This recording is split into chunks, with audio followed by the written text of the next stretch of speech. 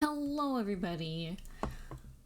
I'm very excited to get back to this game considering we played maybe 20 minutes of it before my computer killed itself last night. Um but that's forced Windows updates for you. Always being terrible. All right. I decided to do something different for my makeup today. I decided to just do a little bit of blue liner and then that orange lipstick that glows really brightly. Although it looks green on camera, like the liner, which is odd because I used... Well, maybe it's because, I don't know. Yeah, I wanted to do something that would still glow, like do something with my makeup, well, I guess my face, that would still glow under the black light but wouldn't distract too much. Also, I think my skin just needs a break from doing makeup every night, so nothing on my face except for that allegedly acne fighting primer. I'm thinking I'm gonna just put that on every time I stream and see if it gives me any significant difference, because it's not like my moisturizer is acne fighting or anything, so who knows? I mean, it's supposed to, make my face look more nice. I don't know. Primer's supposed to do a bunch of stuff on its own. Steam Cloud Sync conflict. The local... Don't copy anything now. That's weird. Cancel, don't copy anything now. Download to this machine, upload to the Steam Cloud. I don't know. Okay, this is local fires are newer than cloud fires. Okay, then we'll do that. That's weird. I didn't know if Steam did that or actually gave a damn. But it's probably because my PC crashed while I was playing it, so I guess the version of it that saved while it was running.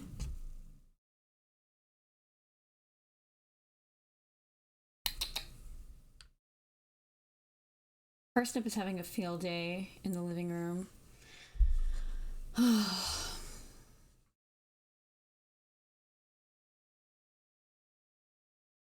No, am I dropping frames? No, I've dropped 0%. Oh, it says I've dropped 0%, but it looks really framey. Hello, Justin. Did you change your name color, or am I on drugs? Yeah, I'm on drugs. No, okay, it's because your name is a slightly different color. Well, it looks like a different color in light mode, which is what my Chromebook is on. Why is this game taking 10 years to load? What are you, Overwatch? God, I've been meaning to sell my Overwatch account, but I don't know how to go about it without Blizzard screaming at me. Are you on good drugs? I mean, are any of them really good at the end of the day? I did have a Mike's Hard like an hour ago. But no drugs, really. Aside from like a lot of caffeine. I'm very heavily caffeinated. Okay, so I guess we're just gonna press continue and let that be that. But how are you doing tonight, Justin? How was your stream? I did not oh, thank God, it saved here. I was like, I don't know how much we're gonna have to replay through because I did not save like at all. But thank fucking God it saved here. God bless. Why is I feel like this game is always so loud. Probably for the best you didn't. Why? What happened? No spoilers. I'll just go back and watch the VOD. Halloween content. Oh, okay. I thought you were doing cameos. But I guess I don't know how long cameos take. I think I've seen 2 of your cameo streams. Don't? Okay. Well, great. Now I'm just scared to play the game at all. I'm already on edge enough with this game, which, why is it already almost the 20th of October and I've only done 2 horror games?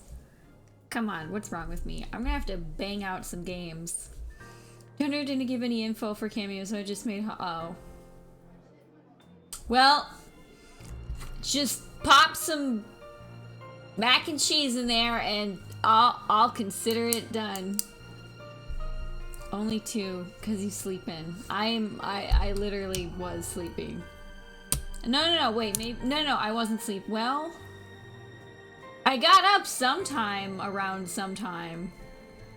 But, I had one of those self-care days where I actually don't do any self-care and I just either shower for like 3 hours and use up all the hot water and make the water bill go up and the heating bill go up and the electric go up.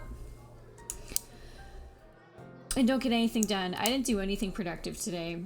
Well, I did one Italian lesson, which was just a rehash of the basics, but I was gonna keep that streak, goddammit. Also, I did not realize that Duolingo does not consider Sunday the start of the week. I mean the end of the week. It considers it the start of the week, which I guess makes sense because that's where it is on like a calendar. But when it says weekend, do you want to buy this charm so that you don't have to practice for the weekend? I assume that means the entire weekend, which in literally every place I know of, people consider Sunday part of the weekend. So luckily I didn't lose my streak, but I would have if I hadn't gone into the app today. So anyway, where did we leave off? So Rebecca saw the ghost girl again, but didn't realize it. She still doesn't believe that the ghost girl is real. And for some reason, we're meeting up again with the racist guy, who just all of a sudden is here for some reason. So let's see why he's here. Nothing a few hired hands can't fix, of course. Oh, that's right. You gotta have the implied slavery I thing. would have preferred a place near the city and something that's new to save us all the trouble, but darling wife insisted. Who am I to say no? Ah, are you kidding me? This fucking character. His smug head is the first thing I see upon turning into the hall, in spite of the small crowd of parents and wait, why are there... Okay. I was like, why is this happening? And then the last part of the sentence explains it for me. I gotta look before I leap. I was gonna say, like, leap before I look, and I was like, that is the opposite of what I'm supposed to do. Not that he stands out. He's pretty much unremarkable at first glance, frankly. Yeah, why everybody in this game talks about how he's like dressed to the nines and he's just wearing like a generic gray suit. It's like, I see like 12 of those at Starbucks every day. Or at least I used to. However, it's his countenance. God, what the fuck does that word mean? Okay, listen, I understand that visual novels are still a form of novel. Oh, I gotta turn closed captions back on, which I'm sorry if you are on Theta. They don't work. Because the new Windows update kind of cucked me, and I don't get paid enough to go in a deep dive. I've asked in a couple of servers if anybody knows a fix to the problem, and so far I haven't gotten any word back because I guess other people don't have the... Oh god, this is so bright. Have that problem, which fine, like that's just how computer problems are, but it's too much work. It's too much work, too much time. I looked into the OBS one, the one that Faux Retro uses, and it's so ugly. It's so fucking ugly. It's not customizable from what I can tell, so it has to be black and white. And I'm not doing black and white closed captions during a horror stream. No, there's barely any color in this game to begin with. I don't think so. But anyway, what was I gonna look up? Countenance. I vaguely understand what the word means. But yeah, I understand that visual novels are still novels, and so they're allowed to use like words that aren't like common words. But for fuck's sake, some of these characters be using these words for no fucking reason. A person's face or facial expression or support. Why? I understand that she's a teacher, but literally every character in this game just randomly uses some weird synonym in place of like a normal ass word, and I don't know why. It doesn't make sense. It makes sense for like a few of the characters. Like the only characters that actually makes sense for, even a little bit, are Rebecca, Hannah, and Luke. Literally those are the only 3 characters I can kind of excuse it for, but I still hate it. I still hate it. Stop making me read these words that have more than 2 syllables. I don't like it. Ay, ay, ay. Let me open data chat back up before I forget. Rebecca, final girl unlocked. I think so, yeah. Yeah. The only 2 left are Ashton and Luke, who are, as far as I can tell, both men. Is this a diverse cast? Hashtag diverse? 1, 2, 3, 4. Oh my god, it is. There's more ladies than dudes. How Ashton is not a girl, unfortunately. I thought they were a girl. Poochie thought they were a girl. But they're not. All waifus get. Why even bother playing the rest? I don't even know if you can romance people in this game. I don't think it's a thing. I mean, they kind of implied that it was a thing in the beginning, and then I think once the horror elements like really sunk in, they were like, yeah, about that. I mean, we kind of had romance elements with Hannah and her husband. We could like decide whether or not we wanted to forgive him for cheating on us with our best friend and potentially getting her pregnant. But you know, oh, hold on.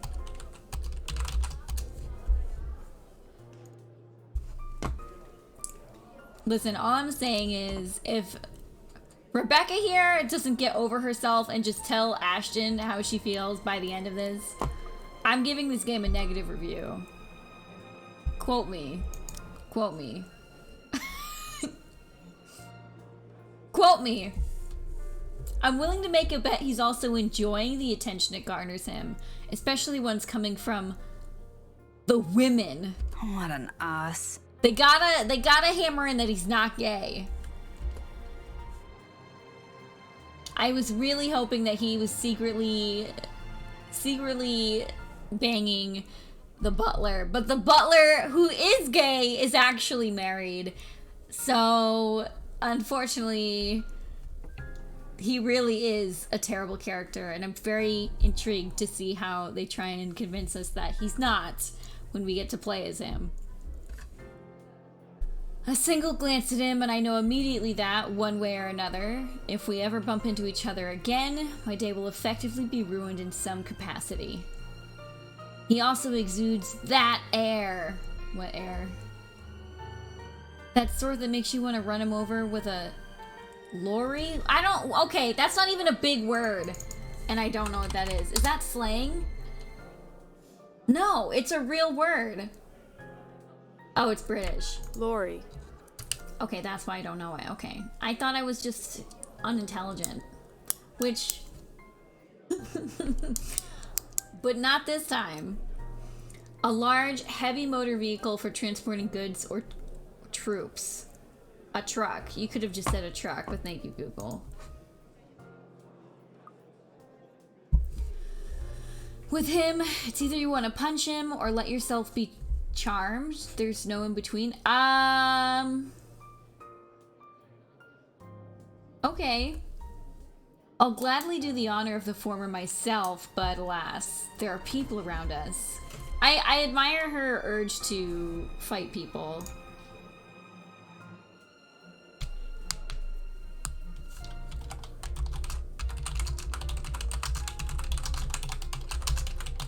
Listen, when my girls call, I must answer. Now I'm stuck with having to face one of the two. Wait, what? What do you mean? Why?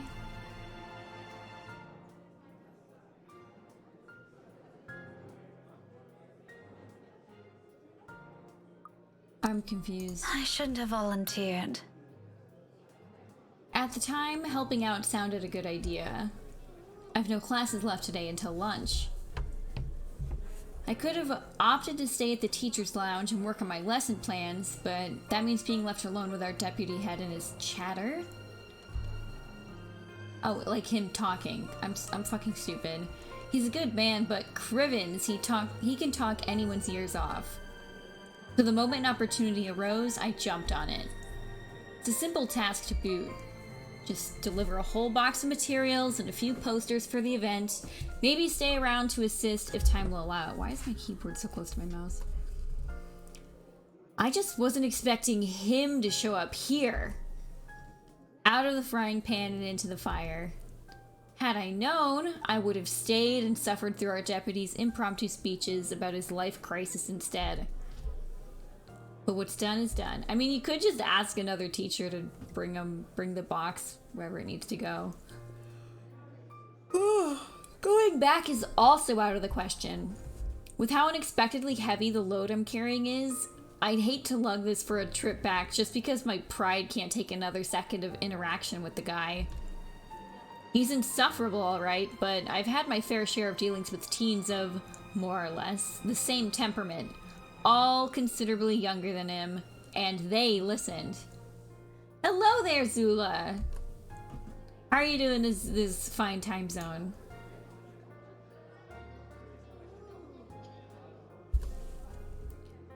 Wait, did I not read that line? I did not read that line. I did not read that line. I apologize. If he wanted to be difficult like last time, so be it. But he can bet his sorry English ass I'm not standing down. She's gonna just fist fight this guy in the middle of, like, the school? What? Left with no other choice, I brace myself and suck in a breath, mustering every bit of patience I have as I step into the hall. My grip on the box tightens when I pull it closer to me, and attempt to assume a low-key air as I amble towards the room. Just don't acknowledge him. Like, pretend he's not even there. Guys like this hate that kind of thing. The box isn't big enough to hide my face, even with the stuff piled on top.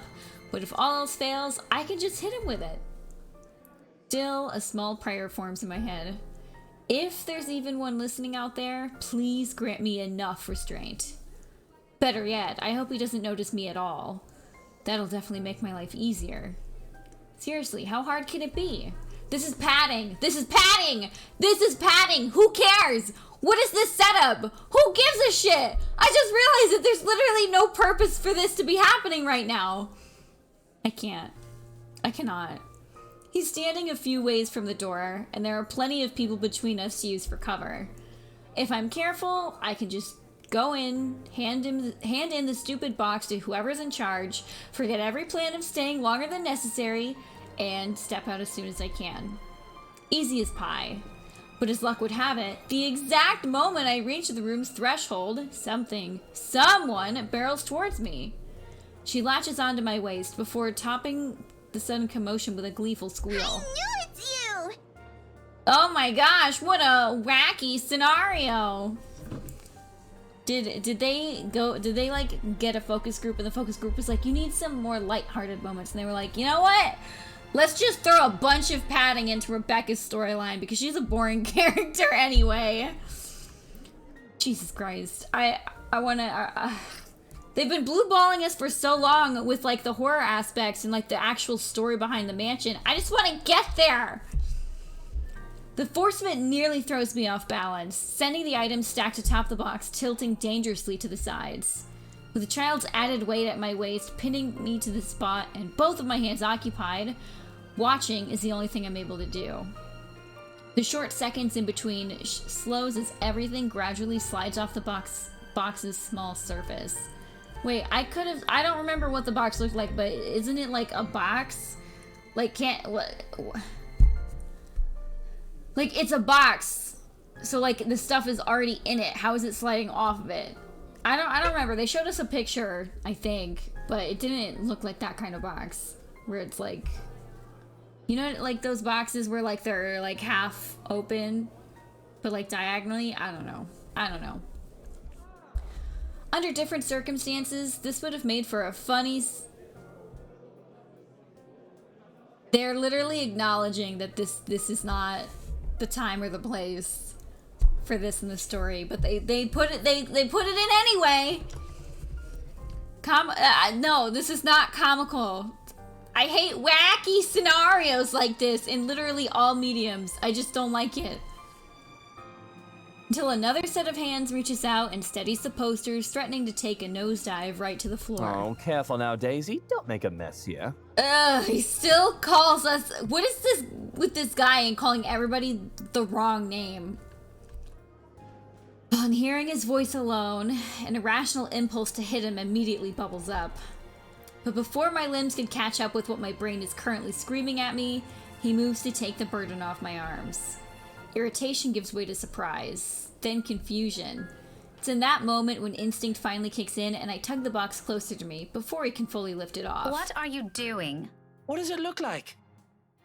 You're surprisingly slow on the uptake for someone of your profession, aren't you? Bloody, doesn't this school have people for this kind of work? So much for being a center of academic excellence. We are those people. I'm going to ignore that slight to my alma mater and my work, because that's not what I'm trying to get at. You know what? Why don't we just rephrase that to something you'll easily understand? Why exactly are you doing this? Well, you look like you could use a bit of help. Have you seen your face while you were heaving this around? Mister, I'm pretty sure if there's ever a look on my face, it's entirely because I saw something extremely unpleasant this morning. Aren't you a ball of sunshine today, Daisy? Having a bad day, aren't we? I liked him better when he was drunk and hitting on Marianne. Oh, you have no idea. I'd put it away if I were you. You might scare the children. You don't have to worry about that. This isn't my department. I was just asked to bring these. Anyway, I can handle this myself, mister. The room's just right over there. Behind you, in fact. Now, if you could please move over and make way, it would do the whole world some good. Keeping my voice level throughout is a miracle in itself, but regardless of how polite my request is, he doesn't budge. Did what I've just said merely fly over his head? Were my choice of words really that difficult to comprehend? Surely it shouldn't be that hard. I think he might be a little touched in the head. What does that mean? A little touched in the head. Does that mean, like, stupid? I'd like to ask him that, actually, but Kylie chooses that instant to pipe in. Don't worry, Miss Pink. Tio's strong. You can leave this to him.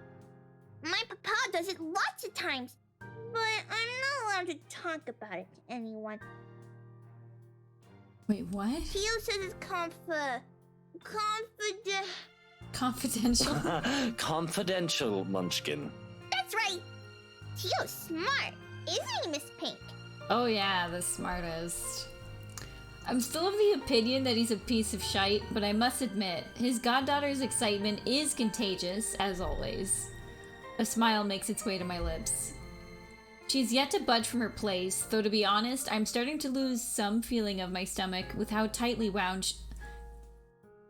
she's wound her arms around it. I'm sure he is, Kylie. But I'm also sure he'll find better use for it elsewhere. Like helping you out. Oh, well, that's one thing, but You heard the kid. no one's asking you. Oh, you wound me, woman. And I'm quite certain I can do more damage than that. Yeah, we did assault him pretty hard. Shall we give it a try? Again? He pales, stammers for a bit, until he ultimately decides against saying anything and settles for a brief show of discomfort instead. He's probably having flashbacks of the last time we met. His composure, when he finally regained some of his bearings, says it all. It's nothing short of hilarious, if I do say so myself. I'll have you know that threats never work on me, Daisy. Not in a million years, not ever. You're assuming it's a threat. How cute. That too. I'm not scared of you. Just because you landed a hit. Do go on. Keep telling yourself that. It was a fluke, you hear?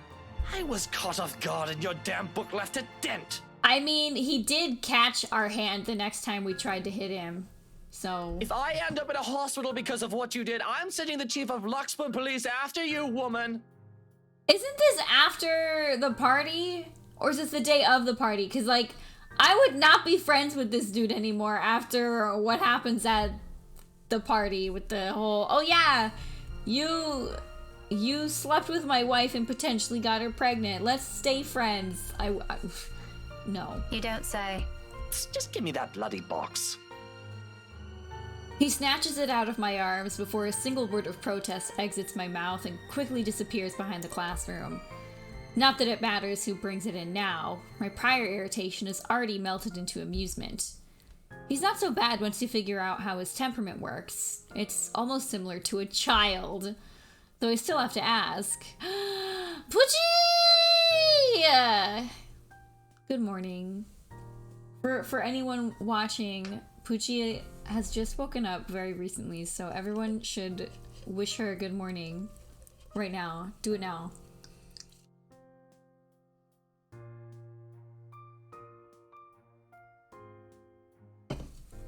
Kylie, did your Tio eat something bad before coming here? He's unusually nice today. No, he's not. He's still kind of a douche. Sleep schedule is in shambles. No, now you have a new sleep schedule. We can just both get up at like 8 o'clock and just become late night streamers. A far-fetched idea, I know, but it's the only reason I can think of why this arsehole is suddenly acting like a decent human being. Wait. Oh. I just don't know how to read, guys. I apologize. I literally can't read. First and foremost, we didn't end our last meeting on a good note. If I were him, I'd avoid the very person who put a dent in his skull, as he so aptly put it. Would flirt with the Poochie, we're in a school, which means the dude in the background is like he's not legal.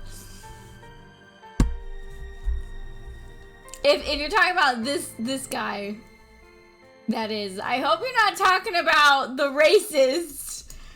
Please don't tell me you're talking about the racist. He always is.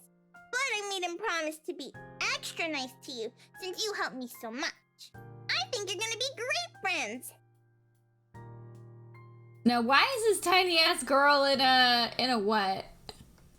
I fucking hate this character. Also, well, I don't know if they're gonna show it again, but when she is next to like a normal adult, it looks awful. She looks like a giant baby doll because they blow up her image. And she just looks like a giant fucking toddler who's like 6 feet tall. I can barely tell this is a school. I mean, yeah, it's just kind of a hallway, but I mean, these are lockers and like, I don't know. I just see a low budget Cabbage Patch Girl. Yeah, I mean, I just don't like the voice actress combined with her weird cutesy anime girl aesthetic. And before you're like, that doesn't scream anime girl. She has blue fucking hair, gigantic blue eyes that are literally bigger than her mouth. Her fucking skirt doesn't even go to her knees. What kind of fucking private school doesn't enforce that like really strict dress code on girls where like your skirts and dresses have to basically be at your ankles, otherwise you're a whore who needs to die. Next. Guess which one is the main character? Well, I mean, the main character of this game does not look like the main character. You would think that Rebecca, little Miss Pink Hair, but she's not. Meanwhile, blue-haired lolly. Oh, I hate it. I hate it. I hate it. He's the last person I'd ever want to be chummy with in this whole city. I mean, yes, but she doesn't know that. She doesn't know how bad this guy is. I'm sure she's seen worse. But Kylie doesn't need to know that. Are you sure it's not something he ate during breakfast? Yeah, but yeah, Luke is not being particularly nice today, so I don't know what's going on here. I gave him some jelly. Oh wait, no, I babies think this this is the morning. day after. I think this is the day after the party, and he's just found out that he's gonna have kids with Hannah. Really brought me lots of them. Mama said I should share, so I offered half of it to Tio when he picked me up. Go steal some food, Poochie. Look for food, she says. He likes the black ones. Oh, that's probably why he's weird. It's Jelly baby terrible. It's the worst fucking voice acting. Listen, I don't know much about the voice acting world, and I never will, because I grew up with smokers, which means my voice is never going to be able to do that. But for female voice actresses, they say that there are 3 voices you have to get down right. An old woman's voice, a little boy's voice, and a little girl's voice. And if you can't do those 3 things, you can't do it right. And this girl, whoever's voicing this fucking character, did not get down the little girl voice properly. It's bad. Like, it's really bad. And I don't understand why. Like, there are so many programs out there that will literally just change your voice for you. And it's not going to be ideal, but literally a voice changer would have been better than this. He could have done everyone a favor and choked on them while he's at Do it. you want some? I've got more. She could have choked on him too. Couldn't find Melody or Takako this morning, but I'm sure they'll be fine sharing some of it with you. No, I'm not really very fond of them. I was just asking. Oh, where's your mum, by the way? Out of town with Papa. An unexpected pang hits me at her words.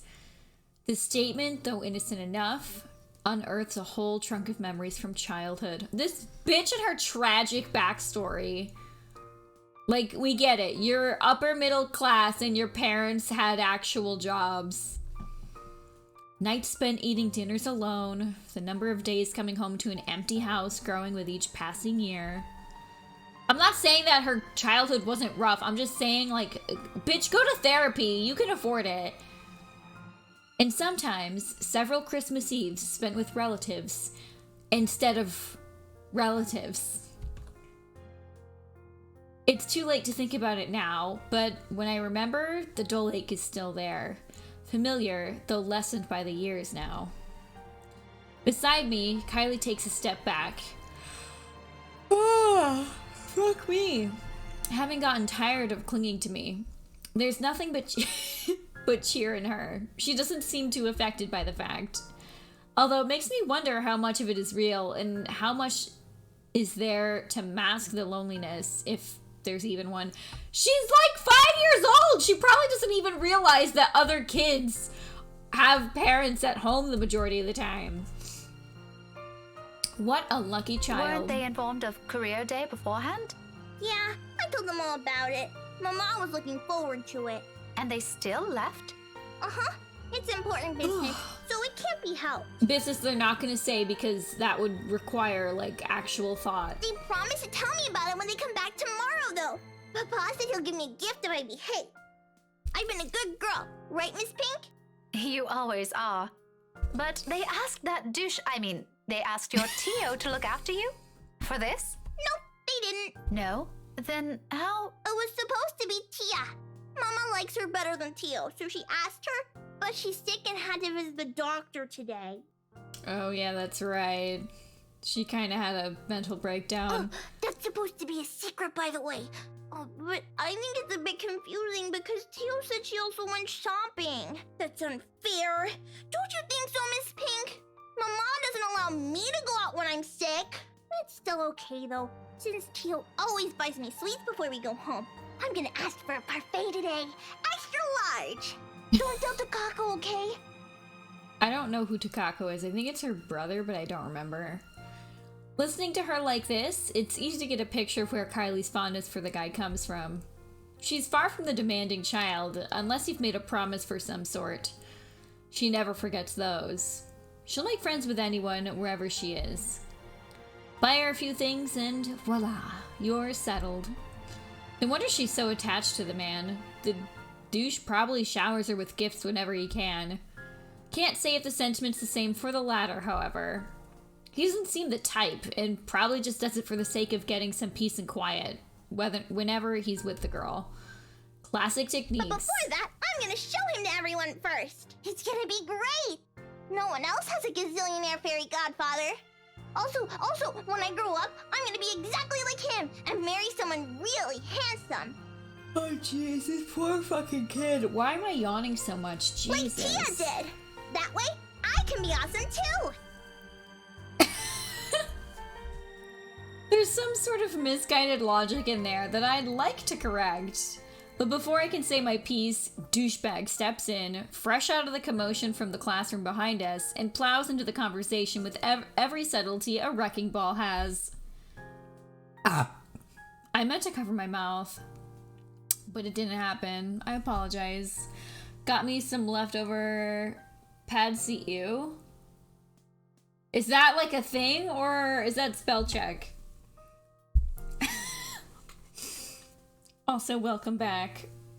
Oh my goodness. Also, how do you like the look today? I decided to go with something simple that wouldn't take me 10 years to wash off my face when I go to bed.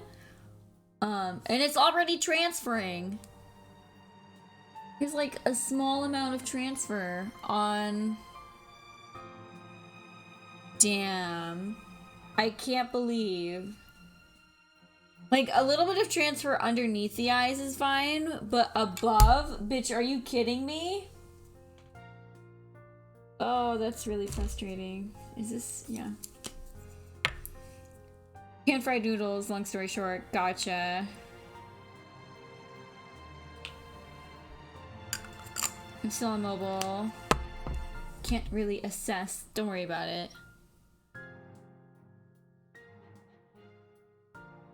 Ugh. I'm just using a little bit of primer to wipe away some of that more obvious transfer, because it was very obvious on this eye, which they do say that you're supposed to use a really good primer for these, but bitch, I thought you said this shit was transfer proof. That I gotta make that a really big thing. Season 5 of The Letter. Wait, what do you mean? Is it because I've been streaming this for five times now? I gotta make that makeup review and like tell everybody that that shit is not what they say it is. It's expensive, and honestly, I don't think it's worth the money. Like, for how little product you get from these, I've dug into this orange one so much that, like, I'm worried that I'm gonna hit pan soon. Has it been 5 times? I'm pretty sure. Yeah, I think it's been 5 times. Munchkin, sweetie, trust me. You don't have to marry someone for that to happen. Wait, is this gonna be a touching moment? Hold on. I don't. Just do your thing, darling. I'm quite sure you can do great things on your own without lugging around an extra baggage with you. Oh my god, I thought it was gonna be a touching moment, but he's literally like, you don't want no ball and chain? Tia married you. Kylie drops the statement without any sort of preface, and the moment it lands, the douche finds himself gaping with the conversation, grappling. Well, that's... Guys! This fucking stream is just going all kinds of places. This restaurant makes these noodles? I just can't read. I'm fucking illiterate. This shit tastes like sink water. Oh, that's nasty. That's true, Munchkin, technically. But it's not the same thing. A small frown creases the girl's eyebrows as she tries to comprehend her Tio's rather vague explanation. It's not surprising either when Luke tenses under the child's questioning gaze. It's familiar. I've seen the same look a great deal of times before. On Ashton. Ooh! Okay, I gotta say, okay. This game really do be making me feel a kind of way about the way characters feel about stuff. Like, when a character's like, I've got an emotion, I'm like, you know what? I buy it. How come every time I'm here, this game is never scary? Because I take like 10 years to read through a scene that is usually only supposed to take 15 minutes tops. But anyway! Also, Poochie, this game's scares, they're not like, it's not like Outlast, where like it's scary all the time. They're the kind of scares like that can come at any moment. So something scary could literally happen when I hit enter here, but not like a jump scare. This game doesn't have lots of jump scares. Like, there's a few that I've seen. Come here, baby. This fucking cat hates me. She's like, bitch, you locked me in here. Come on. If you come up here, I give you lots of love. Many kisses. Many love, much kisses. Come on. I don't have any. I think I have, like, the bag of her cat treats. Oh, this is jerky, but she doesn't know the difference. What do you got? Of course I have Netflix. Get on my lap, cat. Come on. They love you. You know? They love you. Come on, baby. Yeah, come here. Yeah. Yeah. No, come here. I give you lots of love, lots of kisses. But you have to get on my lap. I just lied. I'm giving you love right now. Blind Manor be having the scariest concept. I don't like the concept of that, like, collection of shows. Like, the haunting of blah blah blah, the haunting of blah blah blah. It's just not my thing. It's okay, you can get on my lap. Come on, yeah. Yeah. Yes, baby, I love you. Kisses, yes, I love you. Nasty fucking cat juices on her nose. Yes, I love you. Oh. Did it piss you off? Fuck you. Did I fuck up my makeup? Nah, we're good.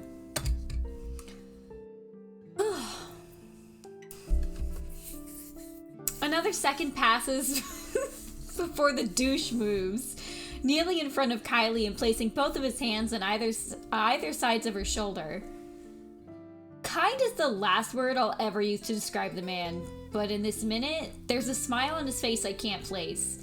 Tender by all means for someone as obnoxious as him. Is when we play as him, is the game gonna try and be like, yeah, he's racist and a terrible person and a drunk and belligerent and he cheats on his wife, but deep down, he's a softie. Like, bitch, I don't care! That doesn't matter to me. This bitch got to die first. It's a curious thing to see, if not a bit odd. Listen here, sweetie. Tia was already a great person before she met me. She is? But I don't see her doing anything. She's always at home. Kylie's like, if you're a fucking housewife, you're a fucking loser. Not always, Munchkin. Did you know she's really good at numbers? You're good with them too. You helped me with my homework once. Well, Tia's much, much better than me. She used to do maths with big numbers. See, guys? The only thing you need to do to be a good person is to be intelligent. And if you're not intelligent and you're a housewife, well, you might as well kill yourself. Oh, like millions? I can't wait for someone to clip that out of context! No. Stop being naughty. Thank you. Gazillions. And she's really, really good at it. So much so that her dad let her manage anything that had to do with it. That was even before she met me, too. Does that mean she's better than you? Yes. Oh, leagues, Munchkin. Way, way better than I'll ever be. What is the game trying to tell me? Is it trying to be like, oh, he's actually not a bad guy because he knows he's a piece of shit? Like, that doesn't make it much better. In some ways, that's even worse. But anyway, for some reason, I don't think he's still talking about his wife's mathematical prowess as his voice trails off. In fact, if I had not been paying closer attention, I wouldn't have noticed the change in him. The slight shift in his smile, from one that's tender to something wistful, like remembering a memory he's always been fond of, but has often kept to himself. This fucking writing, who the fuck cares about this racist dude's problems? And at the fleeting glance of it, a tiny, insignificant part of the world somehow also shifts. Opinions changing, impressions moving. You know what? Why don't you ask Tia next time you have homework, Okay, next time I'll ask her to help out. See? No need to marry a good-for-nothing bloke. Can I also tell her to not stay at home anymore? No. If Tia's good at it, I'm sure she can help you out too. And Papa, he computes a lot of numbers too. Tia can help him. You go do that. I'm sure she'll love to hear it, Munchkin, even if it's been a while since. Another silence from him. Then, without missing a beat, he turns Kylie around and lightly pats her shoulder in a gesture to end this conversation right here and there. Excuse me. Probably before he can say other things he's never intended to say or a child's not meant to hear. But off you go first. I think I saw your friend run off to the other classroom. The one with the pigtails?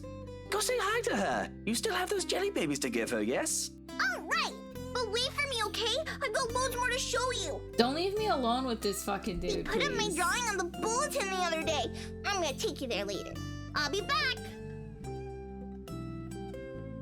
She soon disappears behind the small crowd, none the wiser to the sudden change in mood around her. Luke straightens as soon as she's gone. The expression on his face grows less kind now, and there's no one to reassure. That there, not Anne there. Despite that, a chuckle still escapes me. His head quickly snaps at me, an accusing glare clear in his eyes. Although it's less threatening now, considering what I've witnessed earlier. Funny how one person's impression of someone can easily change with that minute detail. Why are you laughing like that? Because the writing in this game for your particular character is absolutely bonkers. Don't mind me. I just saw something surprising today. Oh, jeez. Don't let it bother you. Putting it like that won't make me any less inclined to ask. What is it, woman? We're not even Daisy now, we're just woman. If this is another one of your threats, I've already told you it isn't going to work on me. That good teacher act isn't going to fool anyone. What makes you think it has to do with you? I could have just remembered something funny. Not everything in this world revolves around you, mister. I am not daft, Daisy. It's on your face for all the world to see. Now, say it so we can be done with this stupid talk. I let out another laugh. More to delay than to express any sort of amusement over the matter. In truth, I don't know where to start. One wrong move, one wrong word, and I might offend the man. I gotta sneeze so fucking bad. Phew, Jesus Christ. I didn't think it was gonna come at that time. I apologize. It was like one of those sneezes where it's like creeping up on you. But instead of like the build up, it just happens. So, you're welcome. You really think You that? really think that? Went down? Fuck.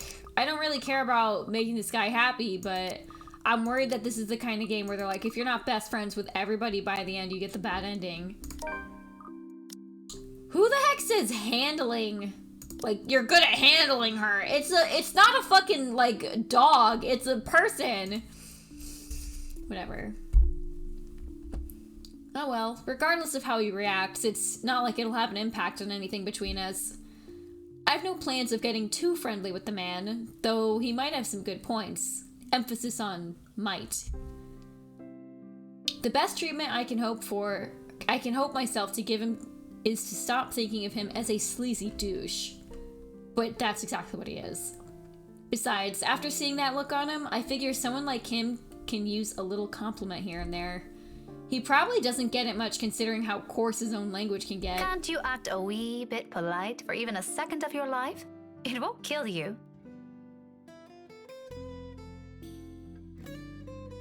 You just missed her. You just missed her. She could be anywhere by now. Absolutely anywhere. Probably stealing somebody's food, though.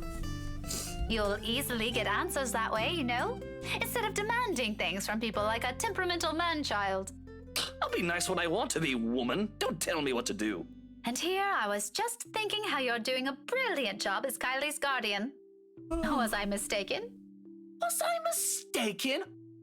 Jesus, that fucking line read. What? Sorry, I didn't catch that. Stop playing dumb. I hate to admit it, but you actually seem to be good with kids. Possibly even better than most of the teachers here. Sending emails to random people on the internet that probably don't want to be bothered. Sending out your... Oh, there she is! Are you talking about sending out the newsletter that people can sign up to?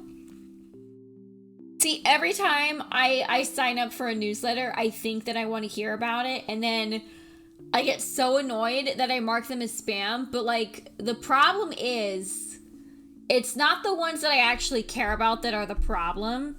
It's that the ones that I end up not liking, no matter how many times I report as spam or I hit, like, unsubscribe or whatever, they somehow manage to crawl their way back into my inbox. Like, literally every single one of them. And it's like, you know what? I'm just gonna stop signing up for stuff. Because I'm sick of it. I'm sick of it! Like, Daily Bits is, like, this, like, gaming newsletter. And I really liked it, but, like, they started sending me duplicate emails, and then I unsubscribed to try and, like, fix it, and then resubscribed.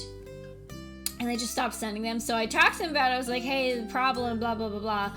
And then they're sending me duplicates again. So I was like, you know what? I'm just gonna unsubscribe.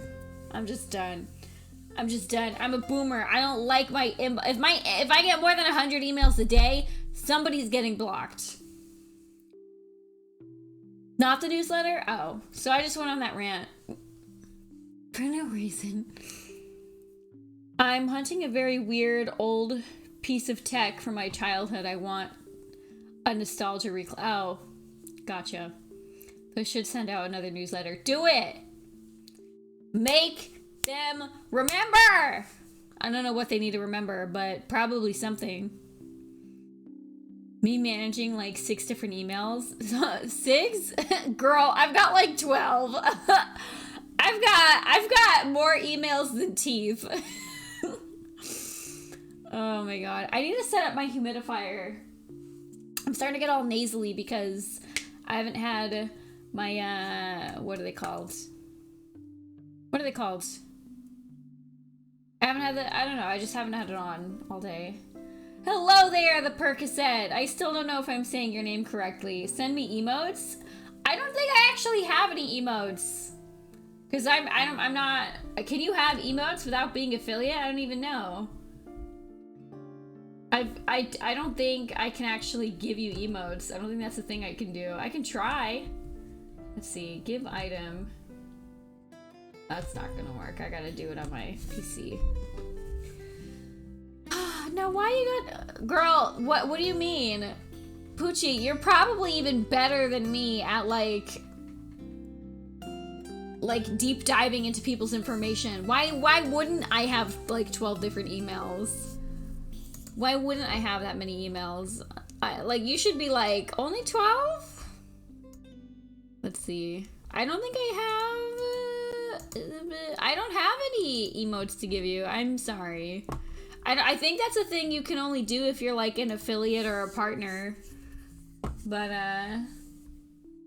if I had emotes, I'd give them to you. Scout's honor. I was a brownie and a daisy. That's a lot of internet mails. Yeah. Oh my god.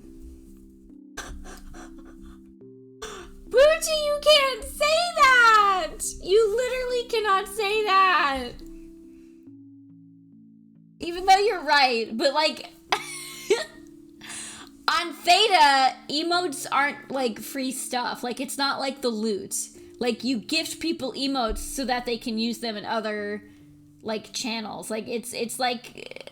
You know how people subscribe on Twitch to get emotes? It's like that, where like you're just giving them your emotes. Look into your chat. So what's free in here? I do have a free crate command, but nobody's used it yet, which I thought was pretty funny. Maybe it's because it's not at the front of the title. Let me fix that. Let's do that. Let's do free crate at the there we go. Let's see if that gets anybody tonight. English, Italian, / free crate. There we go. Let's see. Oh god, that was the wrong tab. Jesus Christ. Got any League plushie giveaways? Oh my god, Poochie, were you here the other night?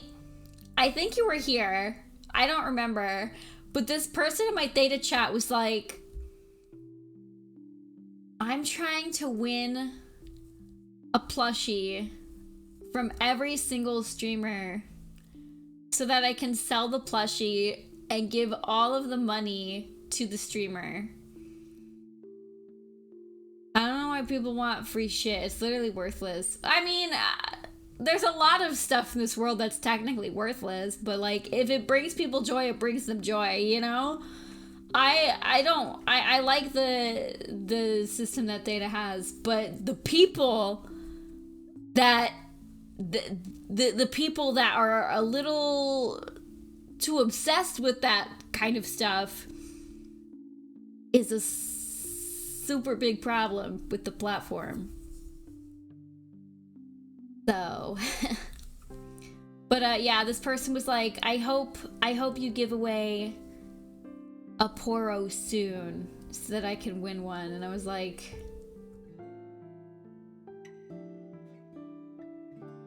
okay.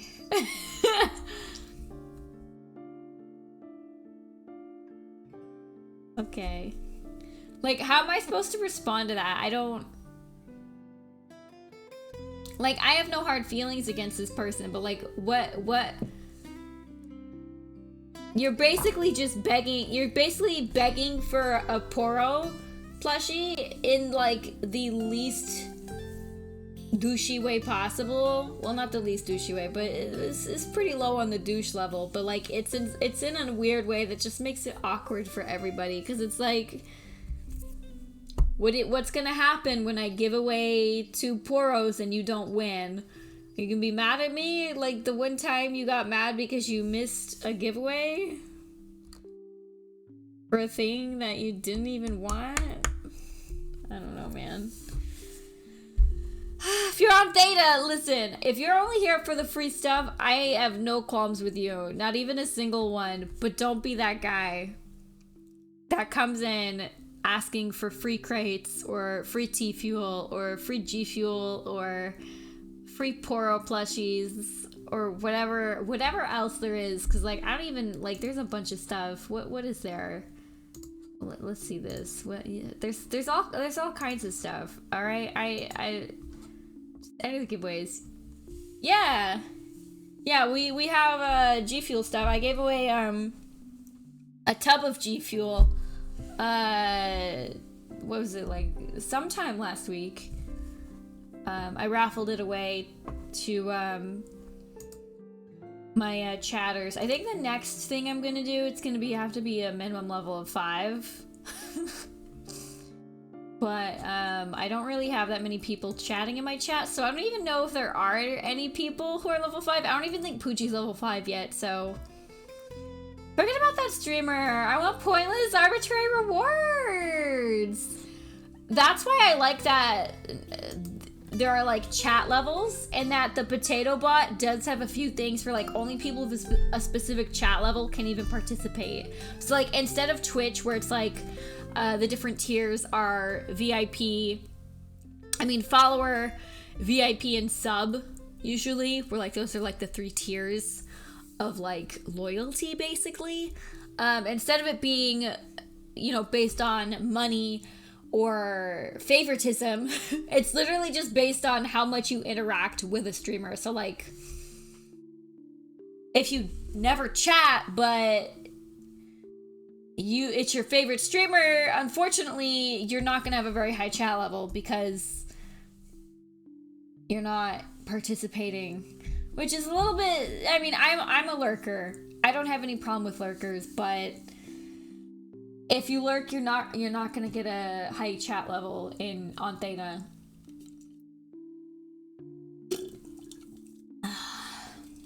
But you can donate T-Fuel to a streamer to boost your chat level. So if you are a lurker and not a chatter, you can still raise your chat level. Just saying, in case anybody was like, I don't know how I'm gonna get around that. You want your free G-Fuels and T-Fuels and alphabet soup fuels? Then you gotta say something. What do you know? I've expected him to just take it all in, bloat his ego more, and even brag about it. Instead, what I get from him is a sound resembling a squawk. This is all too confusing. Just throw Bezos bugs!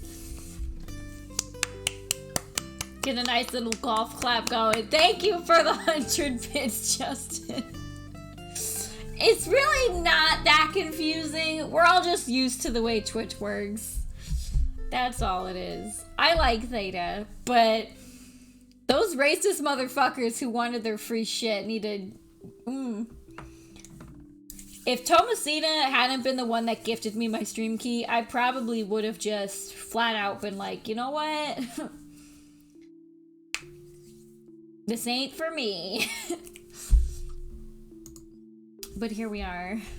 Also, I paid for a full year's worth of Restream.io, so whether I like it or not, I'm gonna have to dual stream for at least a year to make that money back. But when I glance at him, only a mortified expression is on his face. No? You should be proud of yourself. At least there's this one good thing about you. Isn't that nice to hear? I'm not using Caster anymore, Poochie. I'm not using Caster anymore. Don't click that.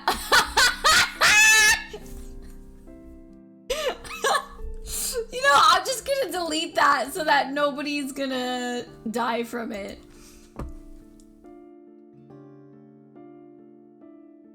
Oh my goodness. Don't be shy, get to clicking. I don't think so. Me don't think so.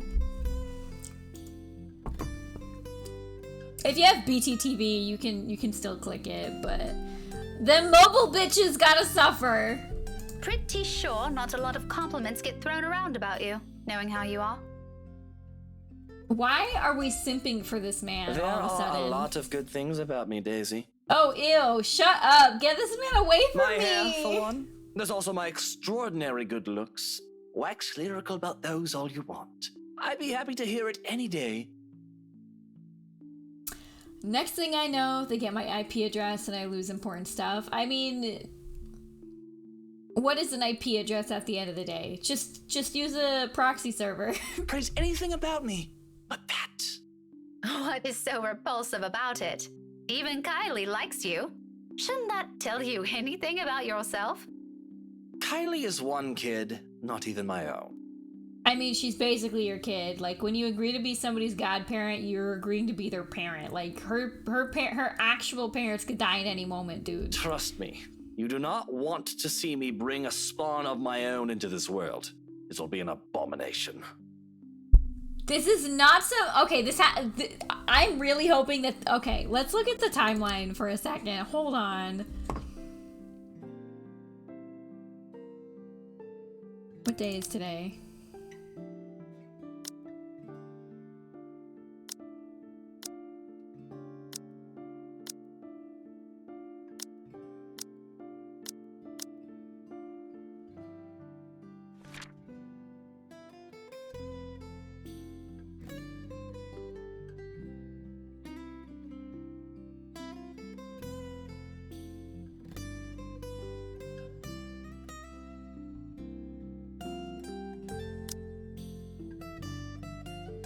Okay, it was the 28th, and today is...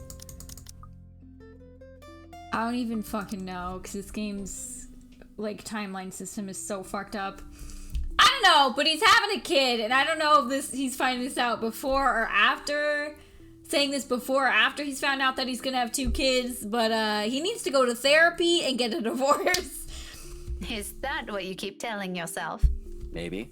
Is it any of your business? Who cares? Dude, you're racist and you cheat on your wife and you're a belligerent drunk.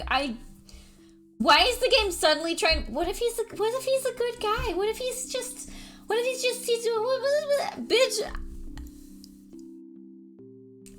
First of all, trying to make me have any kind of empathy for this fucking gazillionaire rich white man is already a hate crime.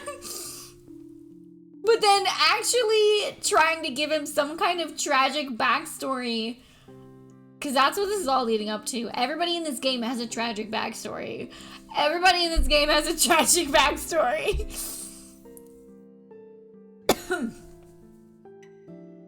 This is just... It needs to stop. No. But if I didn't know any better, I'd say this is because you yourself think you're a little piece of shite and somehow it'll pass on. It doesn't work like that, by the way. Oh, look at his face! I'm glad we hurt his feelings. This game be sounding like a tragic backstory! I mean, yeah. That last remark just came out. There might be a sliver of truth in it, but I shouldn't have phrased it like that. No, you should have phrased it like, oh, you're a piece of shit and your self-loathing is gonna... I was gonna make a joke, but that's too far. This game is future mint. No, my tragic backstory is Tales of fucking Vesperia. That game's a fucking tragic backstory. Even for my own standards, or the kind of person I'm talking to, it's still quite rude. An apology is already at my throat, but the minute I open my mouth, all of what I've prepared myself to say, if I could read, dissipates. Lost in the moment in front of me. Oh, look, his little... He's like a fucking ragdoll! Did you see the way his hands just kind of...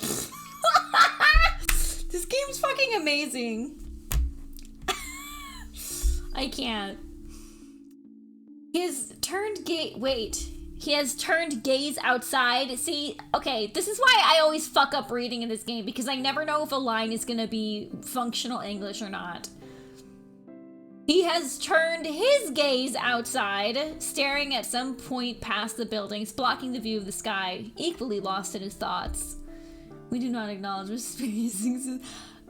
Anytime I'm not in this chat, when I hear people talking about Vesperia, I'm like, so why exactly do you hate me? Personally? 700,000?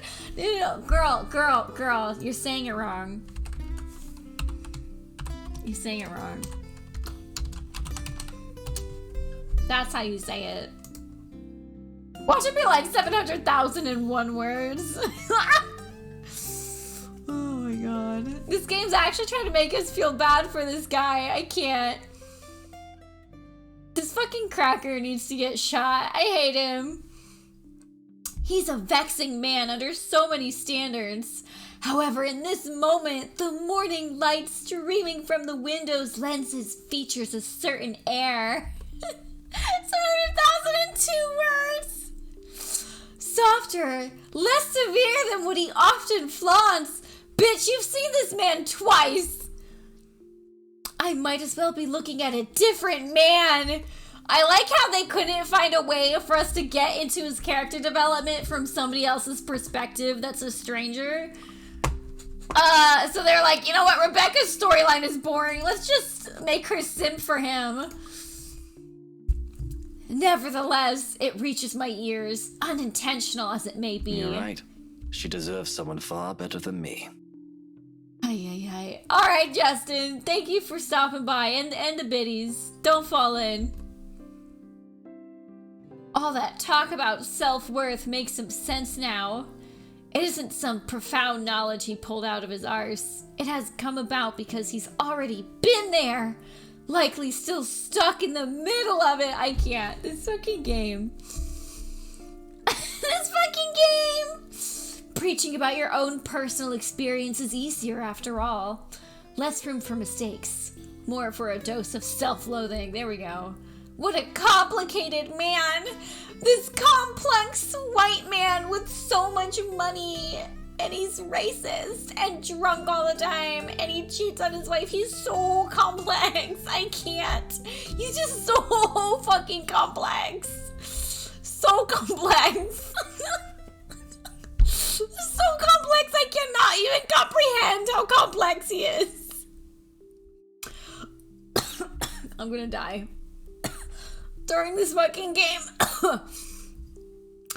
Just when you thought you've already figured him out, he does one thing and says the other. What is this writing?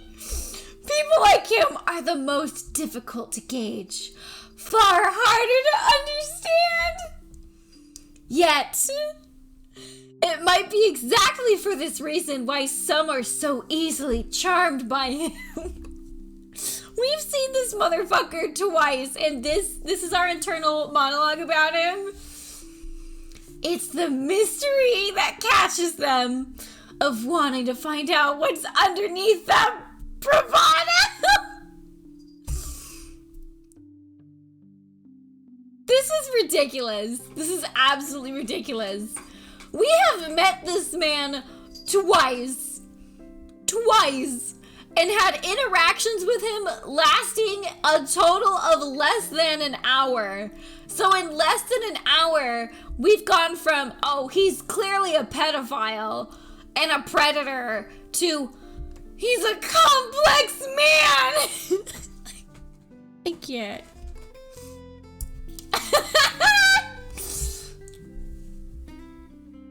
I won't count myself among those yet.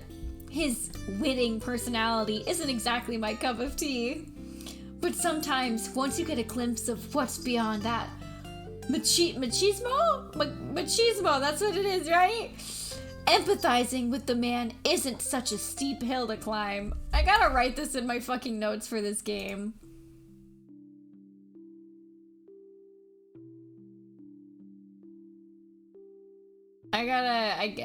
Where is it? There it is.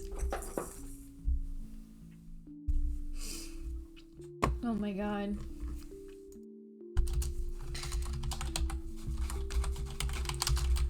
Rebecca meets Luke literally a total of 2 times before deciding to simp for the man and go on at length about how complex he is. Sure, she doesn't actually know that he's racist, a belligerent drunk, and has cheated on his wife. But she is 100% aware that he's a horrible person. And I have no idea why.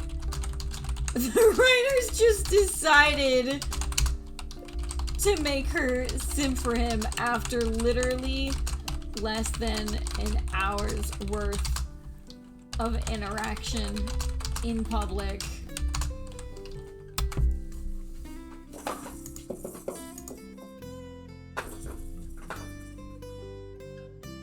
If the comfortable silence we now share tells anything, that is, perhaps this is as close friendship as we can get. Several insults flung around, with a few shared silences in between, and that's not exactly a bad thing. He's not exactly a bad guy either, despite the awkward start we've had. I hate this character. I hate both these characters now. There's no redemption. I mean, granted, Rebecca does not know about all the other, like, minute details about this guy, but she doesn't really need to. Hello again, Voids! I hope you're having a wonderful time zone today.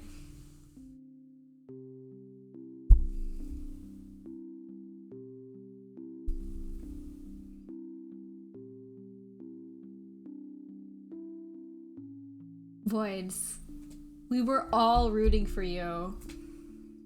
We were all rooting for you.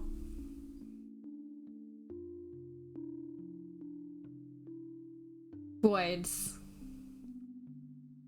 Voids. Why have you done this? Why have you done this? We were all rooting for you! My disappointment is immeasurable and my day is ruined.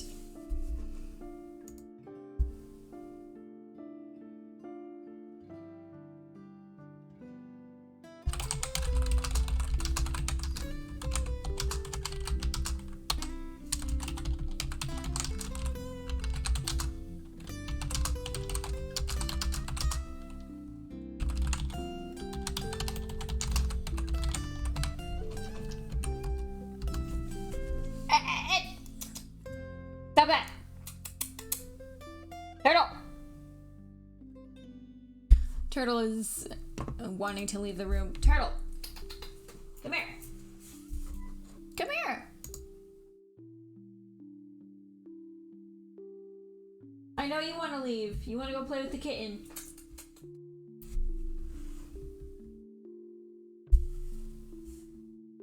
Just...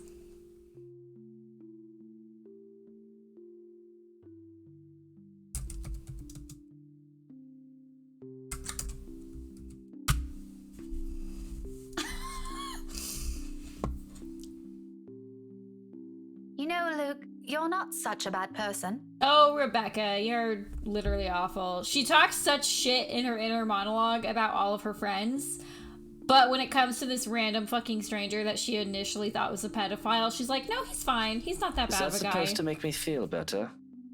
I'm touched, Daisy. Girl! Stop that!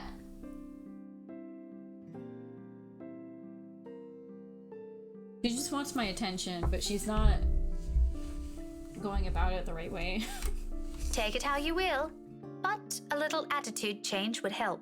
I think I'm gonna lot. get a Mountain Dew on break. I've been having way too much Dr. Pepper. Oh, bollocks. Right, of course. Let me know when you're done with your lecture, ma'am. And you can probably start by not leaving your wife out while you're having some quality time with your goddaughter. Who knows? Maybe that'll help change how the child sees her. Where did you even get the idea I'm leaving my wife out? Have you ever even met? The funny thing is that we actually have met her.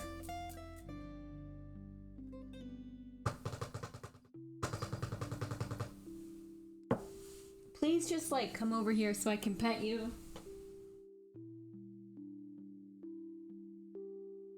What? She acts like she does not know how this works. No, but I did see her with you two last time. His indifferent expression quickly dissolves into a confused scowl, while I meet it with matching perplexity. It's only been 2 days. Surely his memory isn't that bad. When was this? It's literally only been 2 days and we're simping for this man? Or maybe we haven't gone to the party yet. This has to be the morning of the party. At the cafe, after you left. She was sitting right beside you. Kylie was at the back and you were driving. Daisy, are you sure you haven't accidentally hit yourself with your own book? Because that damn thing's quite big, and I'm really getting worried about you. Oh, she's being so cute. Let me see if I can get her on my lap if I have the towel on my lap. Covered in makeup, but nothing that's gonna like poison her. Baby.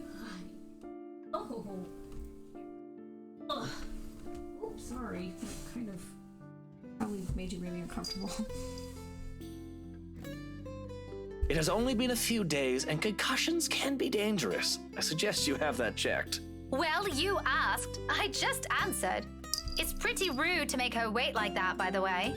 How can I make her wait when she's not even with us? What? It was just Kylie and I that night. Now you're just pulling my leg.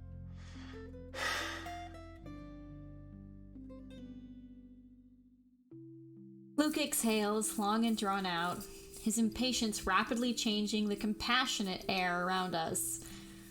In the face of it, I tense. I've accidentally stepped into another minefield. Any chat I've had with him so far has been like this. Why this still surprises me escapes me, but above my worries of offending the man is my own bewilderment. I remember well enough what I saw that night, yet he says something completely different. Wifey was out with Kylie's mummy that night. She wasn't with us. How do you think I ended up on babysitting duty? But in the front seat. And Kylie's... Miss Pink! But what's wrong? Jesus, this fucking kid. Kylie's sobs reach my ears first, and then her familiar weight returns around my waist again. Hot tears seep through my blouse as she buries her face in it, her arms winding tightly around me. Luke and I briefly exchange worried glances, his own lips shut tight with concern. Her cries are soft enough not to attract much attention. Most of the visitors have been ushered inside the rooms by now anyway. Those that still linger, though, watch as our little group with great interest and concern. If I don't get a better handle of the situation, I have a feeling Mr. Luke? I have a feeling Luke will start yelling at everyone soon. Kneeling, I gently pull the girl away from me, cupping her face and wiping away the tears, creating little trails on her cheeks. Her mouth is drawn in a miserable pout when she peers up at me. All right, Kylie. Calm down. What happened? It's my friend! That's a little too vague, Munchkin. Let her speak, Luke. Who is it, Kylie? Yeah. Did the two of you fight? She nods, then immediately clams up after, letting her subs communicate the story instead, or as much as her shaking shoulders can tell me. Right behind me, Luke gives a nervous huff while he shifts on his feet. He must not be used to handling children crying. What a wuss. Sweetie, I won't be able to help you if you don't tell me what happened. Seconds pass before she responds again. The tears are already gone when she finally musters the strength to talk, her cries subsiding to mere sniffles. I wanted to give her the rest of the jelly babies, but she won't come out! Where? Where is she? Oh, is she like an imaginary friend? In the little girl's room.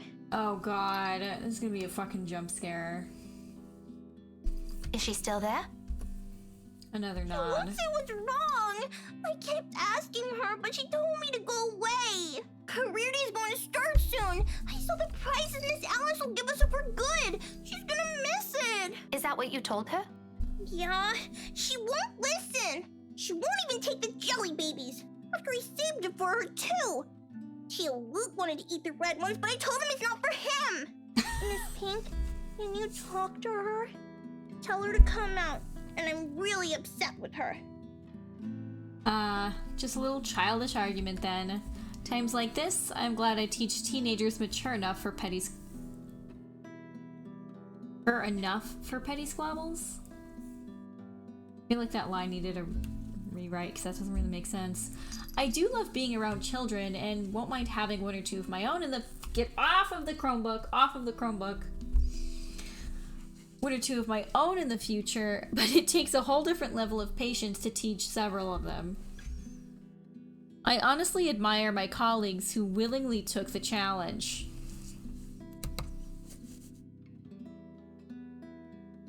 Come on, back on my lap. Yep. Don't stop showing them your butt. Normally, I'll leave this for their homeroom teachers to fix, but I can't just ignore the imploring look she shoots me.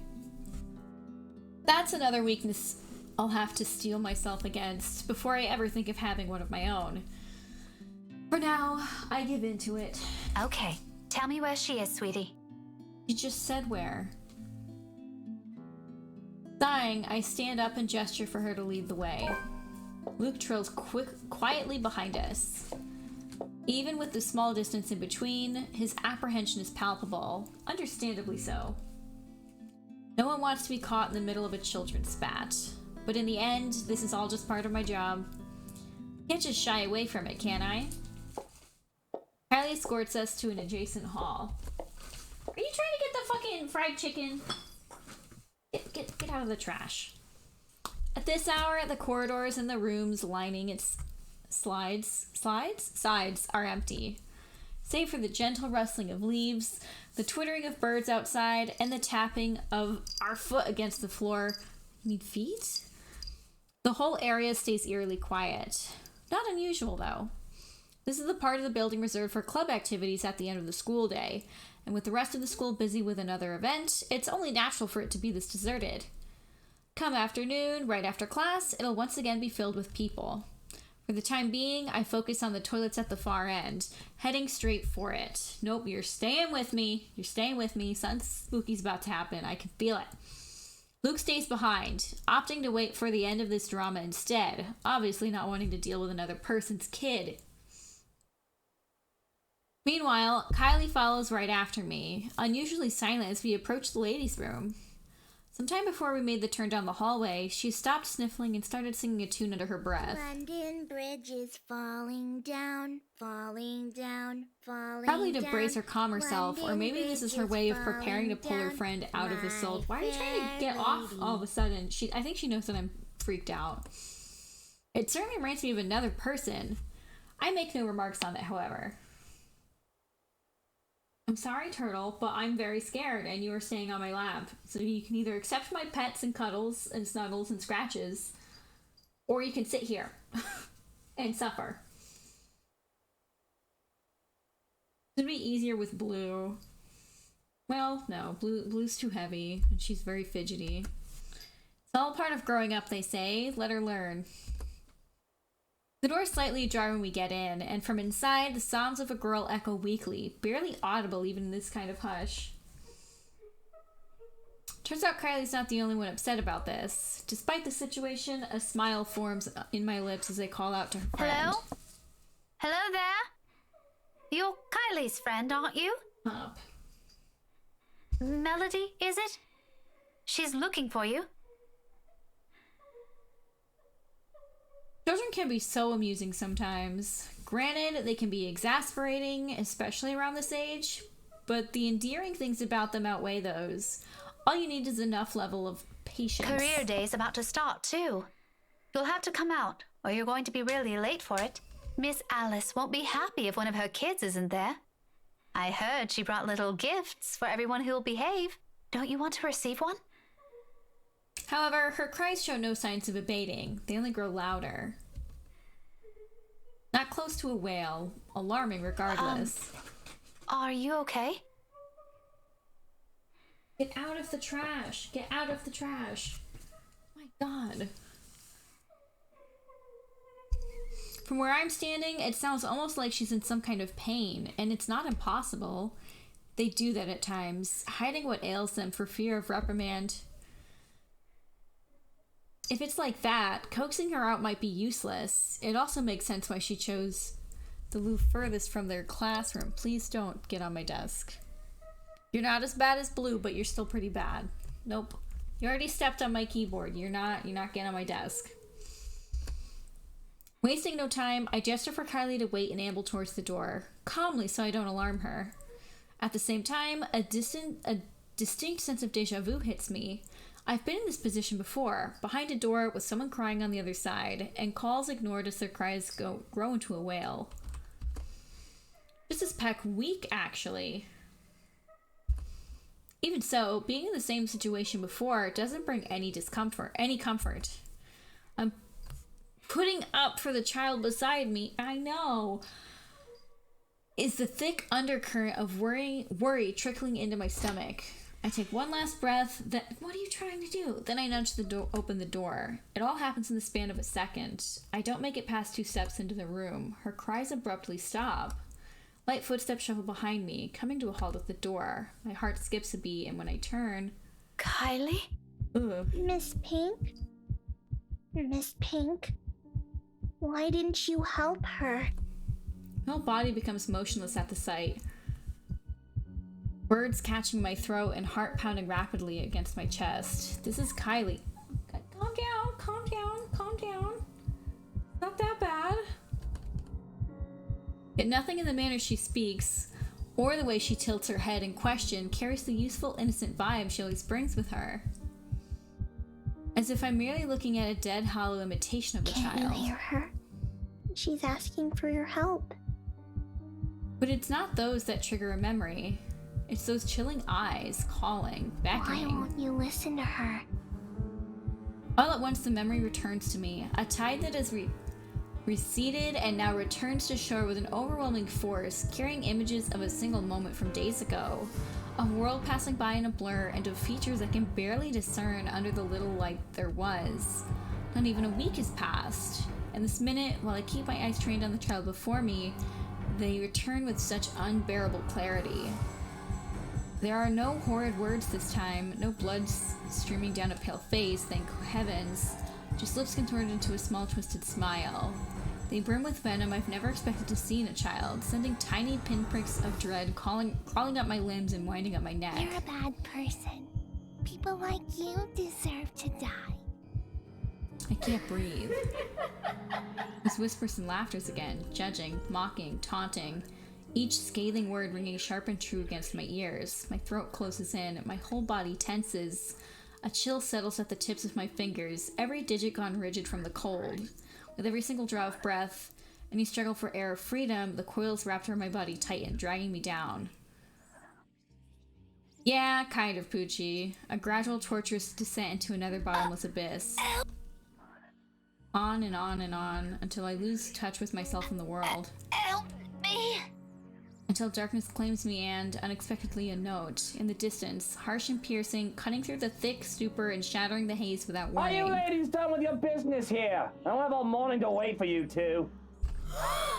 My eyes snap open and the world shifts into place with a ragged gasp. When I glance up, a different set of eyes greet me. Are you okay, Miss Pink? No anger, no vile hatred in them, just plain, sincere concern. Bit by bit, I become aware of my surroundings and myself as warmth steadily slips back to me. I've reached out for the nearby counter to steady myself at some point, and my knuckles have gone white from how rigid my grip on it is. Get out of the trash! No! It's over now. The tension hasn't left my body. My heart still hammers hard against my chest.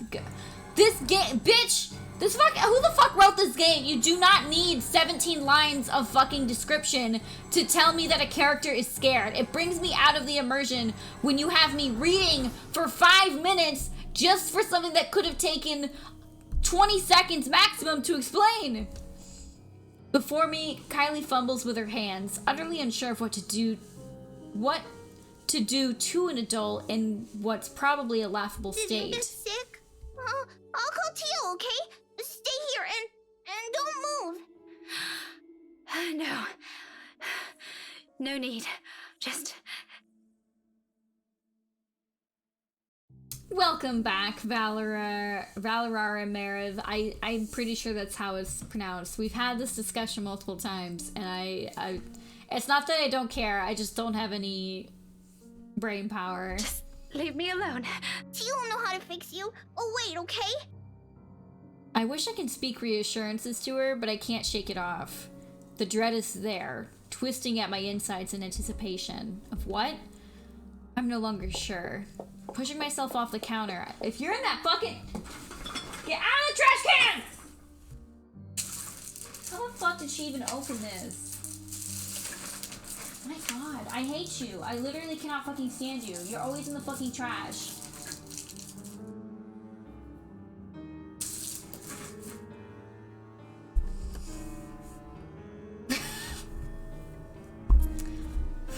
Now there's fucking cat hair everywhere. Brushing off the anxious look Kylie gives me when I gently push her away and on my way out, or the furrow in Luke's brows when I stumble into him outside. Whatever they both saw in my face, I care not to know. Bloody hell, I don't even understand what's happening anymore. Maybe you should fucking listen to Isabella, for fuck's sake. The tremors continue long after the last of my classes have ended. Although none of my students have commented on it, I've caught a few sharing anxious glances every time a pen slips from my hand or my shoulders tense when called. Can't believe I have 2 concert Blu-rays shipping me right now. You always getting some fucking concert Blu-ray. I wish my life was as consistent as yours. You're always stealing food, hitting up dudes, and buying concert Blu-rays. I can't think of a single thing that I'm always doing. Aside from harassing furries on Twitter. How unusual it must be for them to see the normally composed Miss Gales become a bundle of nerves. Consistency is key.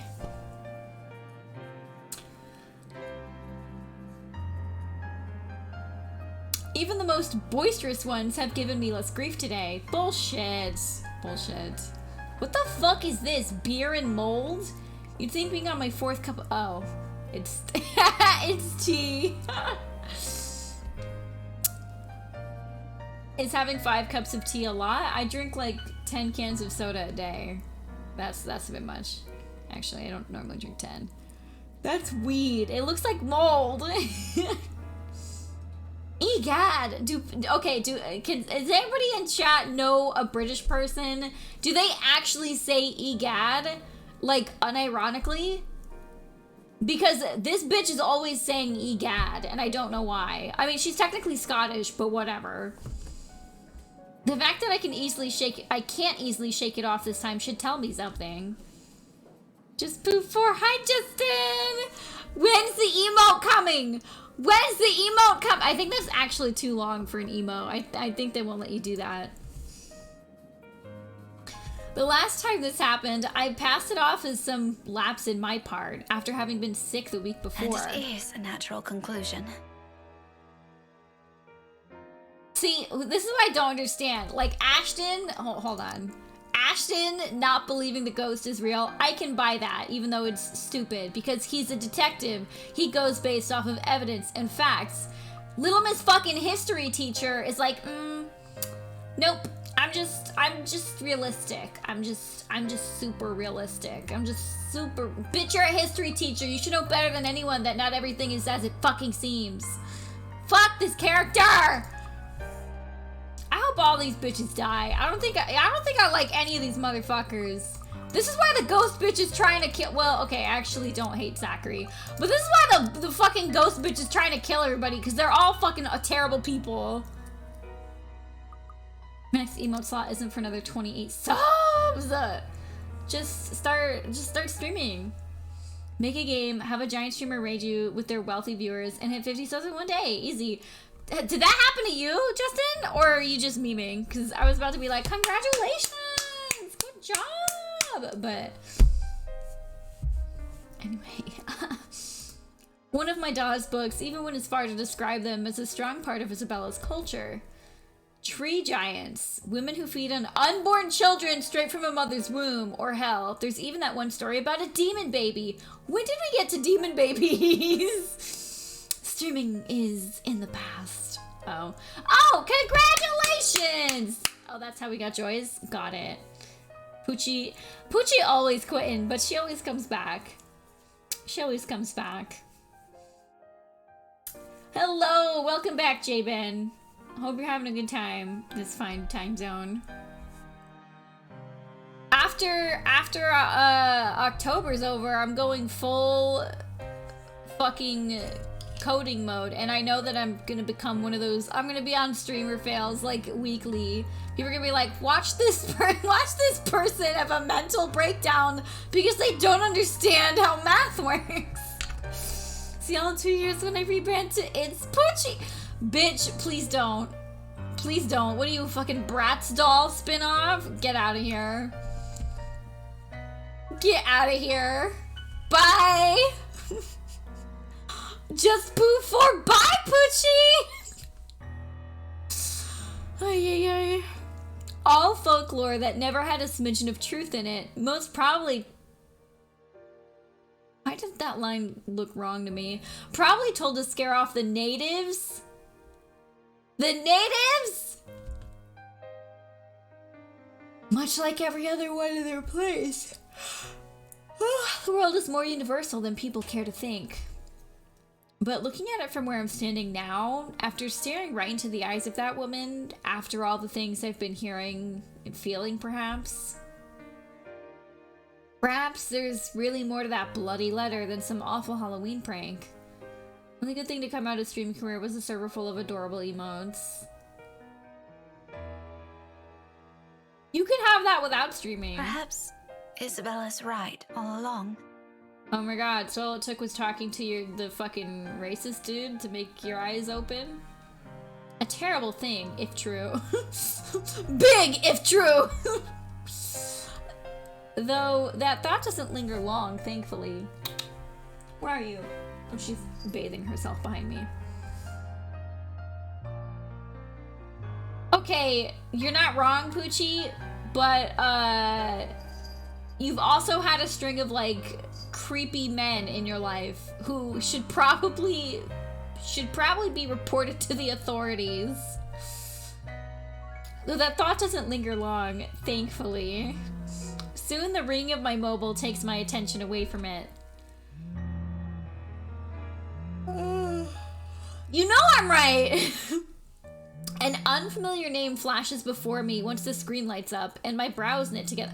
Bitch, this is not how fucking phones work. The phone just does not tell you where it is if you have not saved the contact in your phone. Hello! Oh, fuck. I had this problem last time you showed up. I'm pretty sure I've seen you before. Konzikander. Hello. How are you doing? Me being sad about one guy. Which one?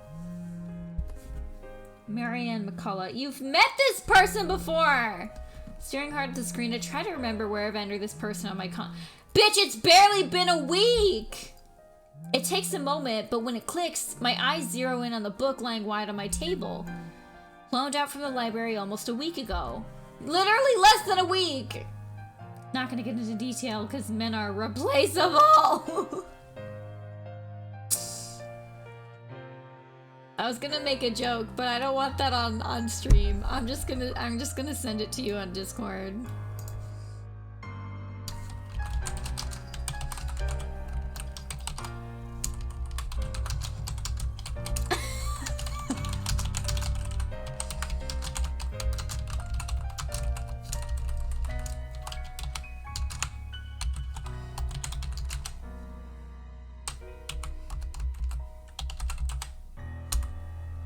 There you go.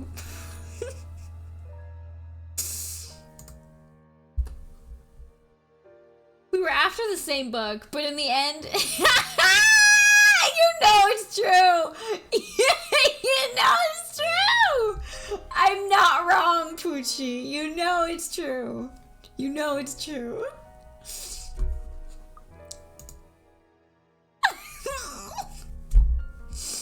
We're after the same book, but in the end, she's given it to me, under the condition that I'd call her once I'm done. Fuck me, I'm tired. To be honest, I've completely forgotten about it until now, and, well, I haven't really taken a peek at it until today. Normally, I'd be done with the whole volume of this size a few days after taking it out. I talk about a run-on. Bedroom pop, worst pop sub. What even is that? I didn't even realize that there were, like... Well, I guess I did.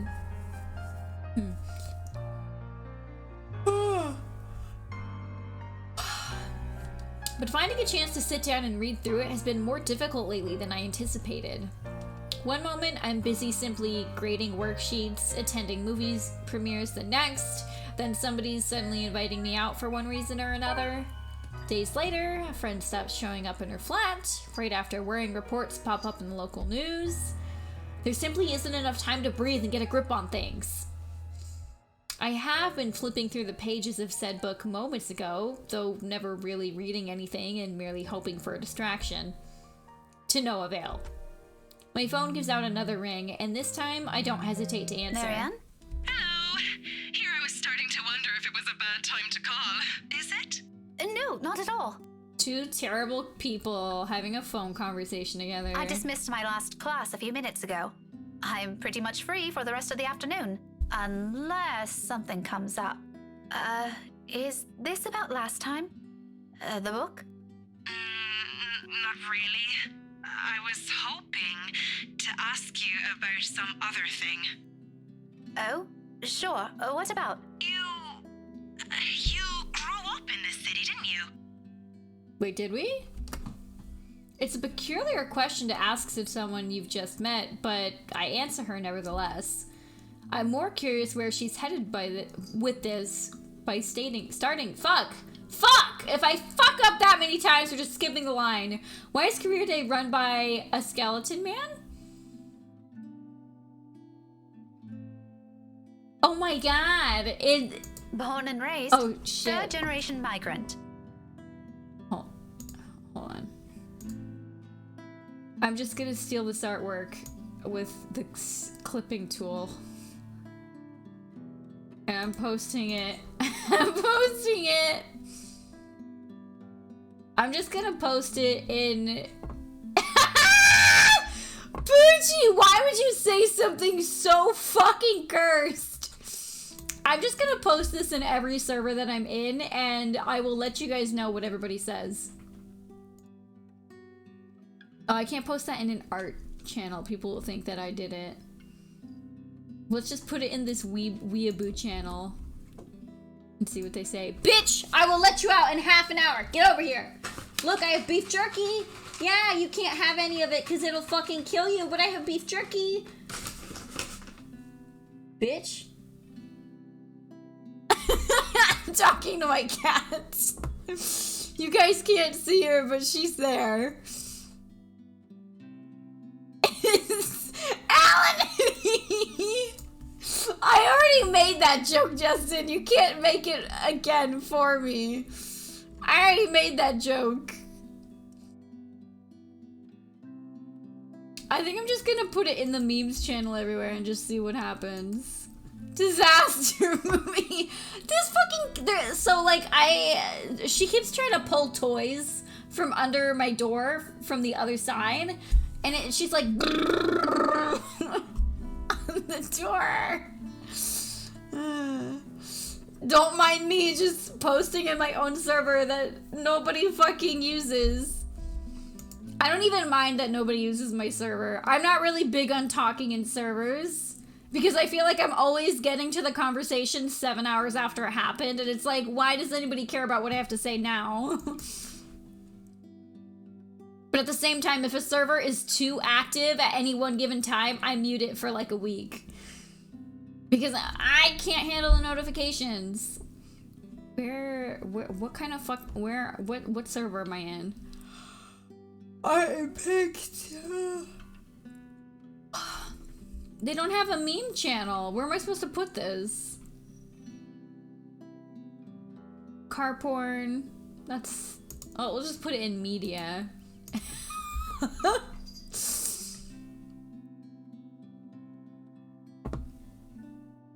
I remember one time I posted a selfie in this one server I was in, and this bastard man decided to say, I don't get it.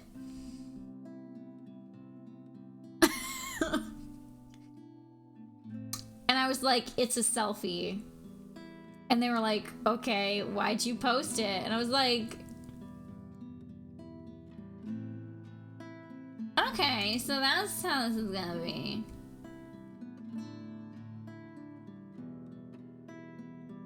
That's how it's gonna be, okay, that's great. Love that. I really don't. You know how many people I have blocked on Discord? Also, why does the block function on Discord literally not do anything? It literally does nothing. You still get pinged when they chat in a server or a group chat. They can still see your messages.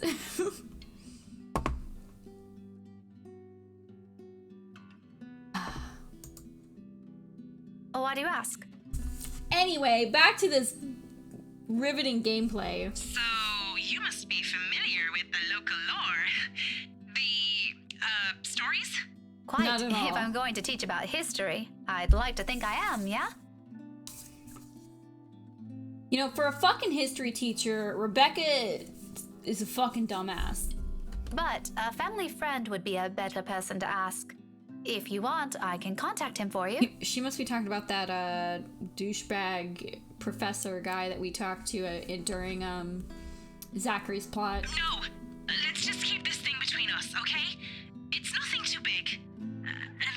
Alright, I really don't know how else to put this without sounding a bit crazy. But things have been really, odd. Do you remember the mansion I mentioned back when we met? My current project? In hindsight, I should have expected it to lead to this. She must not have lived here long if she's just asking about this now. It didn't take a week with Isabella when she arrived, but that's Isabella. Superstitious, down to the last hair. Though it won't be too far off to think Marianne has only started thinking about this recently. She's working on the damn house itself. I must admit, even I'm curious now, despite living here for so many years and having so many chances to look it up before. The Ermengarde Mansion, yes? Yes, that one. And, the thing is...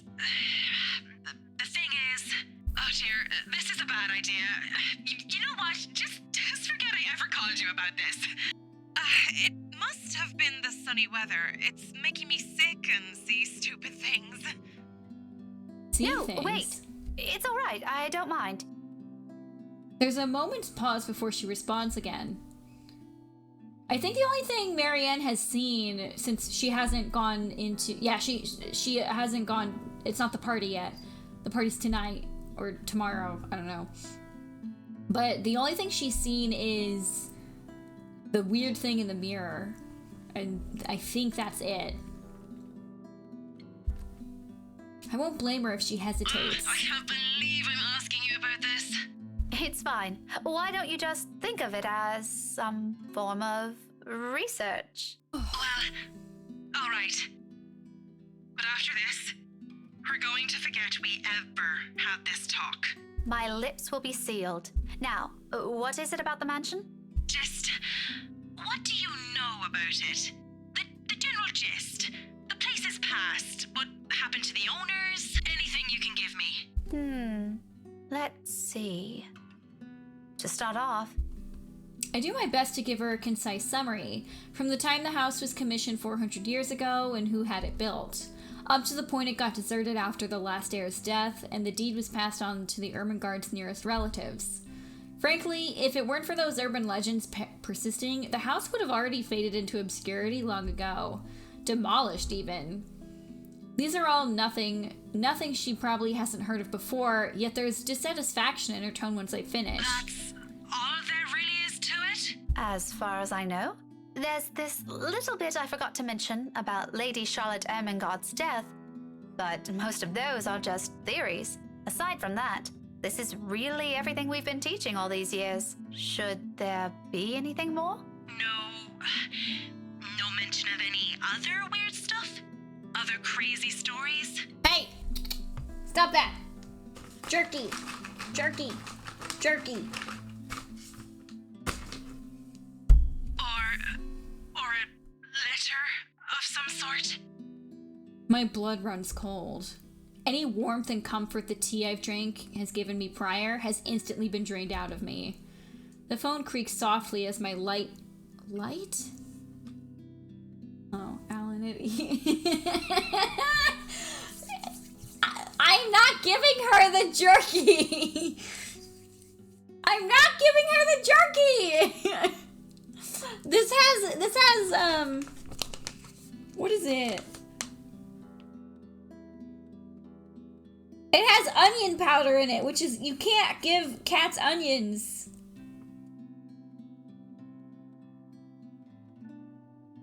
It's got pineapple. Man, now I'm kind of hungry. Also, beef jerky looks disgusting under a black light, guys. It literally looks like, I don't even know what this looks like. Hold on. Let's just go straight to face cam, why don't we? Where is my face cam? Dang! Y'all do not be telling me when my makeup is on point. Look at it. Anyway, it's literally like... Oh, I guess the black light's not shining on you. It looks fucking green, okay? I know it doesn't look green on the camera, but it looks fucking green. It's disgusting. I'm gonna eat it, though.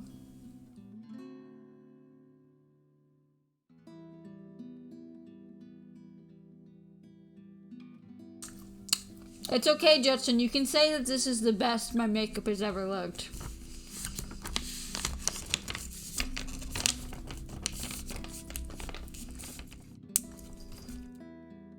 Bitch, it's not for you. Hi. It's not for you.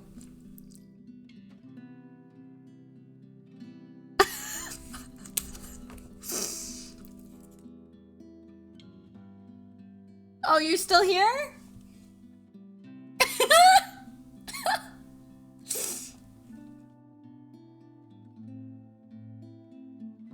Jerky review. This shit tastes like garbage.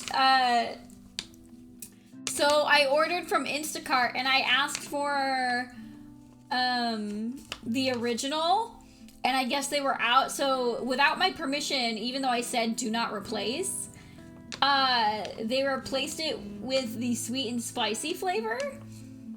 And it literally tastes like garbage. Like, first of all, the sweetness is barely there. Second of all, the spicy isn't even spicy. It's, you know that, like, spice that that spice ingredient they put in a lot of spicy snack foods? Where it's basically just something that makes your tongue really warm, but it doesn't actually have a flavor? That's what this is. Okay? That's what it is. And I hate it. But I was like, listen, they're not... I already paid for it. Might as well eat it. Listen, I grew up poor. You just had to learn to live with the food you didn't like.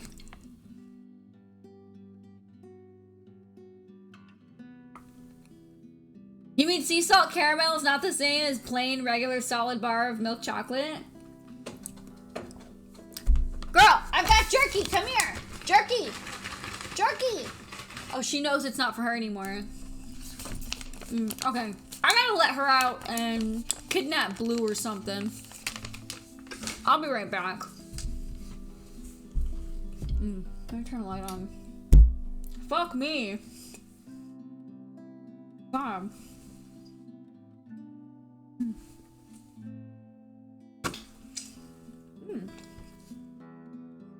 That last bit was like a little bit moist.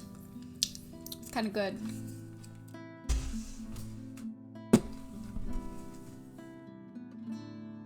Yes, yes.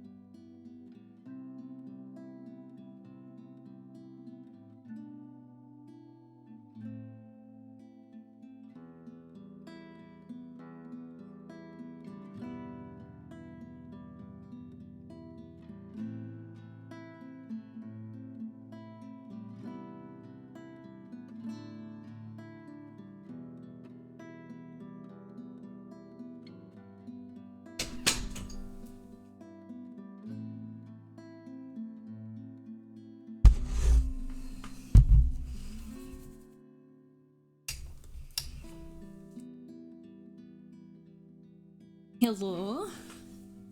I am back. My orange lipstick is losing its like neon, but this lipstick does not layer well. Sorry, bitch, you're stuck in here. I couldn't find Samantha, so I stole blue. Trying to get to. Oh, I already read that. Baby, gotta grind. That was like 2 minutes ago. Well, anyway. Grinding what? Anyway. Thanks for stopping by again, Justin. Don't fall in. Oh god, I was so worried that this soda was not gonna open easily for me, like the first one that I tried. God, I'm just now realizing I'm actually in a lot of pain. We're gonna pull through. We're gonna pull through. Ugh. And yes, this is the 2020 Voodoo Mountain Dew. It's not even half as good as last year's. Boo. He's being an affectionate hoe. Okay, back to the game. All right. Here we are. Here we go. Close out OBS. Whew, okay. I probably should have put the BRB screen up and gave you guys some music to listen to instead of just having my face cam up with nothing to look at. But it's fine. I'm not worried about it. You're not worried about it. We're good. This whole letter bullshit is starting to turn into more than a coincidence. None that I've heard or read of. What does a letter have to do with this? Also, hello there, Melody Core. Welcome back. Oh, no. It was just something I came across. Ignore it. Random thoughts, you know? By the way, I need to run. Thanks for answering my questions. She ends the call abruptly with only a clipped goodbye, leaving my mind heavy with even more thoughts. The mood around my classroom has gone considerably denser, in light of what little I've gleaned from the conversation. I don't think Marianne's lying about her intent. Her interest is genuine, I'd give her that. But she's left a lot of things out. I get the sense she only asked because something's happening around her too. And if she hasn't mentioned the letter, and if she haven't... What? These, like, weird translation errors get worse as the game goes on, which is typical of a visual novel, but let me note that down.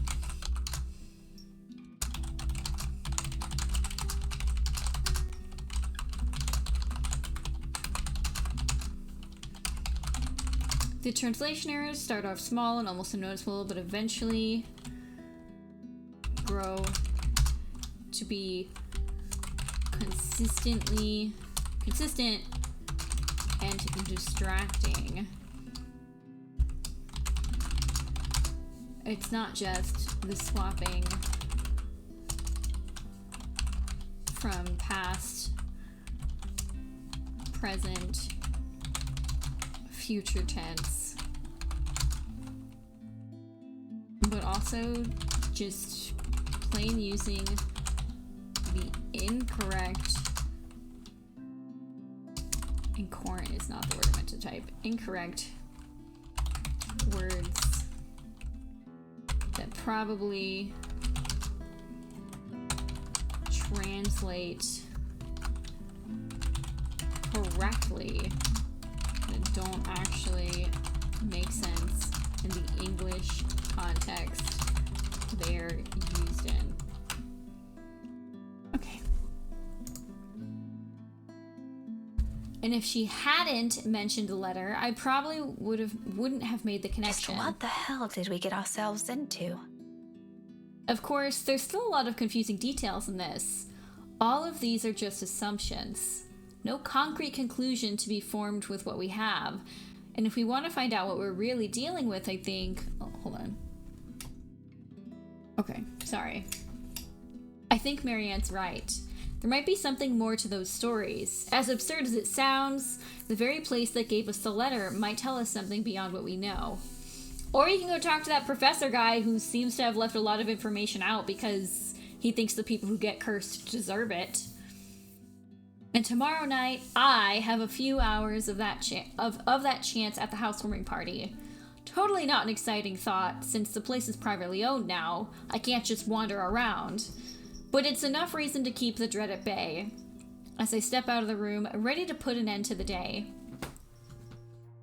However, all those good vibes disappear into thin air when I run headfirst into Luke. There's really something in this man. Regardless of how much of an opinion of him has changed in the span of a few hours, he simply blasts through every good impression of him without care or thought. He doesn't even need to open his mouth. His mere presence does it. In all honesty, I think he's the kind of guy only a mother can love. You're still here? Obviously. Who do you think standing in front of you? An ass. Oh, come on, Daisy. You've done better than that. Losing your touch? Luke, I don't have time for this. I'm heading home, and your face is the last thing I want to see before I leave. What do you want?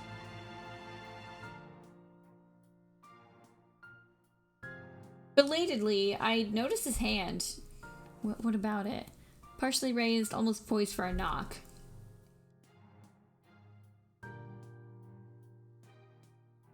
Ugh.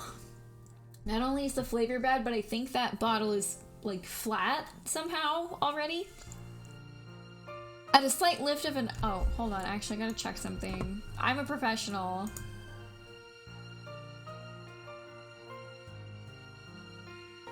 I'm a professional.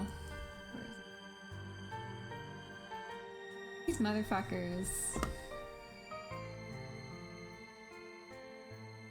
Sorry. Something on Twitter. It's always something on Twitter. At a slight lift of an eyebrow, he quickly drops it to his side and turns to Kylie. She's stranding, really? She's standing a few steps away from him, holding her hands behind her back and towing at something on the floor with the tip of her shoe. Then he proceeds to make vague gestures at me and the child. He resembles a fish flopping for air with the way he's moving his arms. Though I think he's trying to urge her to speak up. Munchkin, I thought you wanted to tell her something. You do it, Tio. This wasn't my idea, darling. Don't worry. I won't tell Tia what you told me the other day. And this morning. Luke exhales, rolling his eyes at the ceiling and maybe praying for the universe to grant him more patience. He knows a losing battle when he sees one. He may act worse than a 5-year-old throwing a tantrum at times, but he's no match for an actual child. Nothing better than being served a dose of his own medicine, huh? Once his frustration is promptly let out, he points a rude finger at me. I do my best to stare the Okay, we're gonna take a minute. I'm gonna read that line again. I do my best to stare at the offending digit down, but I can already hear the demand before it's even out of his lips. You, come with us. What makes you think I will? Because little Rugrat here is upset and worried, and it's your bloody fault. I've no idea what happened this morning, but if you don't come with us, I won't be hearing the end of it from her. So do me a favor, Daisy, and just be glad I'm inviting you. You're asking for a favor, and you can't be bothered to be polite? I don't know. It's been a really busy day for me. I kind of miss my couch. Daisy, you just say yes. A pause follows, almost too dramatic. Afterwards, his face twists into something between a grimace and a smile. As it happens, he appears like he's in a lot of physical pain. You'd think the man's getting an aneurysm by simply being polite. Please? Tia said it'll be his treat. What? I said no such thing, Munchkin. I only agreed to this because you requested it. I'm under no obligation to feed her. I promise I'll be quiet the next time I visit. Oh, all right, but just one meal and make it the cheapest. He's literally like a millionaire, and he doesn't want to buy this random lady one dinner. He and Ashton will get along famously on that department. On a different front, the offer of free dinner does sound enticing, however half-heartedly given it is. Mostly because Kylie is widely put on her puppy eyes, and by the second, I find all my choices slipping away from me. See, Miss Pink? It'll be fun! You don't have to feel sad anymore, okay? I can't believe that they found a way to write in more forced screen time with not just the douchebag, but with Kylie as well. Well, My mobile buzzes from my pocket, cutting me mid-sentence, and for a second, I'm spared from the act of giving an answer I'll regret either way. Fishing the gadget out, I wave a hand at him and excuse myself. A disgruntled expression is on Luke's face before I turn away. I'd be lying if I said it didn't amuse me. He's as eager to be done with this as I am, but what can I do? Checking, a message from Ashton shows up. Oh.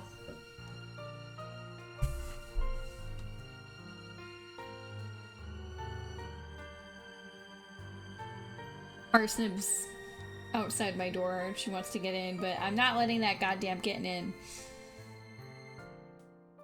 Hey Becca, I'll be around Salem well this evening. Need to meet someone in the area. I might have to drop by yours and Isabella's place after. See ya. Oh, okay, so do we not have to go with them, or? Unlike what he does to Zachary, Ashton has the decency to let us know when he's dropping by, or he's in the area for some business. From the way it's phrased, it sounds to be the latter.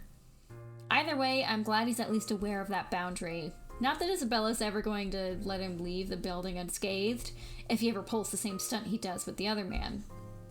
I cringe to imagine what she'll do to him.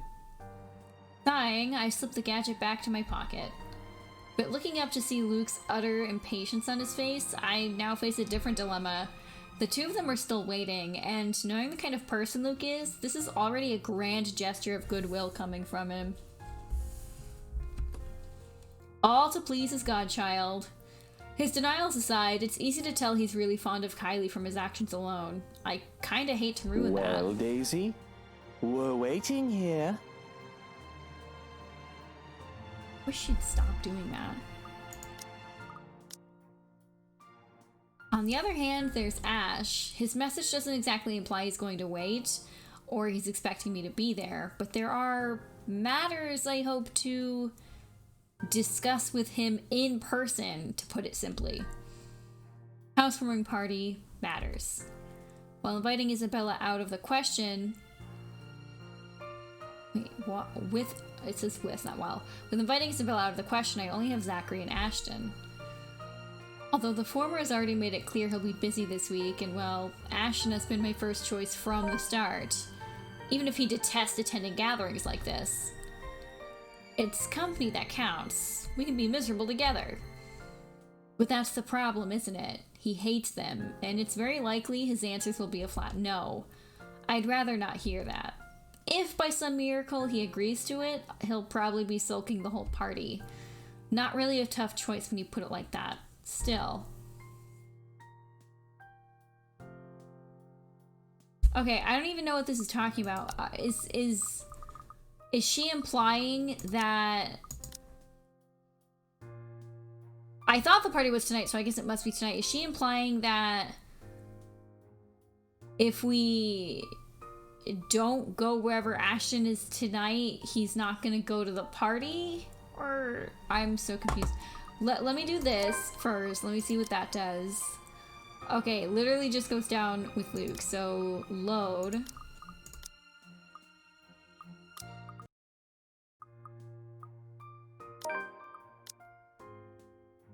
Big plus with Luke. I don't even understand what the point of that option was for. In the end, it's my own fondness for Kylie that wins out. Chances are I'll only have to endure his presence for an hour or so. If it lasts more than that, I can make up an excuse. A sudden call from a friend or things to work on. It doesn't seem so bad when I think of the pros and cons. At best, it'll be a quiet dinner. At worst, it'll be an awkward affair we're both eager to be rid of. I'm leaning more on the latter happening, hoping for the former, of course. Okay, but only because Kylie asked. Kylie's face instantly lights up. For the third time today, she tackles me into a hug before pulling away and dragging me by the hand towards the building's exit. That's alright. I'm sure Teal doesn't mind. Oh, not at all. He let me pick where we're going to eat. Don't worry, it's just close. Luke follows closely behind, and perhaps out of some desire to keep the dead air away, I can't resist throwing in a quip. Keep your distance. You better not do anything funny, you hear? I'm the one who should keep my distance. May I remind you who approached me first and what you did right after? Oh, I remember it clearly. But perhaps it's you who needs a reminder. Why do these two have more chemistry than him and his own fucking wife? You seem to have never learned your lesson. Care we give it another try? Not that the chemistry is, like, good, but, like, the interactions between Luke and Hannah do not even remotely give you the vibe that they have any kind of actual chemistry. Maybe this time it'll stick. Maybe this time it'll stick. I can't believe they wrote that line and they had him actually say it. Oh, hold on. Oh, I can't. Somebody sent me a video. I can't watch it right now. You think you're scary? I'll show you what's scary. This fucking script. To my surprise, his tone lacks the usual sardonic note in it, and briefly, I paused to stare at him. He quickly shuts his mouth right after and walks ahead of us. All talk and no trousers like the usual, and for the better part of our walk, except for Kylie's excited chatter, we don't speak. Somehow, I have this strange feeling I'm already getting used to this kind of banter. Oh, yikes. I'm not sure. Yeah, it's a bad thing, honey. It's definitely a bad thing. And amidst this newfound friendship, dare I call it that? Ashton's message lays forgotten and abandoned in my pocket. They could not afford to have more than one eatery, so they're like, we're just gonna use the same cafe backdrop for every eating scene. Of all the places nearest to the school, Kylie picks this one, and waiting for food to be served is as awkward as I've imagined it would be. Not the bad sort, though. The pleasant kind. Surprisingly, Luke's an okay bloke when he tries. When he tries. So long as you're willing to look past the tactless remarks, or we're not exchanging...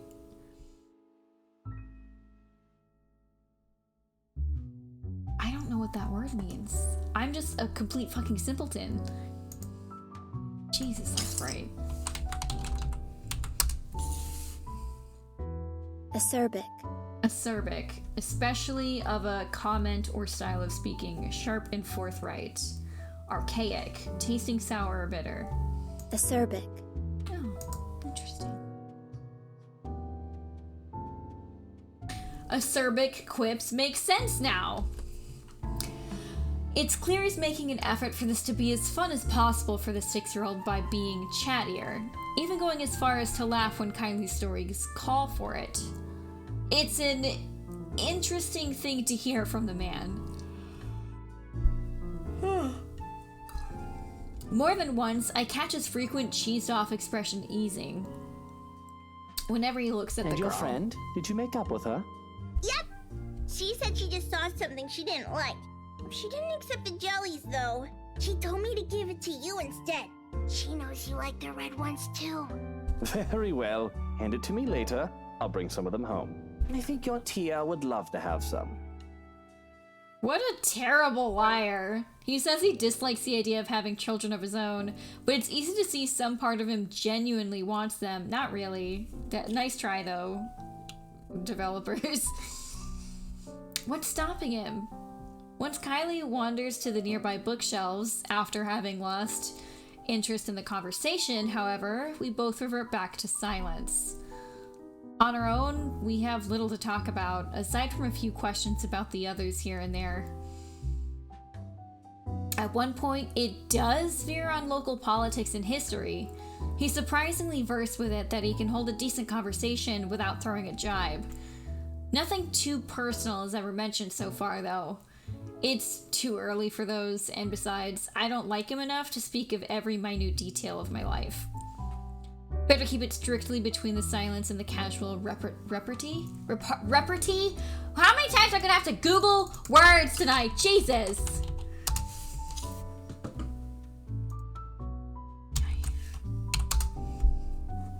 Repartee. Conversation or speech characterized by quick, witty comments or replies. Okay, so a Marvel movie. Literally a Marvel movie. This whole thing already looks and feels wrong on so many levels. I'm quite sure he feels the same. I mean, yeah. So sorry, I'm like trying to get comfortable. This is like one of the most uncomfortable chairs I've ever owned. It's terrible for my back. The best chair I ever had was literally a $10 chair from Target that was on clearance. And of course it broke. It's my fault that it broke. Because this was back when I was like 13, 14. But I was like, it's just a fucking chair, I can replace it, and I was not very kind to it. I was always sitting on it wrong and putting way too much pressure on it, and I broke the back a lot by like trying to lean backwards, and yeah, there's a reason why I don't have it now. So when another bout of silence hits us and becomes too much, I've taken to finding something else to occupy myself. Toying with my mobile, turning it from hand to hand, while we wait for our respective meals. But it'll be a complete lie if I say I'm not waiting for some intervention. Something to pull me away from this place. Someone. Ashton's probably at Salem Well by this time, working on whatever business he has there. Maybe if I make up an excuse and leave now, I can still catch him? Cut that out, it's distracting. My hand stills, holding the gadget awkwardly between us, arrested mid-pass by his bored tone. He's been quiet for a long minute now, after complaining about how appalling the tea and the serving here is. That's not what it said, but we're gonna pretend that's what it said. Before that, he's whined about how uncomfortable his chair is and tasteless the decorations they have here. Previous to that, he has griped about how dull the place is, compared to the one he frequents on the upper-class side of the city. Well, I'm sorry for being a bunch of peasants, Your Majesty. Figures he'll lose patience soon, having already grumbled about almost everything his eyes can reach.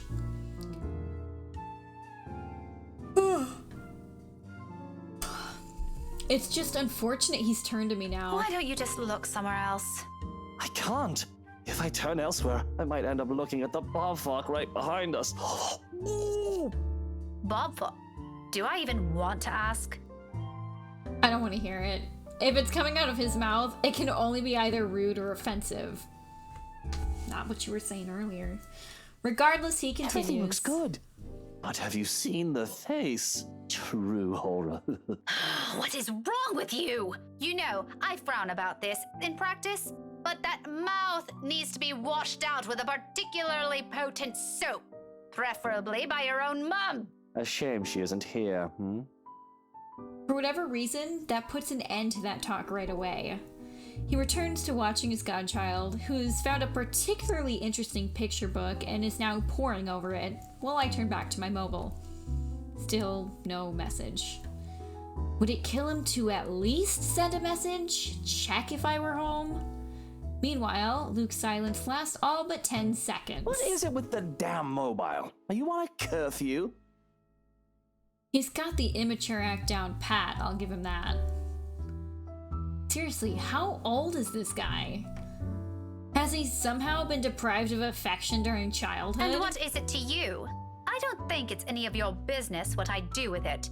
Even if he was deprived of affection, like, so was Rebecca, and Rebecca didn't grow up to be as childish as he is. It is my business, all right? 1, I'm the one paying here. 2, I'm being forced to eat dinner in a place this stuffed and noisy. I mean, you could have picked anywhere. Lastly, it's been 10 minutes, the food isn't here, and I'm hungry. What you're doing with the mobile is annoying and distracting, when the least you can do is keep things entertaining while I suffer. That's your problem? Shouldn't you be more worried about how this entire affair looks to other people? Oh, I didn't realize this was one. You move fast, Daisy. You could have informed me first, you know. Oh, yikes. No, that is not what How'd I this know? is. I would have taken you someplace nicer. Oh, Jesus. Certainly the kind with better food and plenty of good wine. Oh, I don't like this. Why did I ever think this was a good idea? Did it ever occur to you how inappropriate this might look to everyone? Why should I care? It's only inappropriate if you make it out to be. Oh, God. Relax. I won't do anything to make your boyfriend angry. He doesn't even need to know we dined out. It'll be our dirty little secret. I hate it. I hate it. Not my boyfriend. The words come out with more force than I've intended. By the time I realize my slip up, his lips are already spread? Spread? I guess that's a weird way to... He slowly crawls up my face. So there is someone. You're so easy to read. She kind of is, and I don't understand why they wrote her this way, because literally when anybody asks, she gets super crazy and flustered, but like when she's actually with Ashton or talking about Ashton with Isabella, she's just kind of like a bitch. It's like, hello? Briefly, his eyes search my face. I have no idea what he sees, nor do I care to know, but in the next second he barks out a laugh, displaying his amusement without reserve to everyone within earshot. In that moment, I know I've flipped a switch in him somewhere and I've lost my chance to deny his assumptions. Do I even want to? Isn't that the reason why I've been so focused on my mobile, waiting for another message for him? For a reason to dump this awkward meeting and go after him? Look how mottled you are. Now the nickname makes more sense. Shy Miss Pink and her cute little crush. The color suits you, by the way. It matches the hair. Maybe that's why she fucking wears the clothes that she wears, dumbass. It's not a crush. Classic denial. But in reality, you want him to be yours, and your every move is made to make him notice you. No, actually, it's not. In fact, you don't want him to see you with another man in a non-professional capacity, because he might misinterpret it. The same thing goes for you, doesn't it? Bloody, yours is even worse. What about your wife? Aren't you concerned she might misinterpret this? Daisy, just because we tied the knot doesn't mean we have to be joined at the hip at every single opportunity. Don't be ridiculous. Why else would you marry her if you don't want to be with her for the rest of your lives? Okay, you can be married to somebody and not, like, spend every waking moment with them. Because, Daisy, she also has other things she can do with her life and friends to spend time with. Granted, I don't like some of them, and I have a few of my own she utterly dislikes. But wifey doesn't have to know my every move. Nor do I hers. I hate that he's right. I hate that he's right. Do you know how boring that would be?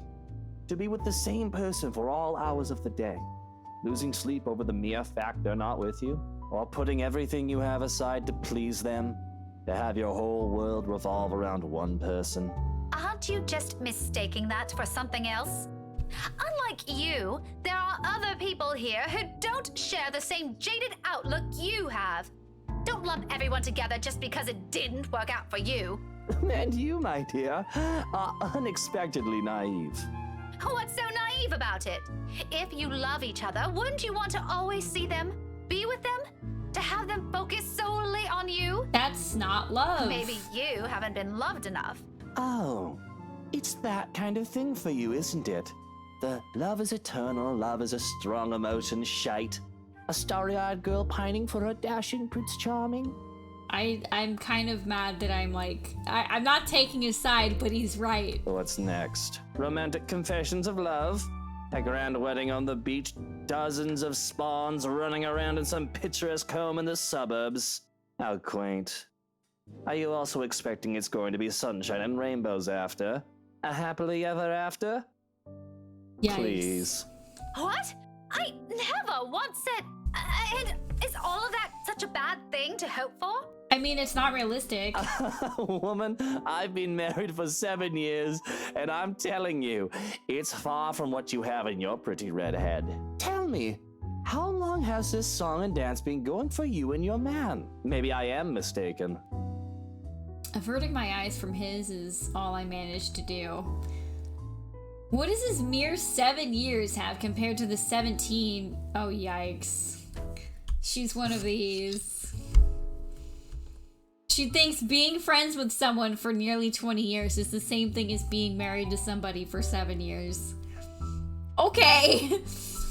It's laughable he thinks those two things are even compared. I mean, flip it around because she... Oof. Ay, ay, ay. Ash and I may have never moved past the boundaries of friendship, like what I've been hoping for years, but what we have isn't something anyone can scoff at. I've always been by his side, endured everything with him. I know him better than anyone. No matter what this man, this complete stranger says, I know there will always be a place for me beside him. And yet... Come on, Daisy, that shouldn't be too hard. 3, 5, 8, 10, 20. His words easily seep into my heart like sharp daggers, gradually picking apart everything I've ever been sure of.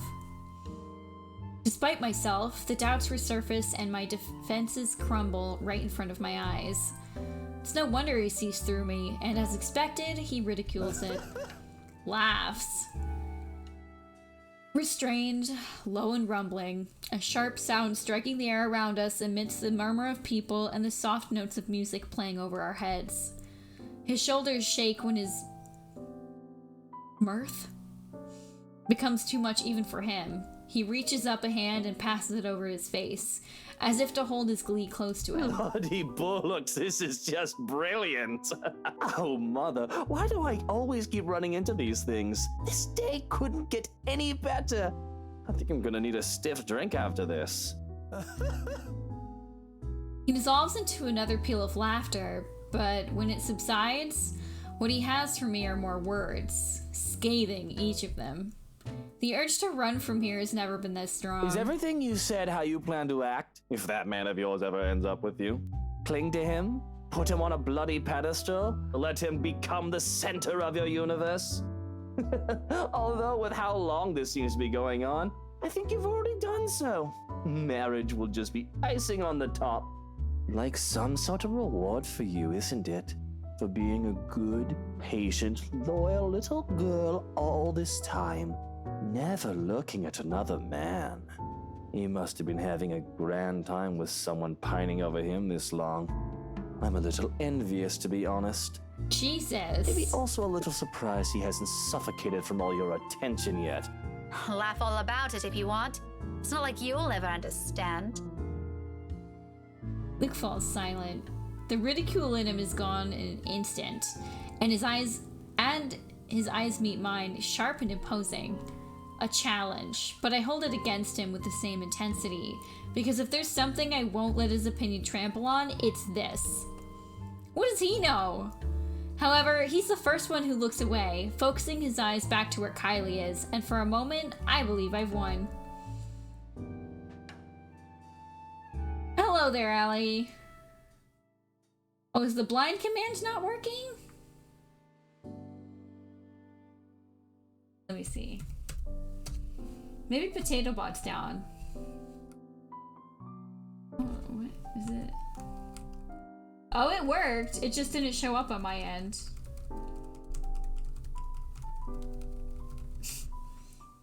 I cannot believe that the free crate command has gotten this many people so far.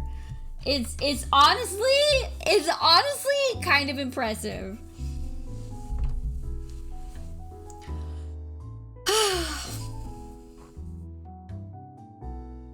You know what they say about horses and water. The words he drops next, though hushed, hang heavily in the distance between us. You're right. I won't. But I do know not to mistake love for obsession, woman. They are not the same thing. I mean, he's not wrong. He's not wrong, but he's still kind of wrong. It rattles. Out of everything he said tonight, this is one thing that twinges my heart. Maybe it's in the manner he delivers it, the lack of conceit in his posture, or an underlying insult in the tone he takes. The remark is not meant to cut, merely to express a simple truth. This time, it's him who holds his gaze against mine. Another unspoken challenge, and I realize that if this happened minutes before, I'd already have an equally searing retort at the tip of my tongue. There's none. But the anger is there, ringing at my insides, prodding at the uncertainties I've long kept.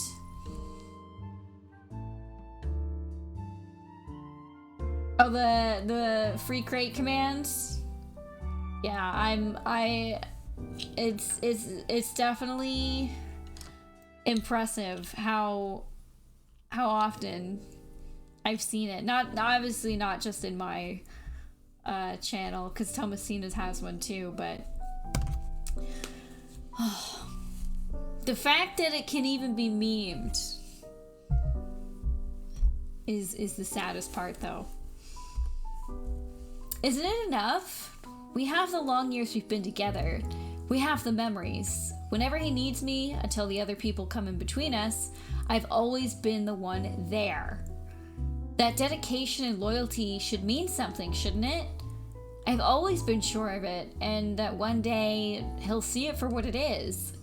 In spite of that, in this minute, under this man's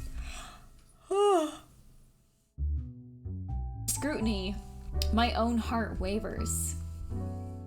Okay, I don't like either of these characters, but we are trying to get everybody's affinity at max, even though I literally hate pretty much everybody. Big minus. Let's load.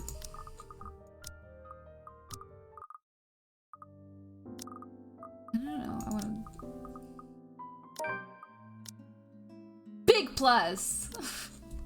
However, those are for me to ponder on. This arse doesn't need to hear them, and neither is he entitled to them just because he dished out some profound-sounding life wisdom no one asked for. So I look away, hoping my own silence would be enough of an answer for him. And it is, for a moment. Up until warm, furious tears prickle behind my eyes, stinging, begging for release, along with every other frustration this dumb talk has built up in me. All because of this man. I hate him. I hate the fact that he has to be the one to see me in this sorry state. I'm already expecting another barb from him when his expression shifts. Except he panics.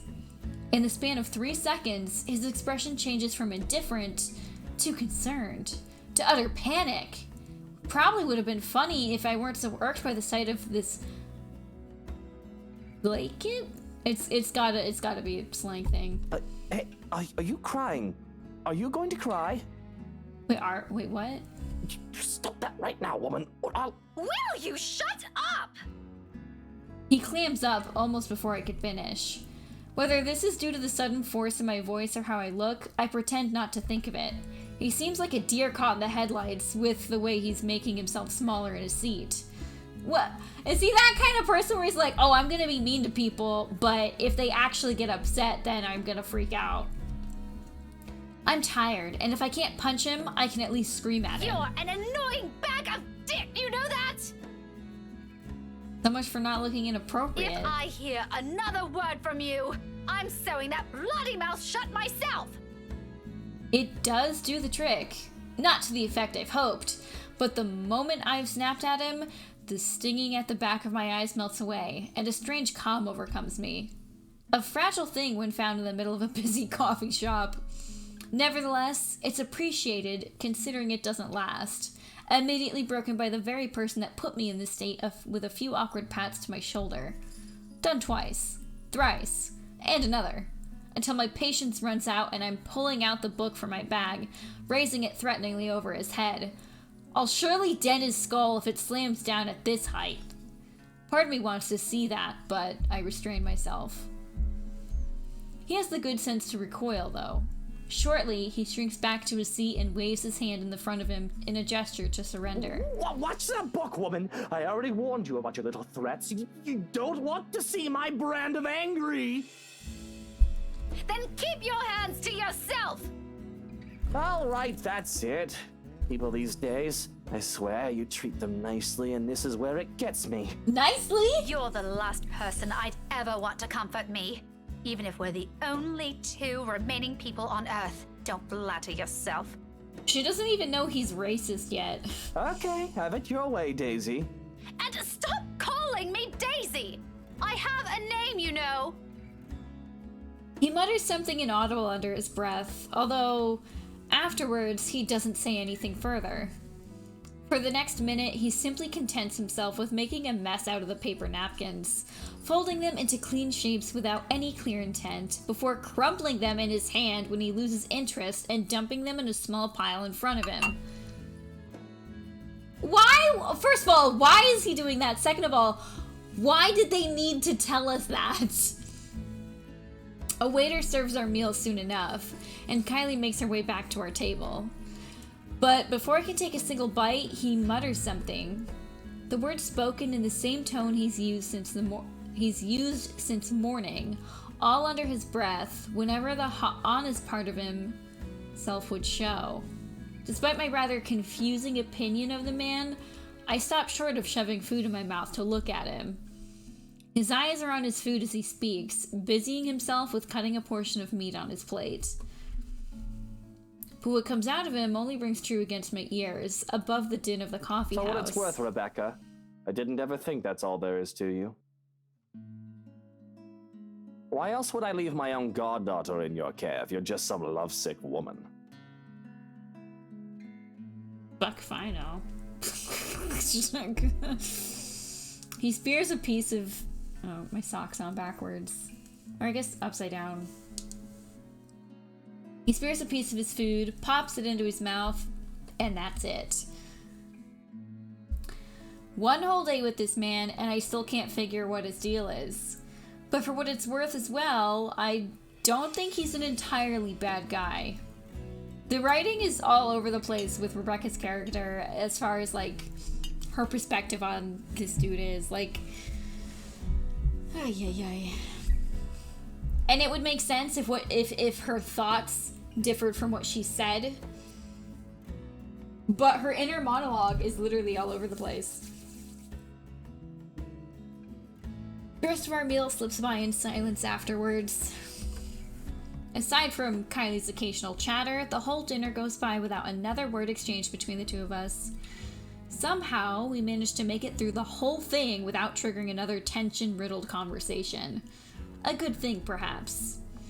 One, because Kylie's sitting in front of us, and two, I probably won't be able to hold a proper conversation with my mind heavy with thoughts. We depart from the coffee house just as the evening crowd starts to thin out. The same wordless silence fills our short walk back to the school, except for when Luke gestures at a nearby flower shop and enters it without waiting for Kylie and I. He emerges minutes after, carrying a bouquet of daffodils with the same softened expression back on his face. Unlike the previous ones, he tucks this one away almost as soon as he looks up at us, a moment he's not willing to share. At my confusion, he merely answers with a shrug and continues walking. For someone important. I accept it for what it is, if only because he doesn't owe me an explanation. It does leave more questions about him, each one baffling as the previous ones. He probably bought him for his wife. Who cares? Those are the last words spoken this evening before we had our own ways. Up until I arrive home, I still can't understand him. Here, however, a whole different set of questions await me, and much like everything today, it comes with the littlest of things. A low note greets me upon reaching my unit's door. Its edges flutter lightly against the faint, warm breeze passing through the small complex. My hand stops short of twisting the knob as I stare at it, though I don't make any moves to take it. Dropped by earlier, you weren't around. Any ideas where Scaredy Cat is? I couldn't contact her. Inspector Abigail has a few questions, LPD stuff, something about her dead coworkers. Anyway, let me know how the two of you have been doing. I'll see you later. Ashton's neat script lines its surface. The message he left, short and straight to the point, but not without the underlying hint of a friendship. He's looking for Isabella, apparently. Something about LPD's it's just telling us what the note says. Any other day, the former part of his message will likely prod at the piercing envy I've been holding, while the latter will probably send my heart aflutter. Little things from him that I want to mean something more. Yet, this time, only guilt fills me and my eyes barely shift towards Isabella's empty unit. Luke's words repeat inside my head as I do so. For what it's worth, Rebecca, I didn't ever think that's all there is to you. Why else would I leave my own goddaughter in your care if you're just some lovesick woman? Have I always been like this? Is selfish? In truth, I've intended to call Ash after that dinner, if I didn't catch him here, invite him to that party like I've planned. There's time and he's still probably awake at this hour. But my hands won't move, and perhaps it's for the better. Until I've had the time to think this through, I'll be best if I distance myself from those I've been clinging tightly to. I mean, in Hannah's row, we already saw Ashton at the party with Rebecca. So whether we invite him or not, he's gonna be there. Find a different perspective and see things for what they are. With a soft sigh, I reach for the note and crumple it under my hand. The knob twists open with much ease when I enter this time. Maybe after some introspection it'll be easier. For tomorrow, I have that woman and the mansion to worry about. Okay, so this is going to be the day of the party. The night wears on without further incident, despite the great number of thoughts swimming inside my head. Come morning, there's only a hush, a strange sort of stillness unlike the ones greeting me every morning. This one's uneasy, tight with anticipation, like a string stretched thin, merely waiting for the proper time to snap. Granted, it doesn't make my day any less pleasant, but the edge is there. And as expected, the second I step out of my flat, it comes apart, broken by the voices of two squabbling adults echoing from a floor below. The quiet was nice while it lasted. Shame. What the hell were you thinking? I wasn't. Ow! Could you let go? What happened? Now, a few seconds later, they both ascend the stairs, with Ashton pulling Isabella by her wrist. She struggles, as she should, but his hold on her remains firm. Freeing herself means having to draw blood as she attempts to pry his hands off with her other one, or using unnecessary force to push herself away. Neither of which is better than the other. One could potentially end in an accident, while the other means having to hurt him physically. She has the good sense to realize that, at least. However, it doesn't take the desperate edge in her voice when she answers Ashton's temper with her own. So on they go, and none the wiser to my presence. You have any idea how much trouble you could get in? That's why I'm asking you for help. Is this what you've been doing these past 3 days? Because this doesn't make your case convincing, Isabella. Rose died, Ash. I know. Every single person in Luxburg knows. It's on the damn news. But that doesn't mean... People are missing. Some of those are my friends. And BRC's just covering it all up. You can't just barge into my office and expect me to do anything about it, right off the bat.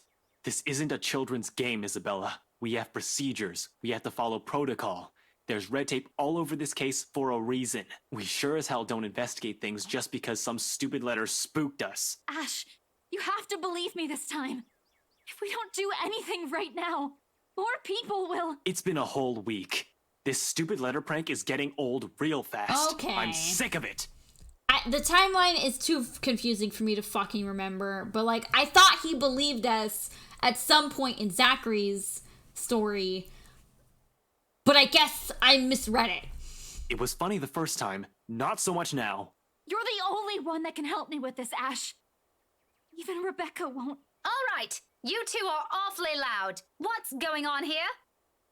Both of their heads snap up, almost in unison. A displeased frown is on each of their faces, but this is a necessary interruption. What can they do? People still in their units have already taken interest on the commotion, with some taking a peek behind their curtains, while others are bold enough to creak open their doors, if only slightly. If they don't keep it down, pretty soon our landlady will show up. Getting a reprimand from her is the last thing I want to happen, first thing on a Friday morning.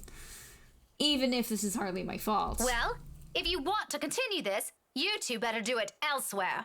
You're disturbing other people. Don't worry, we're done here. No, we aren't! Becca, I looked it up.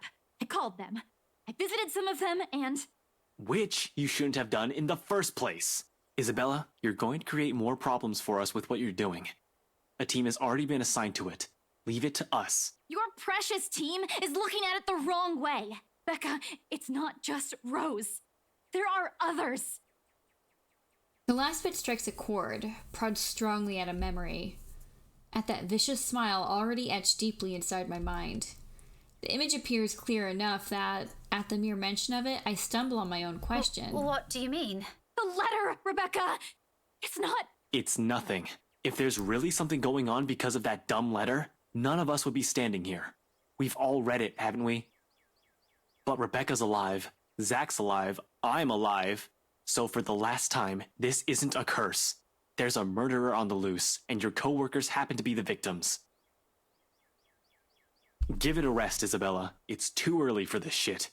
Don't you think that's too much for a coincidence? Not so much. Most serial killers follow a pattern. I'll tell you about it some other time. And anyway, coincidence or not, the point is, civilians like you aren't supposed to get involved. You're putting yourself in danger. I wasn't chasing after... Will the both of you slow down and stop arguing for a minute? What's this about your coworkers, Belle? Becca, please don't tell me now you believe this shit. Sure, in a heartbeat, I'll agree with Ashton. That's how it's always been, besides having a very good point. Really, they're the very same ones he'll make every time I ask too many questions. But the fact of the matter is, what he wants to hear from me right now is far from what I've been seeing, sensing these past few days. It doesn't matter what Isabella or I believe on our own. Something odd has been happening around me, and that letter she picked up is at the heart of this. Okay, hold on. This is what, I'm pretty sure this is going to be one of those things where you gotta take a hit with someone's affinity, and just because I'm sick of this Ashton dude, I'm just, you know what, screw him. Yep, down with Ashton, up with Isabella. That's what I figured, and that's what we're sticking with.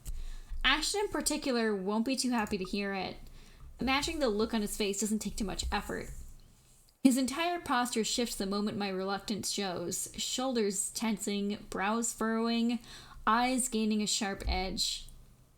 He's already bracing himself from the disappointment. And it will be a disappointment. Not in a million years did I ever believe I'll be saying this either. I might have seen her. The woman Belle's been telling us about. The one she said she saw in the attic. Both of them stare at me like I've grown an extra head, and for a few moments, Ashton looks as if he's about to have a fit. A pause treads? A pause treads at its heels after? That doesn't even make sense. A silence thick enough, one can almost hear a pin drop. You're kidding, right? Do I look like I'm joking? Really, Becca? Not funny. Ash, I'm not lying. Why would I lie about this? It's been this way since the film fest. The past few days have been really odd since we read that letter. Or maybe you're all just feeling under the weather. I love being gaslit. I'm not sick. Don't you think I'd know that by now? Becca, you're starting to sound like Scaredy Cat. Give me a break. Why don't you? I'm sorry. I'm so sorry, you two. Isabella's voice cuts sharp. Wait, hold on. First, I want to get this out there. So this whole time...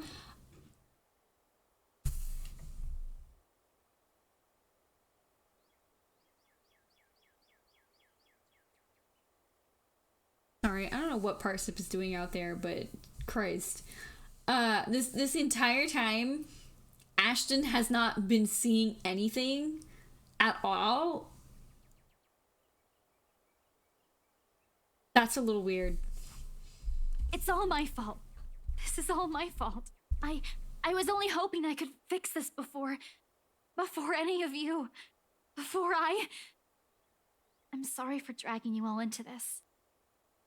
She breathes in, deep, steadying, and in that moment, something falls behind her eyes as she looks I'll away. fix this. I promise.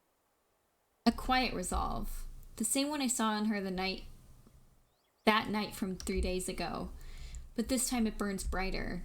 Even Ashton wavers at its sight when she looks him straight in the eyes, gaze unflinching. Gradually his grip on her wrist loosens. Belle, there's nothing to fix. The problem is... Just this once, Ash. Her voice, though small and lacking any force, stops him. Along with it, every sound, every noise dies around us. A hush descending as if the world is waiting for her words. You don't have to come with me, but if I don't do anything, I am going to regret it.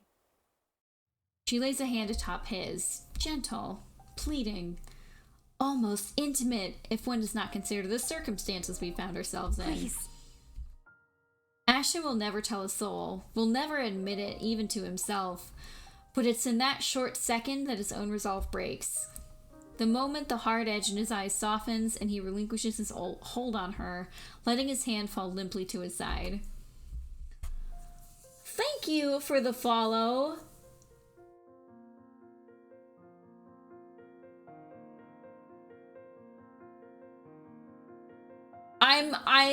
I do not know how to say your name, but thank you for the follow. Sorry, it's just that's a lot of letters. Wordlessly, Isabella steps back and runs off, leaving only a muttered thanks and a small lackluster smile. Only after the last of her footsteps fade away does Ashton move, breaking the silence with one of his sharp exhales before reaching up to pinch the bridge of his nose in a gesture of frustration and surrender. Did you really have to tell her that? I'm not gonna lie to the bitch just to make you happy, dude. What do you want to hear from me then? That everything's fine? No, I want all of you to stop putting these ideas in her head. None of it is helping. Never mind. Don't worry about her. I'll bring her back here. He's already poised to leave when my own instinct takes over. I reach for him, gripping his elbow with the same unyielding grip, the action prompted by voices whispering at the back of my mind. He's already made it clear he's not going to believe me, but he deserves a word of caution. Who knows where all of this will take us? How all of this will end? He shouldn't be caught off guard, beliefs notwithstanding. Ash, I know you don't believe in those things she's saying. And you know me. I'm less inclined to believe in those things as you do. But I've seen something. There's something strange going on here. You don't have to buy it. If you don't want to listen to me, fine. But please, try to hear her out. It's bad enough that Isabella goes off like this without telling anyone. I'm just worried something might happen to her if she keeps at it. Talk to her, okay? As if she trusts me enough for that. Maybe she'd trust you if you actually listen to her instead of telling her that she's, like, crazy. Doesn't the fact that she approached you first about this, instead of me, already say a lot? A different kind of trust, granted implicitly and never spoken, sometimes too big, too fragile to last. He falls silent for a moment as he turns it over in his mind. In the end, all he manages to offer is a small nod before he departs, and a promise to at least listen to her, without the teasing or the jibes. A favor for me and the least he could do for her. This is as much as I can do for him as well, until I've understood what's happening myself. Tonight, hopefully, where all this started will provide the answers I'm looking for. Except the whole thing's off to a bad start, and all of a sudden, whatever Isabella claims dwelling in this mansion becomes the least of my concerns. Of all the cabbies in Luxburn, I have to chance upon the superstitious one. Still not as bad as finding out your car's starter refuses to crank on when it was still working this morning. But it's equally as frustrating when you're forced to walk the rest of the way. All because the driver got spooked. Isabella and him will get along so well. I do get his reasons. After all, I've had my fair taste of bizarre lately. All of which might have brought upon by that letter Isabella found here. But you think that he'd at least be charitable enough to take me a little closer to the house itself, not at a distance 15 minutes away from it by foot? Good thing I'm not wearing anything too formal or constricting. Otherwise, that short walk would have likely put me in a bad mood long before I'd have to suffer in a room full of strangers tonight. Although this soon proves to be a problem the second the driveway comes into view and I near the entrance. Severely underdressed is a total understatement to describe how I look. Cars worth more than my own apartment and childhood home combined line the mansion's front yard. Men and women decked out in their best also flock near the entrance. Most are eager for the festivities to start, while some are simply idling about, enjoying the warm afternoon sun before it sets.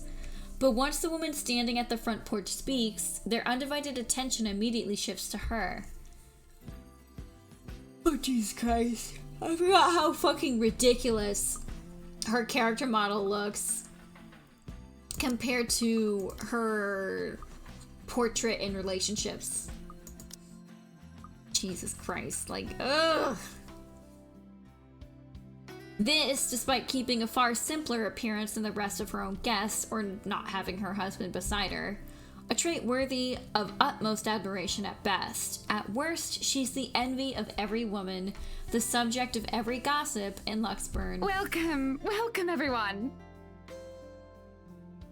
And Mum said we could have been good friends. I can't even picture myself mingling with the kind of guest she has. Though I admit she does seem familiar now that I've seen her this close. Memories of sitting in a vanity not mine, being dressed in clothes too fancy for my tastes. Man, I thought with the Mountain Dew I'd be more awake, but I haven't really been drinking it too much.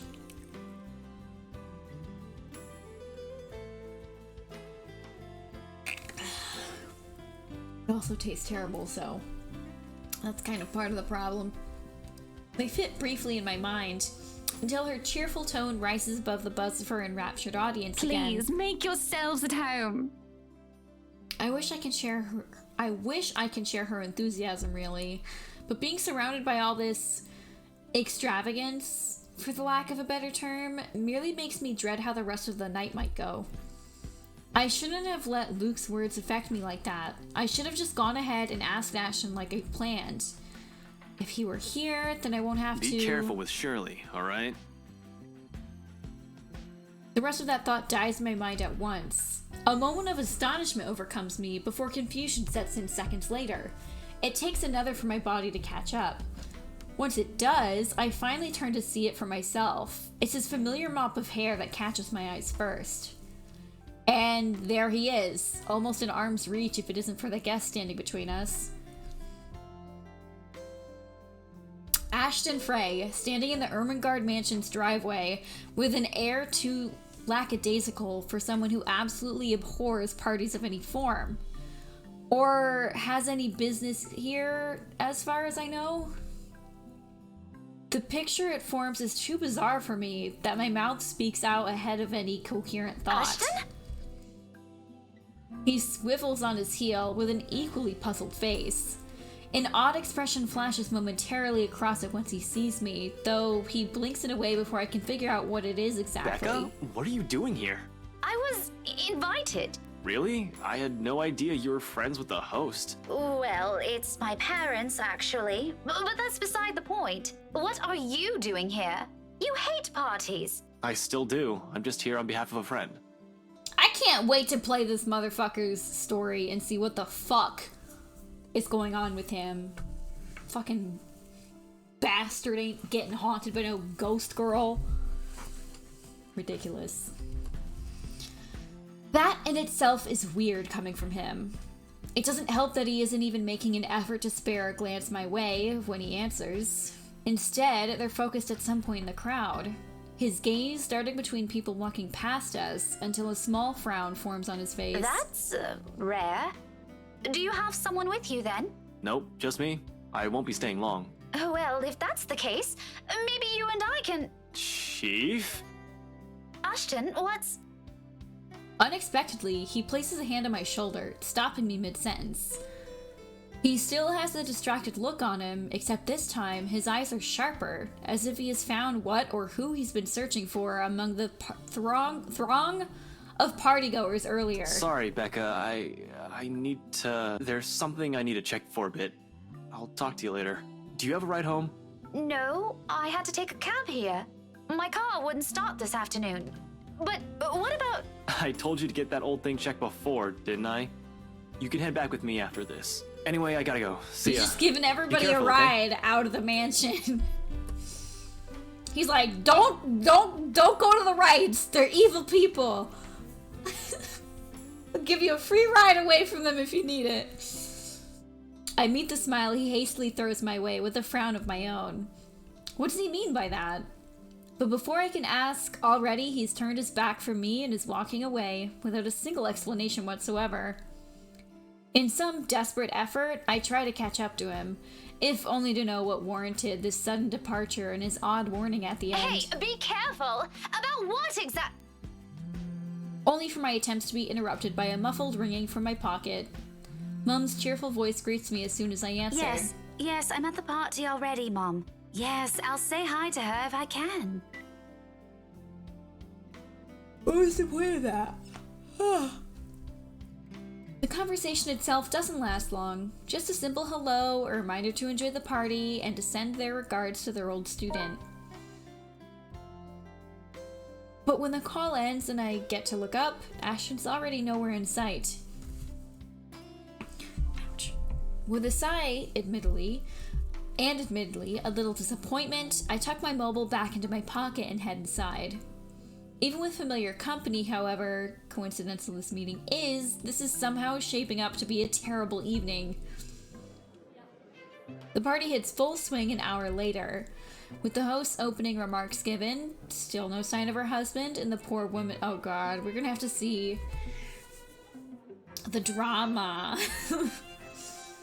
The poor woman and the guests promptly fed. The band shifts the melody to a livelier tune. Soon, laughter and rhythmic tapping of shoes fill the room, all in accordance to the lifting strains of music. It seems fun, I admit. Fascinating at certain moments, the flurry of dancers making the music their own, almost with no care in the world. If I weren't so indisposed, I might have joined the crowd for a song or two. There isn't a lack of invitations anyway, plenty of them in fact, with some asking more than once. It's only my stubborn refusal that prevents me from joining them. And I can! A single nod is all it'll take, and the evening would have been far more enjoyable for me. But pride and my own silly hopes, the thoughts of being seen with one of them by him, curbs that, as much as I hate to admit it. Because doing so also means outright acknowledging the douche's claims. That he has to be the one to tell me that still sends my blood boiling. I would have preferred someone more agreeable, less of an arse. The hard truth to swallow, especially when the very person at the center of it makes denial difficult. Can't even spare me a minute of his attention, or a single glance at me the whole evening. Hell, Zachary might have spoken more words to me. The big guy is busy covering the event to boot. But at least he manages to slip in a conversation or two between takes, or a small wave of his hands when he passes by. What's Ashton's excuse? He's been flitting in and out of sight the whole time. One moment he's hanging around a small group, and another he's hovering around the string band. Just a second ago, he's wolfing down some deviled eggs by the buffet table, a glass of wine in hand. The next thing I know, he's gone. If I didn't know any better, I'd say he didn't want to be here with any of his friends. Is it because his boss is here? What's the big deal about that? It's never bothered him before. I swear, the next person who asks, I'm dancing the night away with. Ashton can go fuck himself. You would catch his eye a lot better if you wore nicer clothes, don't you think? Her voice almost makes me jump, too focused on the gobshite wandering around the ballroom and my own annoyance to notice. If she's heard any of the profanities I've mumbled, or she's taken notice of my discomfort, she makes... Wait. Discomfiture? I'm guessing it means the same fucking thing. She makes no comment on it, merely greeting me with a smile while I turned my attention to her. Miss Hannah Wright gives off a whole different air when she's not speaking to an audience. Homely, a bit too friendly for my liking. But I guess that comes from being raised in such an environment and having to deal with pompous, snooty people. Oh, take a shot every time I yawn. Good fucking bye, liver.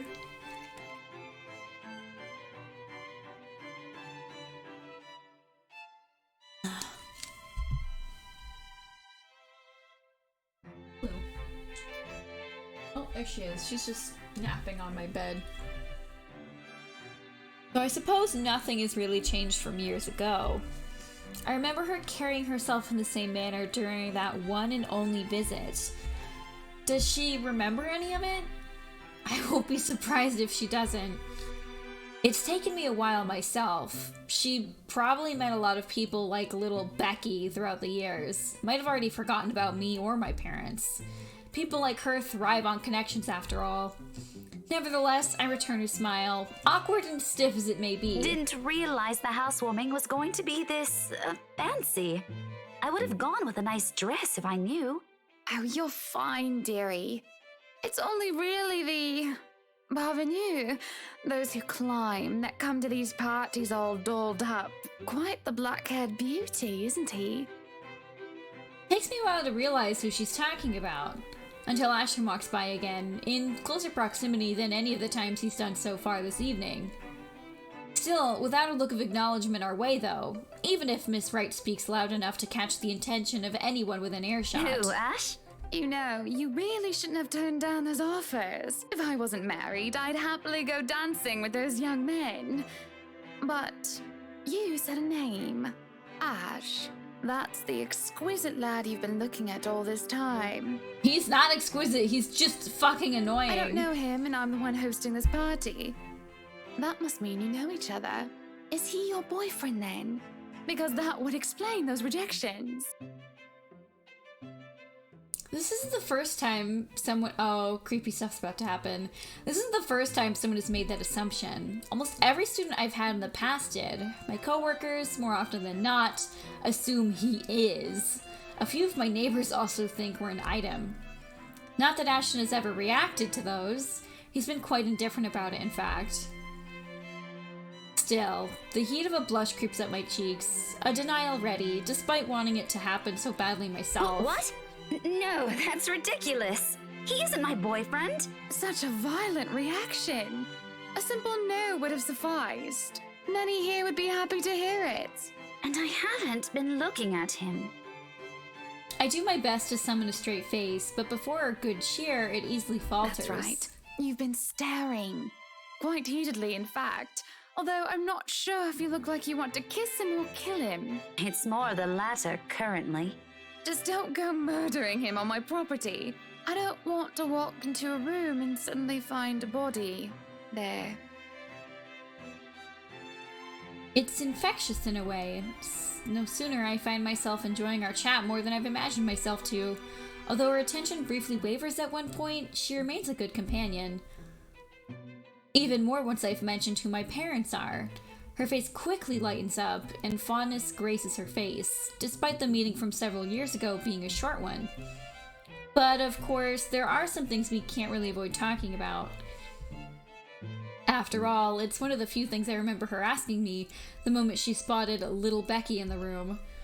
Do you have a boyfriend? In retrospect, it's an odd thing to talk about as children when there are loads we could have started with. Oh, I remember you! You were the cutest little thing with glasses! And when we met, you were having boy troubles with this lad called something with an A. I believe I still have the clothes she gave me, chosen also I can impress him. And even back then, Ashton's always been denser than a rock. I mean, can you really become a detective if you're denser than a rock? He probably knows. He probably knows, and he's like, I'm just not gonna acknowledge it. And that one attempt to get him to notice backfired spectacularly. Sure, he's keen. He's a detective, for heaven's sake. But feelings, more often than not, escape him. What was it again? Aaron, Alan, Adele, Albert, Alexander, Andrew? Which makes this whole talk all the more embarrassing. And the more names she lists off, the more discomfort grows until my smile turns into a grimace. What will she think of me? Here she is married to a man she most probably loves at that. Well, I'm still stuck in the same place, yearning for the same person. Ashton! Ash! That man is that boy! The same one. Yes, it's a little bit pathetic. Oh, goodness me, after all these years! I can see why, though. He's quite dashing. You don't really need to announce it to everyone within earshot, you know? Keep it down. I'm so sorry, but it really is cute. It's something. She says that, but for a short moment, a hint of pity flickers in her eyes. I take that as a chance to change the subject before anything more can be said over the matter. I haven't even figured out how I should feel about the things Luke told me. Now I'm getting dragged into similar discussions. So, this is a nice party, Miss Wright. Though to be frank, I doubt she'll be so willing to pass this up. The topic has already captured her attention. Please, Anna's fine. We're friends of a sort, aren't we? We must be friends, seeing as I know about your little infatuation, Becky.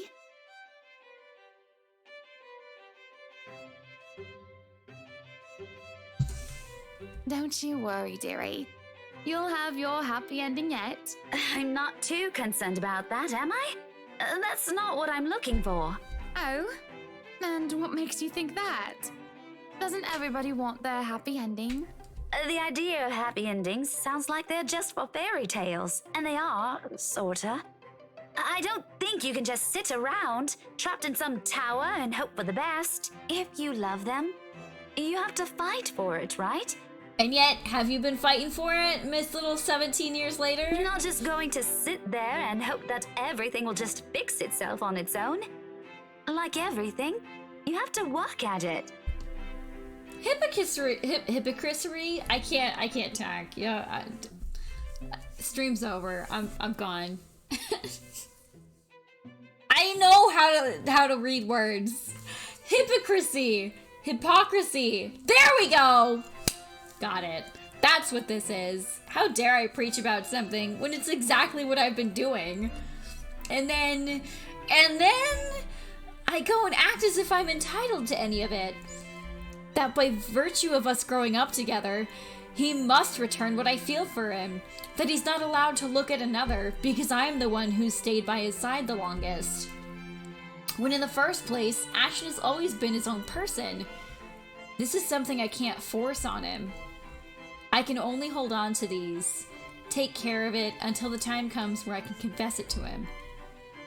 Great, if he reciprocates, but if he can't, if he won't, selfish. I've been so selfish. How laughable that Luke's words still strike true up until now. But what do I know? I'm sure the daughter of the two greatest professors I've ever known is smart enough to know what she's talking about.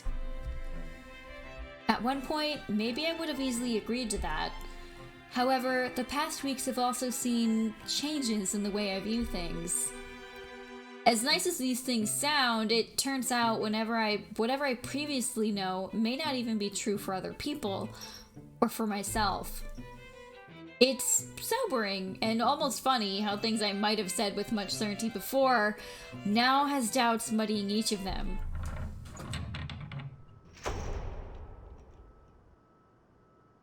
What are you doing?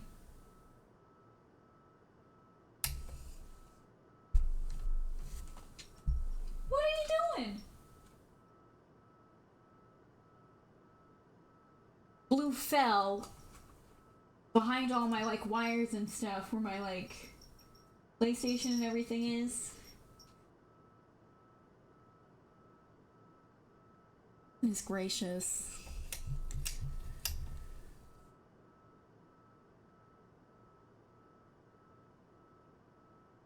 But But there will be time to mull about these later, because when a hush suddenly descends in the room, a whole different issue rears. Especially when fucking Luke, strides into the now quiet ballroom, fashionably late and oozing with the same pompous mien he always carries around with him. Good evening, ladies and gents. Enjoying the party? I hope I'm not too late in welcoming you all to the right mansion.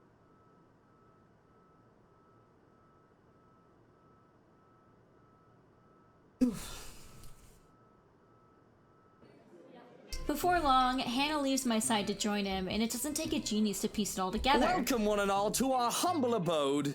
Don't tell me she, honest to fucking God, didn't realize that they were married. Tonight, if you have yet to find yourself in your roles, you are all ladies and lords of the court of your king and queen, if you would excuse my presumptuousness. So enjoy the feast that has been laid out for your senses, as we only allowed the best to be served. Enjoy the rest of your night, everyone. His attitude, the manner he carries himself around people, his unfamiliarity with that part of the city. Of fucking course! I should have known! Bitch, did she even read the fucking envelope? Although, I'm partly at fault here. Tabloids and the gossip columns have never really been my thing. Ugh, cat fur. I should have also expected that whatever Luke fucking Wright is, some sort of drama will surely follow, wherever. He seems to be the kind of person who revels in it, figures it'll find him on its own, even when he's not asking for it. It happens amidst a round of applause and hoots that people lagging behind the crowd they've gathered does not catch on, until the cheers turn into several scandalized gasps. I am pregnant with your little bastard. You promised me you'll take responsibility. God damn it, Luke. I finally got you to talk to me after months of silence, and you do this to me. This. Need a new chair. What do you mean you're pregnant with? Luke, is this true? Lies and slander, woman! Security! Johans, take her out of here before she makes an even bigger fool of herself! No, you do not do this to me. I was so ready to leave my stupid oaf of a husband. I told you to leave that damn wife of yours. Look at her. Does she look like she wants a baby? Does she look like she could take care of a baby? I mean, I don't know. The commotion doesn't go further, despite the drunken woman appearing like she has plenty more venom to spill. In a little while, security shows up, escorting her out. Apparently, she's the chief inspector's wife, too. As if this whole thing can't get any more fucked up than it already is. What a mess. But the damage has been done, and beyond the repercussions this will bring, I'm more worried about Hannah. Maybe Luke too, in part. I've seen the man that hides behind the self-importance, and it's someone who cares for the person who stands beside him. How the fuck would she know? This writing is all over the place. No matter how questionable that is now. After all, no anger is worse than a woman scorned. And Hannah, well, as refined and well-mannered she is in front of their guests, I'm not sure if she'll be too willing to tolerate this. Her party, her home, her husband, and that woman has just dared to walk all over it. It's in her eyes when she turns to her, the face of someone who demands she be given the same respect she's long deserved. You are no longer welcome in any of our states, our properties, and our businesses. And we will no longer patronize yours. Now, escort the girl and make sure she isn't standing even an inch within our grounds. Hannah's outrage is a strange sight to witness. After those smiles and the grace she has carried herself through the entirety of the party. Like this, her eyes burning bright with fury, I don't doubt she can do so much more. Ruin the scandalous woman if need be. Shaming her is already an act of mercy, generous enough coming from her. You won't show your face to me ever again if you know what is good for you, Rochelle. Take her away. No one protests, not even the subject of her ire as she's forcibly dragged out. Even the smile on Luke's face wavers when she eventually turns to him and pulls him out of the room for a talk of their own. For a brief moment, there's a concerted effort between those left in the hall. A short second of tense silence while struggle to figure out what to do with themselves. Should have been like, while they struggle, but whatever. But true to the kind of talk these situations attract, it doesn't last too long. Soon, chatter explodes throughout the whole ballroom. Worried murmurs, clickings of tongues, and inappropriate gossip flitters through the tension of the room. Most of them haven't even left the premises and they're already talking about it. Tomorrow, it'll be on the news for sure, in every local broadsheet and tabloid in Luxburn. I couldn't care less about any of it. Simply thinking about this already gives me a headache. When the shock is faded, I just feel bone tired. I've accomplished nothing of what I've come here for, and apparently Ashton has disappeared sometime during the commotion. I'm not sure what pisses me off more. That he ignored me the whole evening and might have just left without saying anything, or knowing he obviously has some other motive for being here. Can he at least trust his own friends for that? He didn't have to hide it from me. Oh, I bet it's because we didn't have him at higher affection. The only relief to be had in this is perhaps Zachary. Zachary's comforting smile when he approaches. He appears as disturbed when he stands beside me, fiddling with the buttons on his camera, even though the device is off. Eventful night, huh? You can say that again. It was awful. He pauses for a moment, staring at me intently. Then he laughs. A tired one, but filled with humor, in spite of what we've just witnessed. Let me guess. Ashton. I was thinking more of the drama we just saw. Oh, what makes you think he's my problem? Just a hunch. And, it's all in your face, actually. Why does he have to? I don't understand that man anymore. Like I always say, you should just... Oh, you can bet your ass we're going to have a very long talk. I'm not letting him off easy this time. I'm sure he has a good reason. He won't say it, but he likes being around us. Heck, we're probably the only people he likes. He ain't gonna ruin that for something stupid. He can be dense, but he ain't dumb. But that's exactly what I've been telling people, isn't it? We'll see about that. I just want to go home. Are you done here? Nah, sorry. I can't until the party ends. It's all right. I'll just take a cab or something. I'll see you later, Zachary. Before removing myself from the room, I lay a comforting hand on his arm. He'll need it among these people. And then I'm gone, more than ready to end the disastrous night as early as possible. As it turns out, the night isn't done with me yet, because no sooner... Oh yeah, that's right, he exists. Why? No sooner has the porter closed the door behind me, I find myself standing alone in the foyer with one Luke Wright. No sign of his wife. Just him and the agitated clicks his shoes make while he treads around the empty room, away from the media's prying eyes and their guest-judging stares. It's easy to glean how much this scandal has him shaken. Not to the point where he's utterly lost his composure. He appears to have mastered himself enough not to. But an ample opening is there for a nervous edge to show on the lines of his shoulders. What do you know? Man's not as tough as he makes himself out to be. Sure, I've seen this before, briefly in that 1 second in the hallway at school. It's a strange matter, however, to witness this out in the open. Behind closed doors, this is the real Luke Wright. Though, maybe that's because he hasn't noticed my presence yet, busy as he is with his thinking. If he's aware, I doubt he'll be acting like this. His pride is one thing he'll always wear with him. Even now, when I place a gentle hand on his shoulders, and he whirls around to face me, there's a second-long moment of anger flashing across his features before it dissolves into confusion. He tucks it away as quickly as he can, but it does nothing to change the impression I've built of the man in my head. Daisy, must you be everywhere? We've only met 3 times, Luke.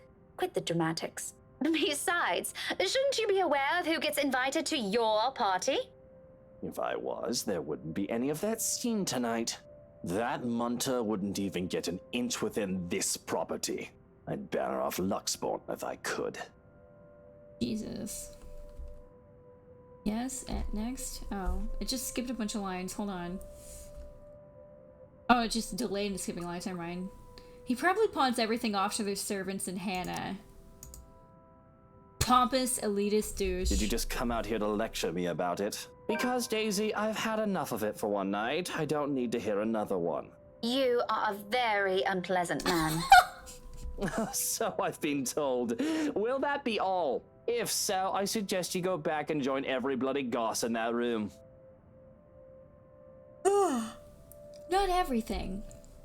As unpleasant and frustrating talking with this man is, he deserves the benefit of the doubt at least. Why? You don't even know him! The questions and criticisms aren't lacking, of course, but right this instant, there's only one thing that comes to mind. Is it true? That's 100% not the thing to say. You know, brooding over here isn't going to fix this mess. Holy shit.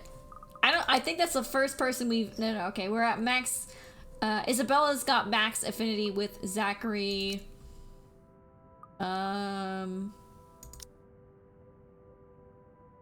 Zachary almost has max affinity with Ashton.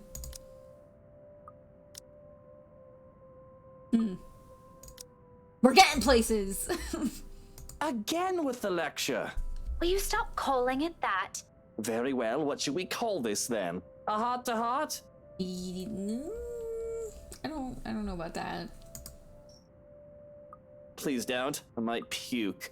And just so you know, I don't want to talk about feelings. Ever. Somebody needs therapy. This isn't one, all right? It's just a friendly concern. Bloody hell, can't you just take it for what it is? He pauses at that. Suddenly, he doesn't know what to do with his hands, and in the end, he simply stuffs them back into his pockets and sulks. There probably aren't many people who tell him that. He's a difficult man to get along with, after all, given that he's racist. I honestly won't give him a second of my time if I didn't see a different side to him. Dealing with him requires more than patience. When the awkwardness passes, mostly coming from him, he merely glances away. But the tightness in his shoulders has eased, and when he speaks again, despite his rather rude choice of words, none has any venom in it. Friendly concern, right. While we're at it, I should mention that Hana used to call that Viper friend. Now I think she might want to strangle the Munta if she sees her again. After she's done with me, of course. I doubt she's going to do anything like that. What do you even know about this? Oh, I know enough. You may look like a sleazy douche, and you still are, by the way. It's almost comical how fast his face shifts from mild disdain to offended, but I don't let it distract me. These things need to be said, and he needs to hear them. Even though they're coming from some meddling stranger. Hi. Is this... Blue's not really a big fan of giving me kisses. But you have your few good moments. I might even say that you're a decent person, if I'm in the mood. Except, we'll never be in the mood because he's a racist. Now go. If you really love her, you've got to try and fix this yourself. Maybe tomorrow. Luke.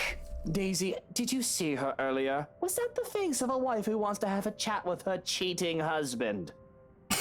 Well, that's an admittance. Well, at least you admitted you did something wrong. Good for you. How about a star? Would you like a star to go with that good deed? Don't get used to it. Do you realize how awkward this is? Oh, I do. Before I've even thought about what to say, I've known there can only be two ways this can go. All things considered, it isn't as bad as I've assumed. However, there are still some things my brand of encouragement can't fix. His marital problems, first and foremost. His attitude follows right after. Concerns aside, I can't help with those. Those are things only he can fix, and it's definitely not by standing around here bantering. Don't worry, I was just about to leave. Feel free to continue with your brooding once I'm gone. I'm not going to tell anyone. Cross my heart. You think this is funny, Daisy? Yes. Laughter is the only response I give him. With a slight wave of my hand, I end it right there and walk away. Although I can't resist the urge to glance back before I leave, if only to have one last look at the man he really is. Oh, spooky stuff, but the instant I turn my gaze, I see it. Ugh.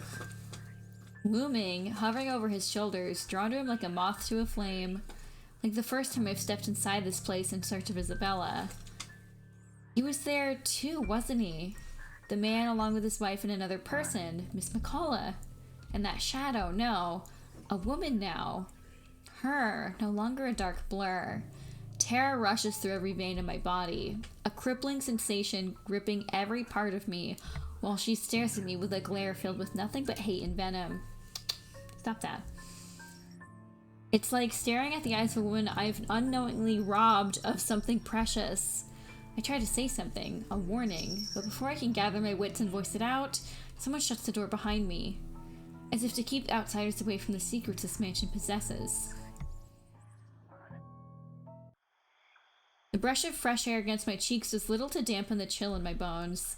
By now, the sensation, the fear and disquiet it leaves whenever I see her is familiar enough for me. Already, it's made a home in my nerves.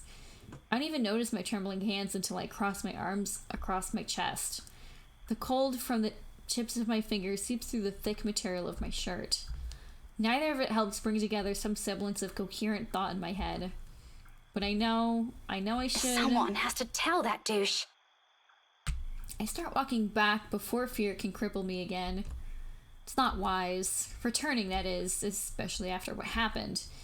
But Hannah's still an old friend, and Luke doesn't deserve whatever misfortune that letter might bring. I can't just leave those two in there. Isabella's right. She's real, and there's something she wants from everyone who's read that. Becca, where'd you go off to? If you're done here, let's go. I'll get you back to the city.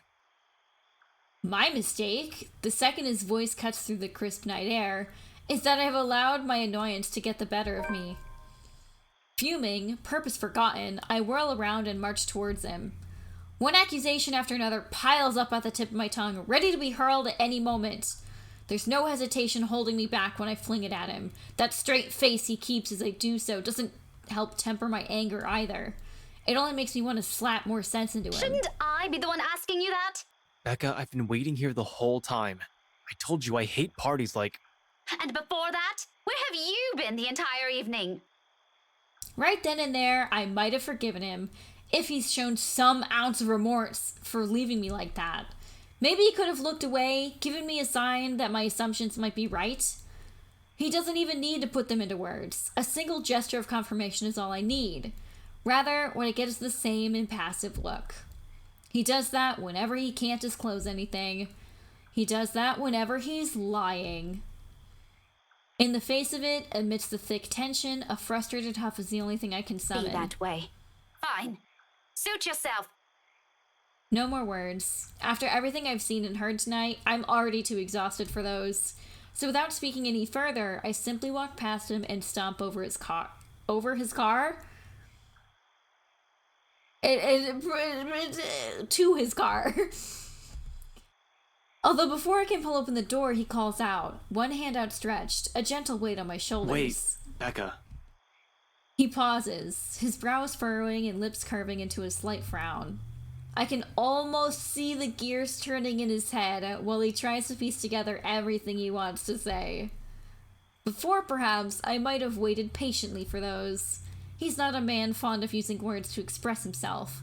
More often than not, any gesture of honesty will only come out blunt and coarse when forced.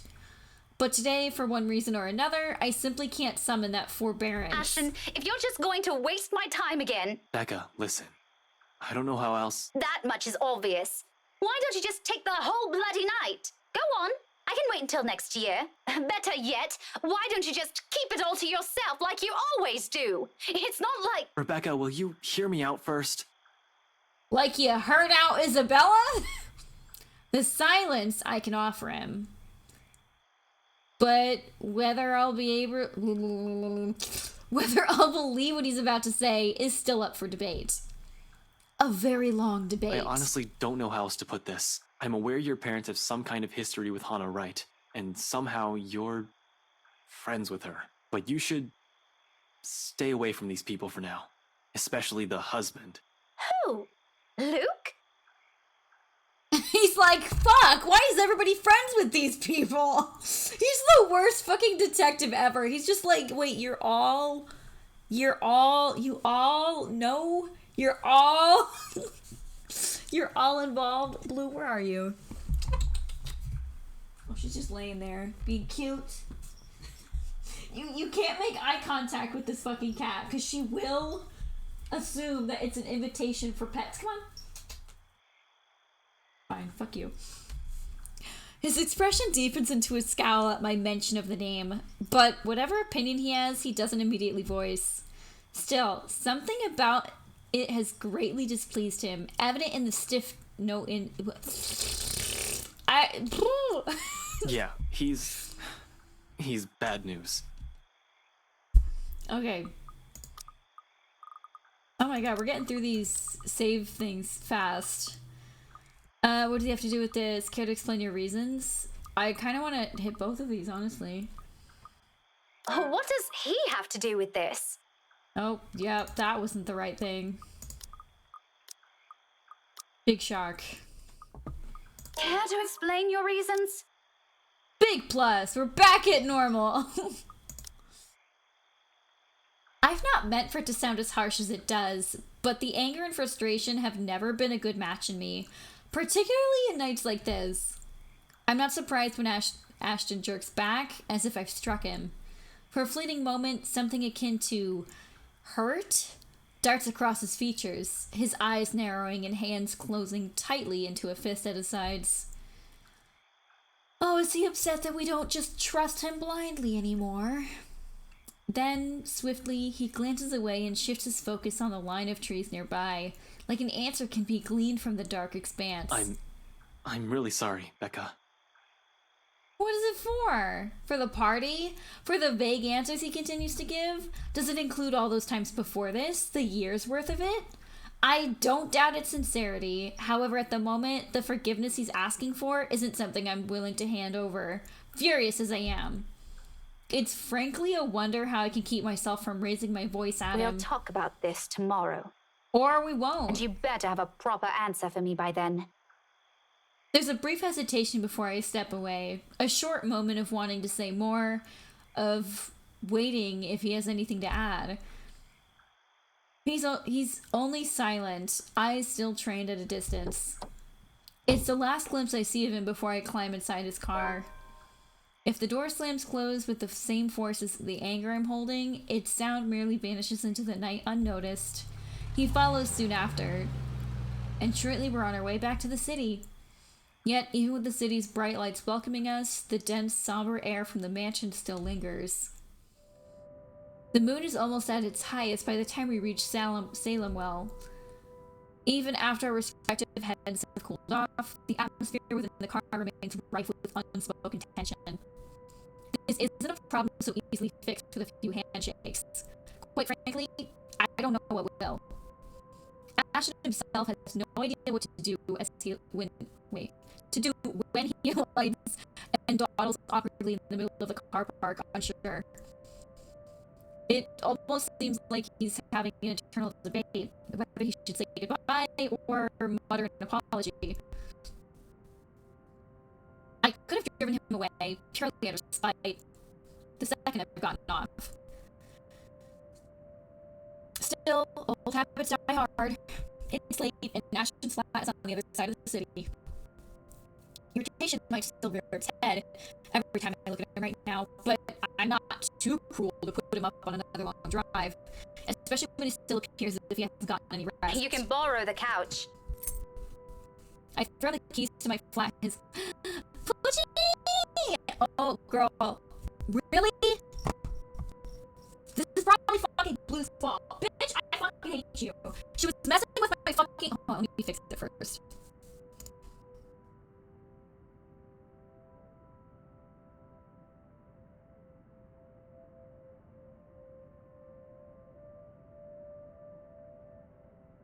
Okay, is it fixed now?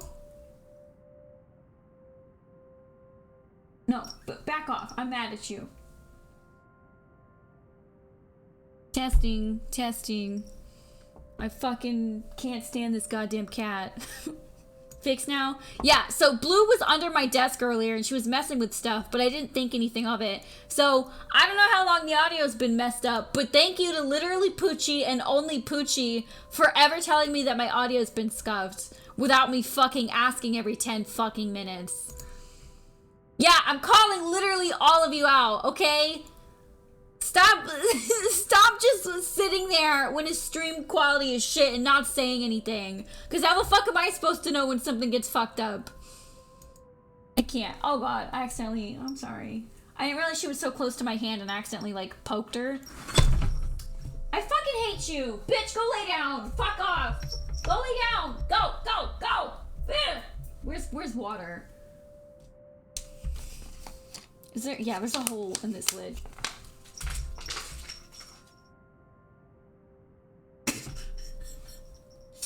Fuck you! Where are you?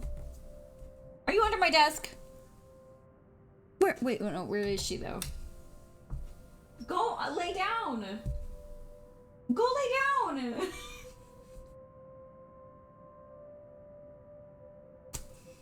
Fucking cat.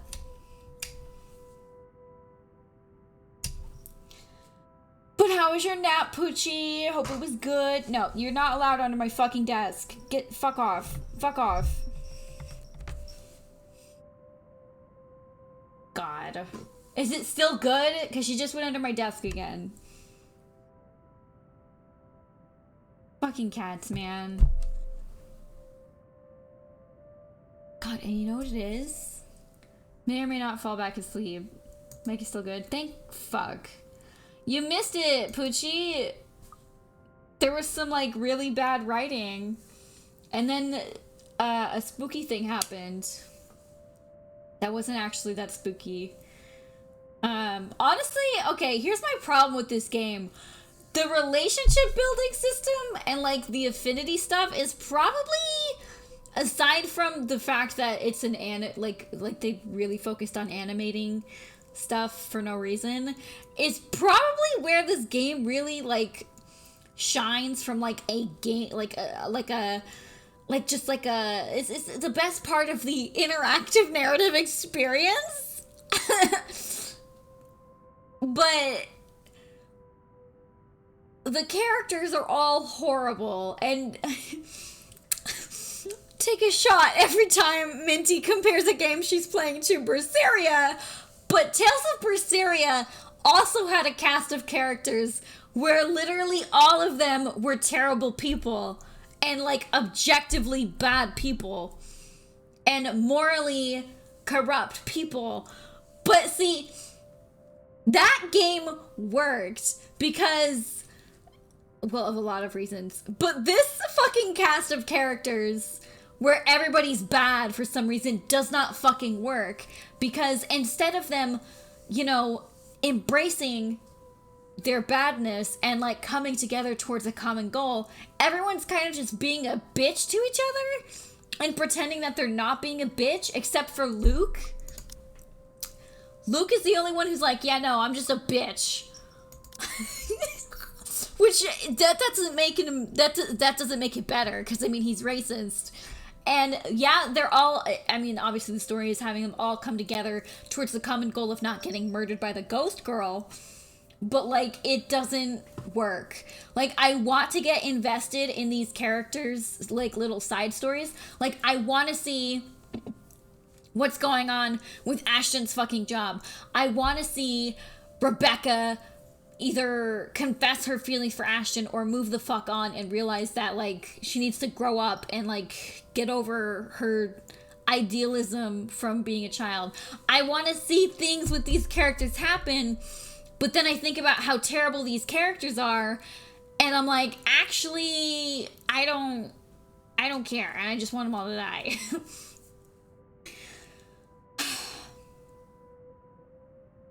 But I feel for this bitch. I feel for these bitches. Until they say something, you know, racist or something, and then I'm like, oh, I don't anymore. Long story short, go buy Tales of Berseria instead of this. It's probably the same price by this point, like $20?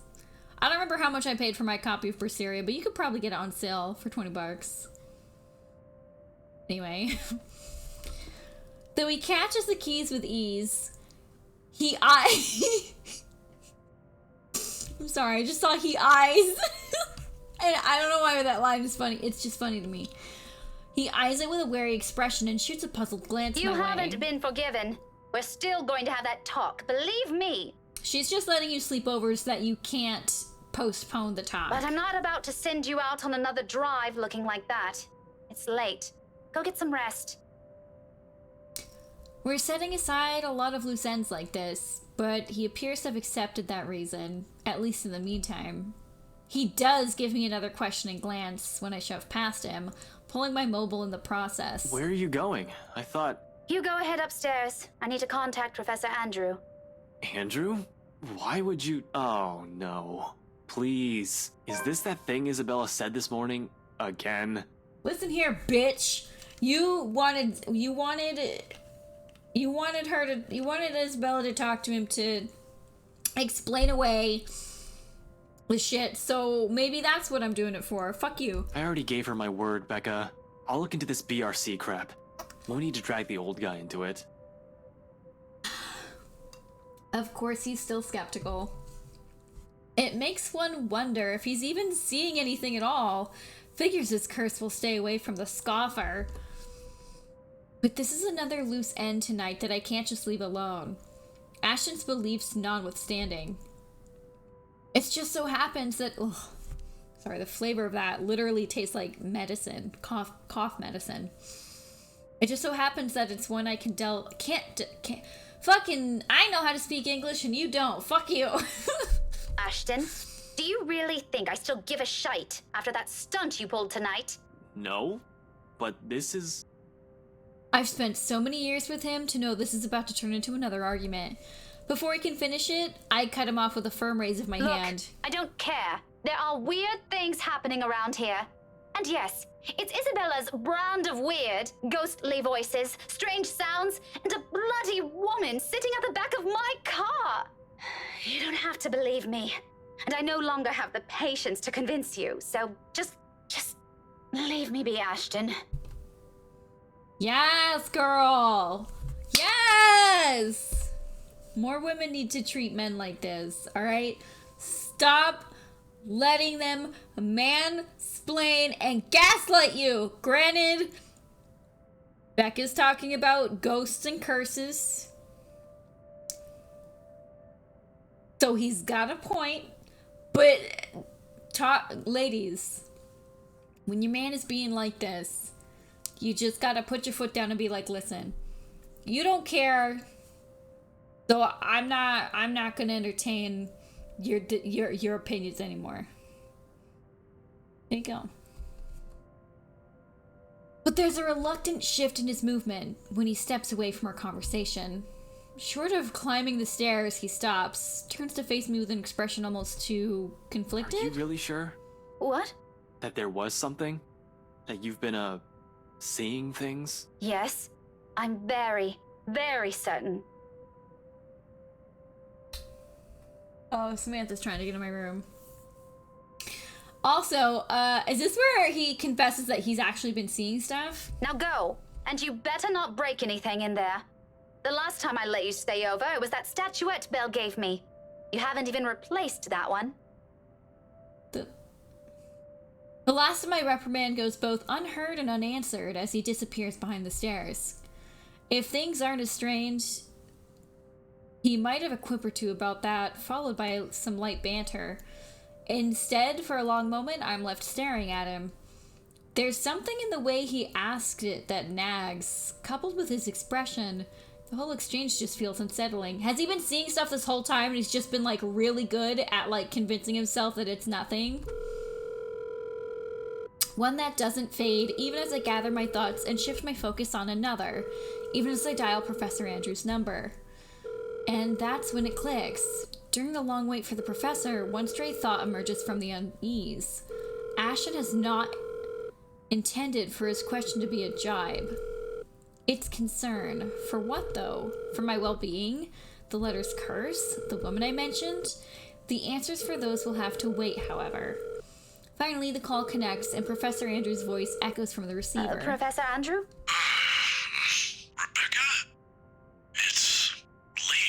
It's only like 4 in the morning. What can I do for you? I know, I'm sorry, but this is a bit urgent. After all, this is a more pressing matter. Our lives might be at stake, and we're still in the dark. Actually, I was wondering if I could ask you to do me a favor. Yeah, can you write up my will for me?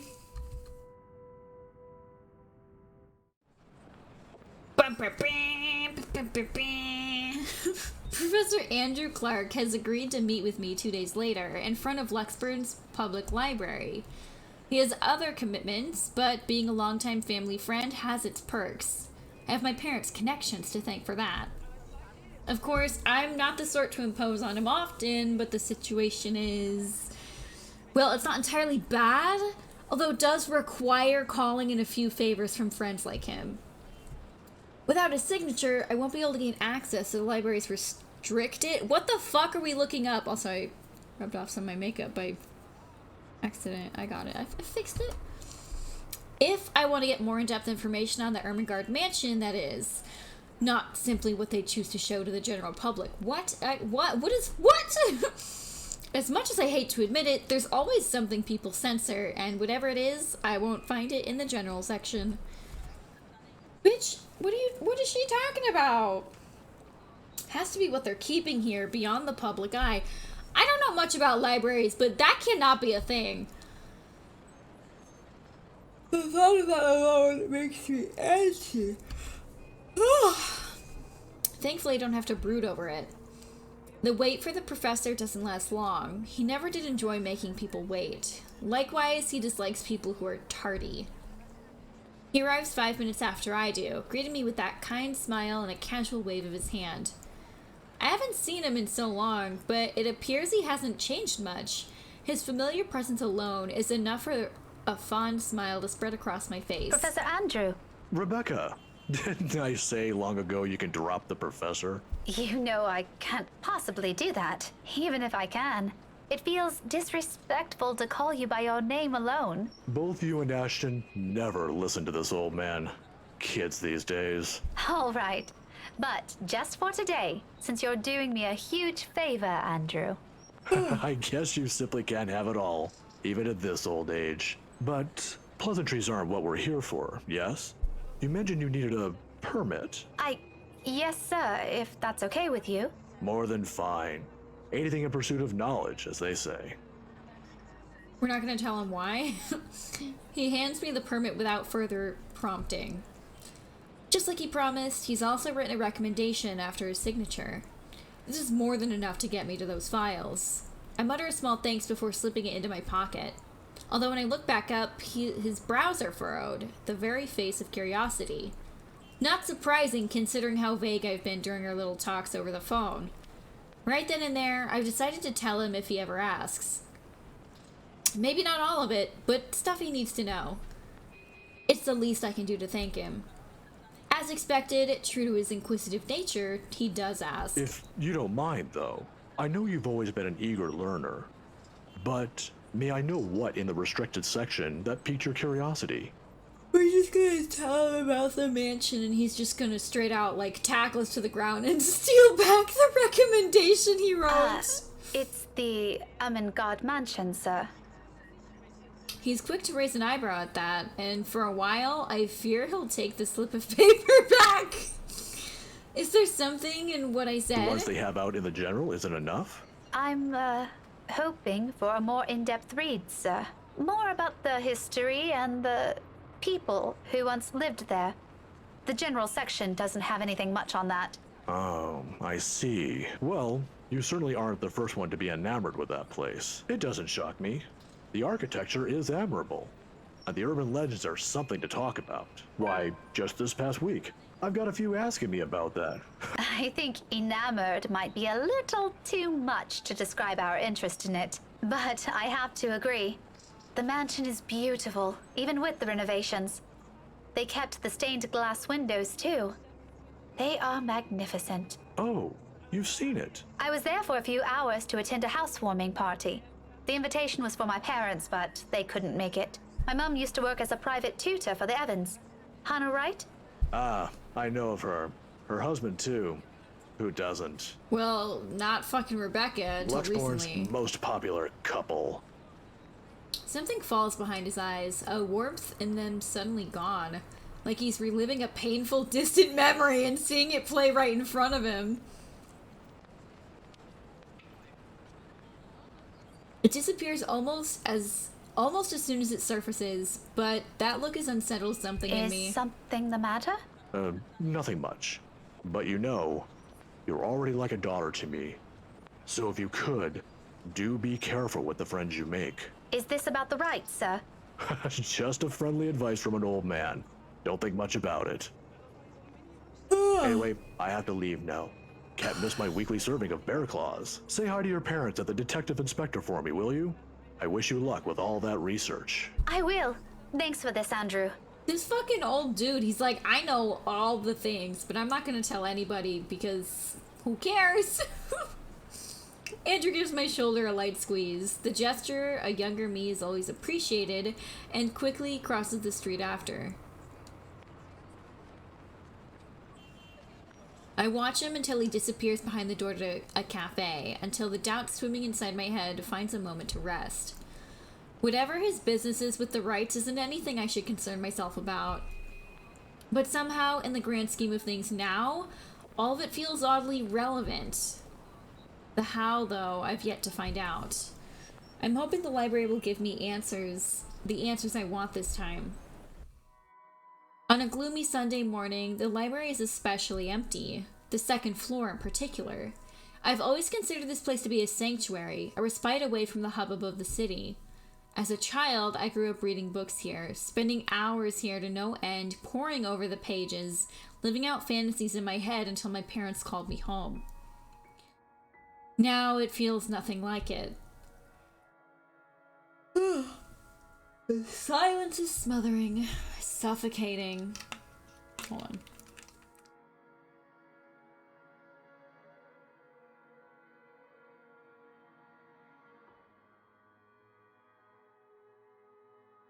Even with how clean they've kept the microfiche room, how the entire small of it lacks a speck of dust or clutter, breathing is a struggle for air. Not far into my stay, I begin to long for the noise outside, or perhaps as a way to calm this unease, I start to hum a tune. Imagine that. It's the same fucking tune. Why, of all things, it has to be that silly nursery rhyme. I've not an inkling. It does the job, however. It fills the lull with something far less awkward, far less deafening, and that is enough for a distraction. If you go under my fucking desk again, I swear to God. Where is she? Get up here. No. Up here. You want pets, you can come up here. But you cannot go under my desk. I have business here. No time for silly daydreams. Only important work to attend to. Even if there's a possibility of being fruitless, by some means, it feels like I have to do it. If not for me, for the people who've been affected by this, what do we even call this? A haunting? A Halloween prank gone wrong? A curse? If Isabella were here, what would she say? Would she panic? Would she be angry I only listen to her now? It all stems from that one moment in the movie house. We could have avoided this had we only taken our warnings to heart. One stupid mistake is all it took to send our normal lives on a downward spiral.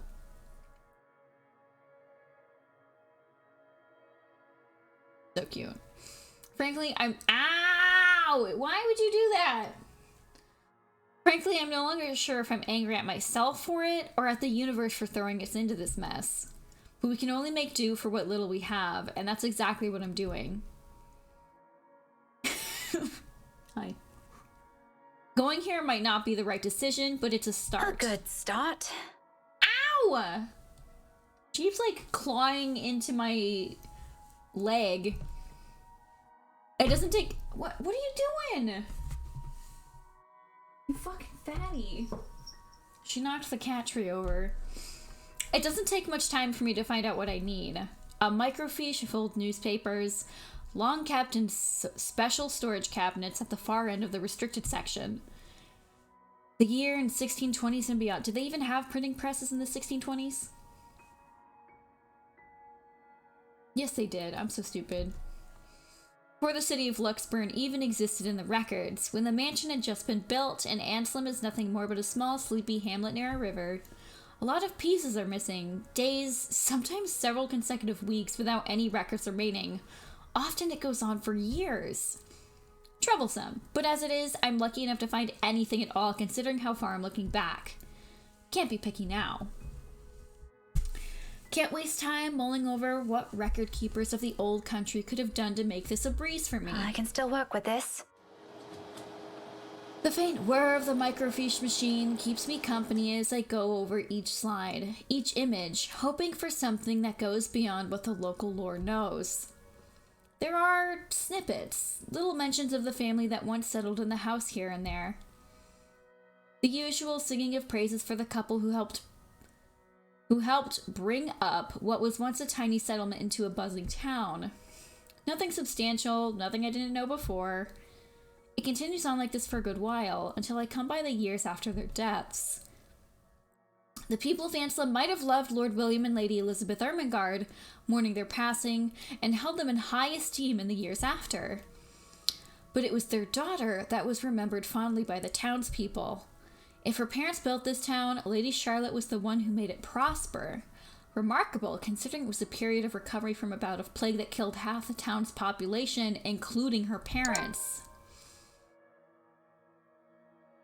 What's surprising, though, apparently her time also marked more than superficial changes to the place. She moved things, changed laws, altered old customs and traditions. If they were done on a woman's whimsy, it doesn't say, but she seems capable enough for more than that. The gist of it is, the town she rebuilt, it's what eventually grew to become Luxburn City, while the nearby Anselm village remained as it was, a relic of the old. A frown swiftly forms in my face. So, why is there a need to hide this? One by one, I try to recall every lesson I've gone through, every book, paper, and journal I've read. None of those ever mentioned this. It's always the lord and lady of the house, their endearing child, always an afterthought to those anecdotes, the one who always took her life in the end. Never someone who restored a town from the brink of collapse or brought new ideas to it. Is it because she's a woman? That pisses me off. Granted, not everything is sunshine and rainbows. Not all aspects of her can be considered admirable. But this is history. Some parts are bound to naturally delve into unpleasant territory, whether I like it or not.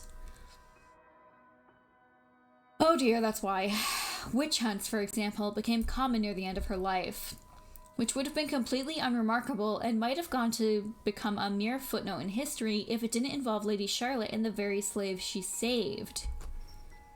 It caused quite a stir, enough to leave almost a week's worth of clippings. The girl was eventually burned, condemned by an entire town. At the... Oof. Wait.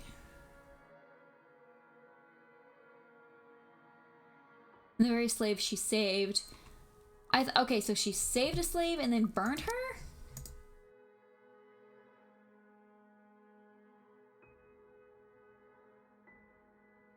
Tale of revenge, how cliche. However, with the lack of accurate photographs, it's impossible to tell. Maybe if I squint, the illustration will start to resemble her. But in my field, it doesn't work that way. It shouldn't work that way. This isn't going anywhere. Mentally exhausted, I take a careful step away from the screen, pressing a palm to my tired eyes. The lack of ample light in the area doesn't help. A headache already threatens to form at the back of my head, yet I'm nowhere near figuring things out. This is simply too much to take in all at once. I should have asked for someone's help. Well, you did, and a bunch of people basically just told you no. Up. You know how to get up here. Stop with this. You know, I'm gonna do something and you're not gonna like it. Come here. Ugh.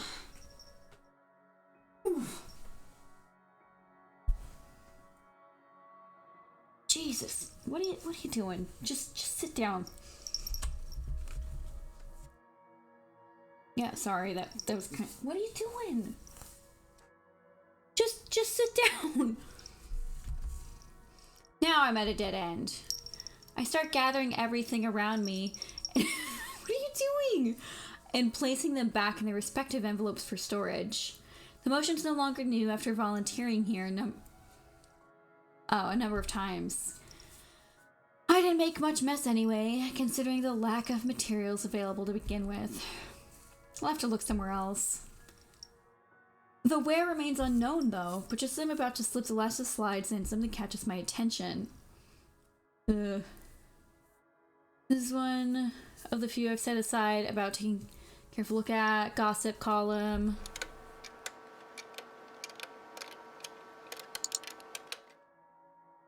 Must have had drawing commissions for this announcement. Ermengarde heir announces betrothal. I don't doubt it. Oh god, I'm trying really. 700,000 words, 200,000 of them do not need to be here. Okay, blah blah blah blah blah. Edward Godfrey, blah blah blah blah blah blah blah blah. Ew, first cousin, gross.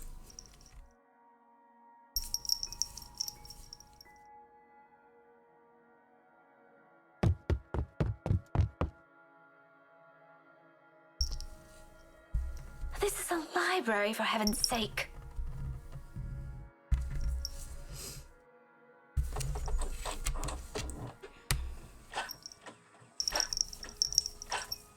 Printing the page, blah blah blah blah.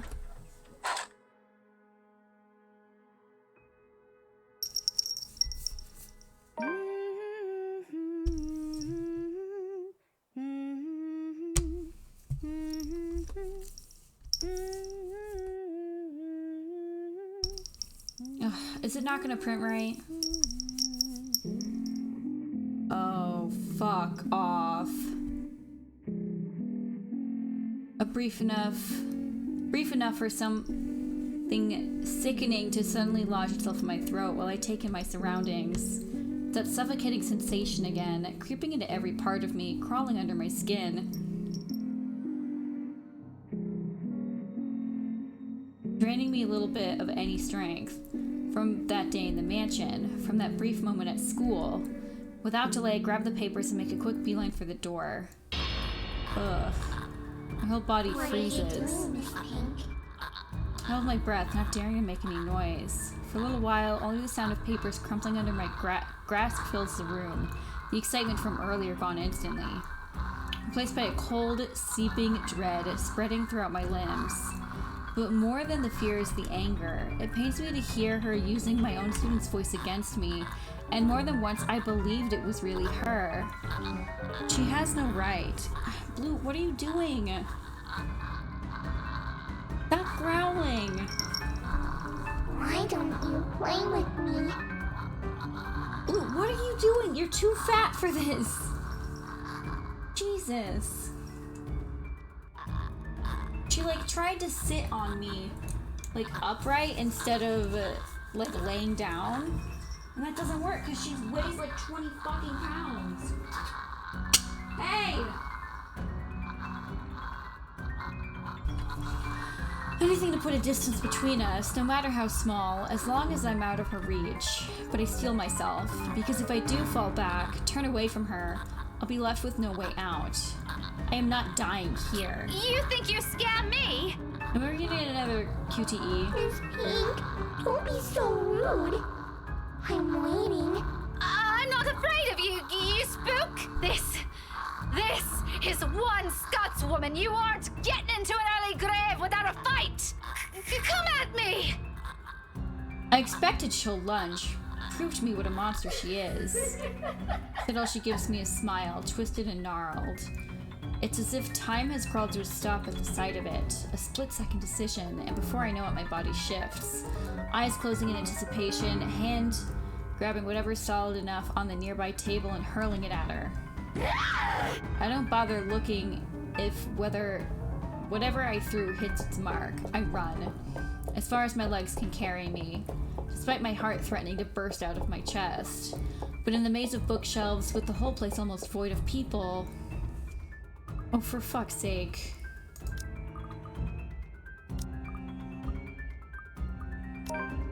There are people upstairs, aren't there? Weekend staff or some volunteer? There should be. Even if it's Sunday and I'm only here on a special permit, there should be at least one other person manning this place. I heard them a while ago. Of course, I couldn't possibly tell them about this. They won't believe me in the same manner we didn't buy Isabella's stories until it's too late. But I can easily come up with an excuse. Why the fuck is there so much writing? For now, what's important is I don't end up trapped and alone with her. Safety in numbers, as they say. There's no hesitation in my steps as I race upstairs, ears straining for any signs or sounds of the woman appearing, jumping at me again at any second. I can still hear her behind me, the grinding of bones, her whispers as she keeps calling me back. Although it's at a distance, I don't slow my pace. Library rules be damned. Because no matter how much I pretend to be brave, the level-headed one or the tough one terrifies me. This scares me more than anything. This isn't how I plan to die, but when I get to the 3rd floor... So it's the same shit.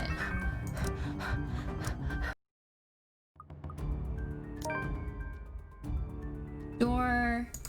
Blah blah blah blah. Oops. Blah blah blah blah blah. Words that don't need to be here. Library cart careens from blind corner and slams into my sides. And what, is this a bad end? Oh. Next thing I know, there's a heavyweight atop me. I'm not reading all of this. This is... Inspiration kicks in, my nails, blah blah blah blah.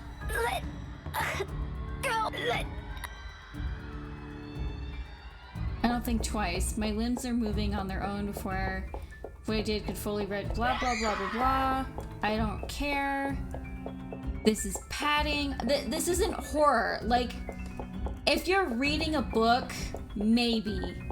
But like, I don't need 20 lines of like dialogue explaining that we're scared. Like, it's just boring me. It's taking me out of the atmosphere entirely. Like, why do we need this many lines? I like, do I look stressed? I look bored. Okay, so it's a bad end. I probably like a do it until you do it right thing if you try and go upstairs.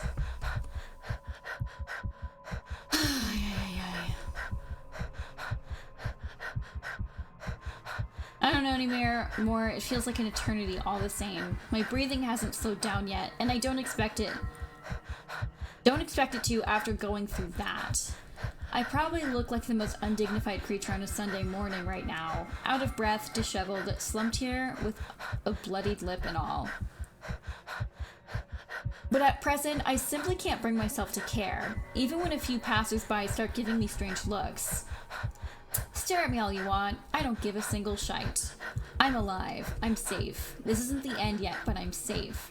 And inside my bag is something that could get us out of this mess. Nothing definite yet. I don't want to get my hopes up, but it's still something. If Isabella were here, I'm sure she'd feel the same. She'd even be the first one who would put her faith on it. Whatever this would lead us to is a victory on its own. Now all that's left is to find the others, the rest of us trapped in this bloody nightmare. Right on cue, as if to answer my previous thought, my mobile phone lets out a beep. I pick it up, simply hoping it'll be one of them. Only it's a voicemail that greets me, from Ashton. There's a pang of disappointment, of course, but it brings some reassurance that nothing's happened to at least one of them. Hey, Becca, call me back when you're free. We need to talk. ASAP. He ends it right there. The message less than a minute long, curt and gives nothing away. I let it ease my worries regardless, and do as he asks, because this too is another triumph for us. One less thing to worry about. Fuck, I knew that was gonna happen. This is what happens, this is like the theme. Like, you go through like this really spooky, super close encounter with the ghost chick, and there's some kind of QTE thing that you have to get past. And then once you get past it, or die, you move on to the next character.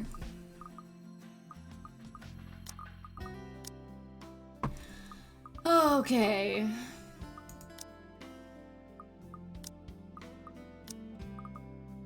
They have him holding a gun in his cute little portfolio. How adorable. Okay. Literally, that's how low our opinion of Luke is. I love that. 100% respect. How does he have less affinity with him than Zachary? Like, hello? Luke is an actual racist. My god. Okay, well, anyway, I wanted to stream for longer, but I actually have a bunch of stuff to do because I was lazy all day and didn't do anything. So I'm gonna end it here because this is like a perfect place to end it. I don't know if I'm gonna stream this tomorrow because I have a couple of videos that I have to get done. I gotta post my stream summary from last week. I gotta post the Suva Beauty review. Oh god, what else am I forgetting? Oh my god, I don't even know. Ugh, I'm tired. Anyway, aside from the writing being like really obnoxious for Rebecca's plot, I mean, I enjoyed I did enjoy her plot, but she's written terribly. There's way too much fucking padding, not just like with the lighthearted scenes, but with the fucking horror scenes. Like, there's being descriptive and then there's taking me out of the action. You can't have me running around a library being chased by this ghost girl and literally have me reading like 20 plus lines of dialogue that do not make me feel like I'm in the mind of somebody who is running away from this person. Like, it's not like this is third person omniscient. This is first person, which means you should not be describing things as if you are a narrator and not somebody's internal monologue. Like, I can't. Anyway, we do not have enough viewers on Twitch to do a raid, which is really unfortunate. We only have 3 viewers on Theta, so I'd rather not be the awkward small raid. So we're gonna go ahead and we're gonna go ahead and end the stream. No raid or anything like that. Let me go ahead and get that popped up. I need to completely change the graphics since they've changed how raids work on Twitch, and remove the get ready to raid because we can no longer raid people whenever we want because raids aren't a thing you can do unless you have 6 viewers, including yourself. So let's go ahead and get the end credits rolling. There's probably not gonna be too much on there. I definitely have more activity on Theta these days than Twitch, but I ain't mad about that. Let's see. I forgot to open up the CloudBot widget, so it's taken me a hot second. Okay, roll credits live. Roll credits live. There we go. Thank you so much for the 100 bits from Justin. And thank you, Poochie, for hanging around, you know, doing your thing. And for not gutting anybody in Theta. Alright, and then let's go ahead and close out this giveaway. Let's see who's gonna win. Gotta answer all these predictions, of course. I'm glad I didn't do too many.